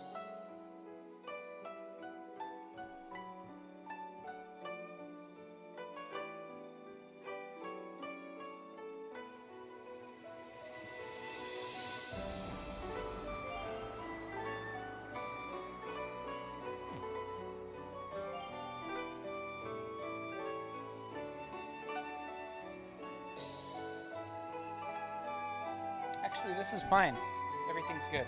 This is fine. Because I don't need to turn off autosaves. Because I don't have them.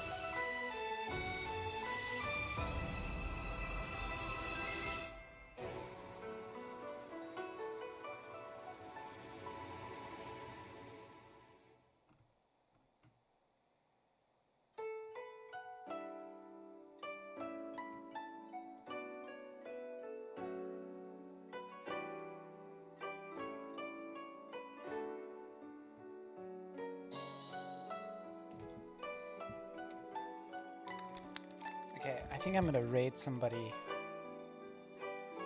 If I even have anybody in my channel, I don't know.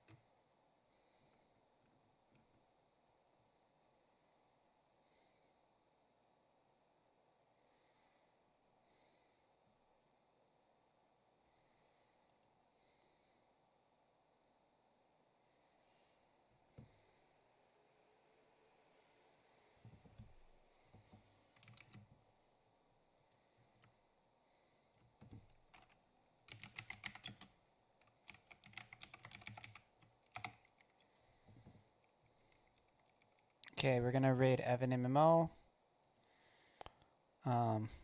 Guy's cool. He's doing some code right now. Gyro for you? He's a good dude. Gyros are sandwiches, right? Bloop gets a sandwich. Thanks for the strum. Yeah, no problem. Let me know if you ever get a chance to try Familia. I'm probably not gonna do any big updates for a while, so it's gonna be pretty stable. I'm gonna kind of take some time to mess around with some other stuff since Familia is looking pretty solid, and I'm comfortable just kind of leaving it how it is for a while. Oh hey, Gina. I want to try and mess around with trying to make an online game again for a little bit. But anyway, thanks for the subscription, Lemon. Thanks for the follow, Crystal Ball, Opepe, Mar Garbage. Thanks for the follow. At this rate, it looks like I'm gonna have all the followers I need. Okay, I'm gonna go. So, bye. Christmas before you guys. It's for you guys, I guess. I already got my cool Christmas present, so it's fine. I'm just looking forward to some clam and some pavlova. Yo, Maui Game Studio. What's up, dude? Thanks for the raid. Hope you had a good stream, man.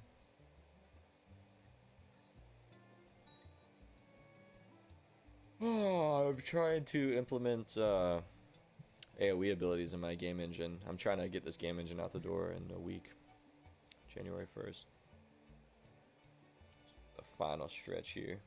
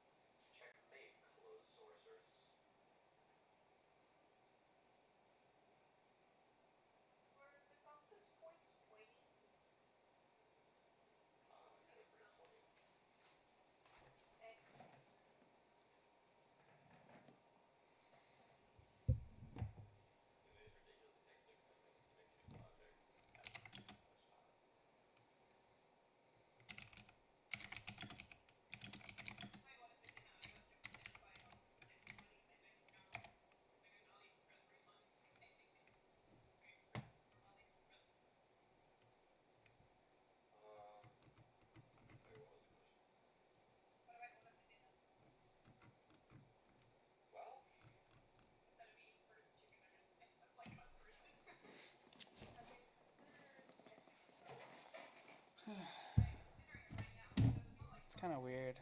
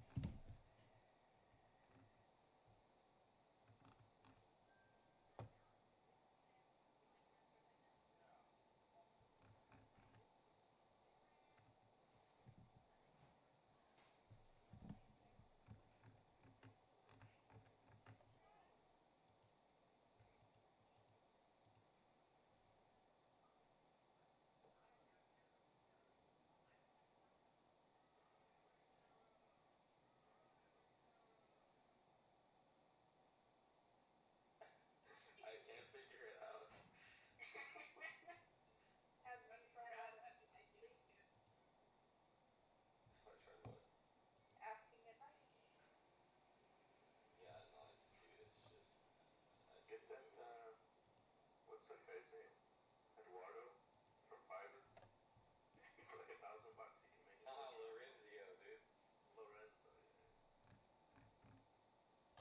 Yeah, I don't know. He took an Archie active shooter off of his portfolio, though, so maybe he's not capable of it anymore.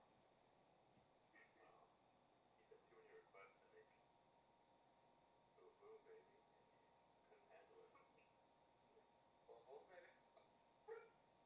Yeah. Just can't wait until Glassbreath makes his national headlines, or his international headlines, rather. It's gonna be great. No, he said it's legal. He said whatever he's gonna do is technically legal. Okay, well, wait, what was he gonna, did he say what it was? No, he didn't say what it was. He just gave me a heads up. Oh, he just said he was gonna, yeah, that's right. He said he's gonna make international headlines with his next Oh, book. God. And it's legal? But he said, don't worry, it's legal. He said it's technically legal. Is there a way that's anything legal that he does can make international headlines? Yeah.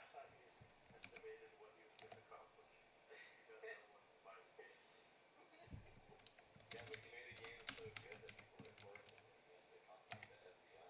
So, And your game is so good that nobody will pay for it, but everybody wants to torrent it.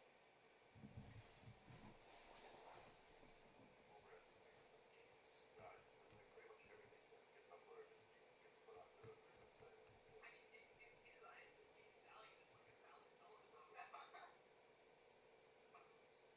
But that was like, yeah, actually, I forgot. That was just like the guy, the programmer guy. He didn't get I think, like, but I'm just, after that, I was just like, bro, this guy's nuts. Like, soundtrack, though. it's so mean, you know? And Archie's soundtrack's actually kind of busted. It's too bad that it's not actually in the game.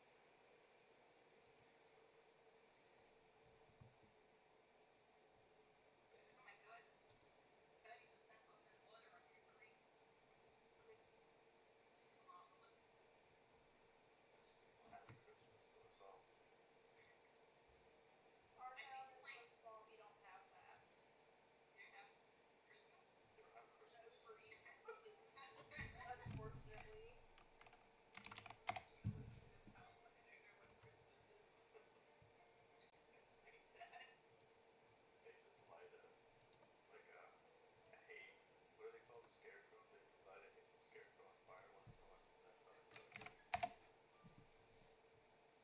I gotta say, if I pitched that to the old people that live in the town, they would probably spontaneously have busted rage. The scarecrow.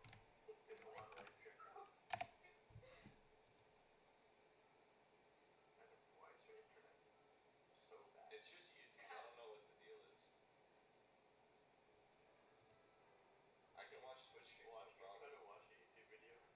I can pull up a Twitch stream in 1080p right now. I can't do a YouTube video at anything. You capitalize from the title. You gotta see your like,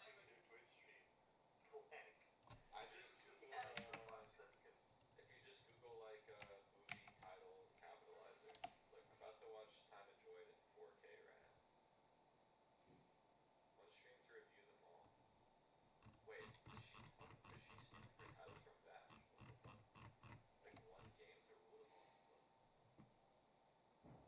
Look, this is the most HD stream of my life with no lag. But then I go to a YouTube video and try to watch it in any quality, and it just doesn't. Not any quality as in not equal, but any quality rather. You understand? inequality. It just doesn't like Any want to quality. put on auto, and then let's see Any. 720p.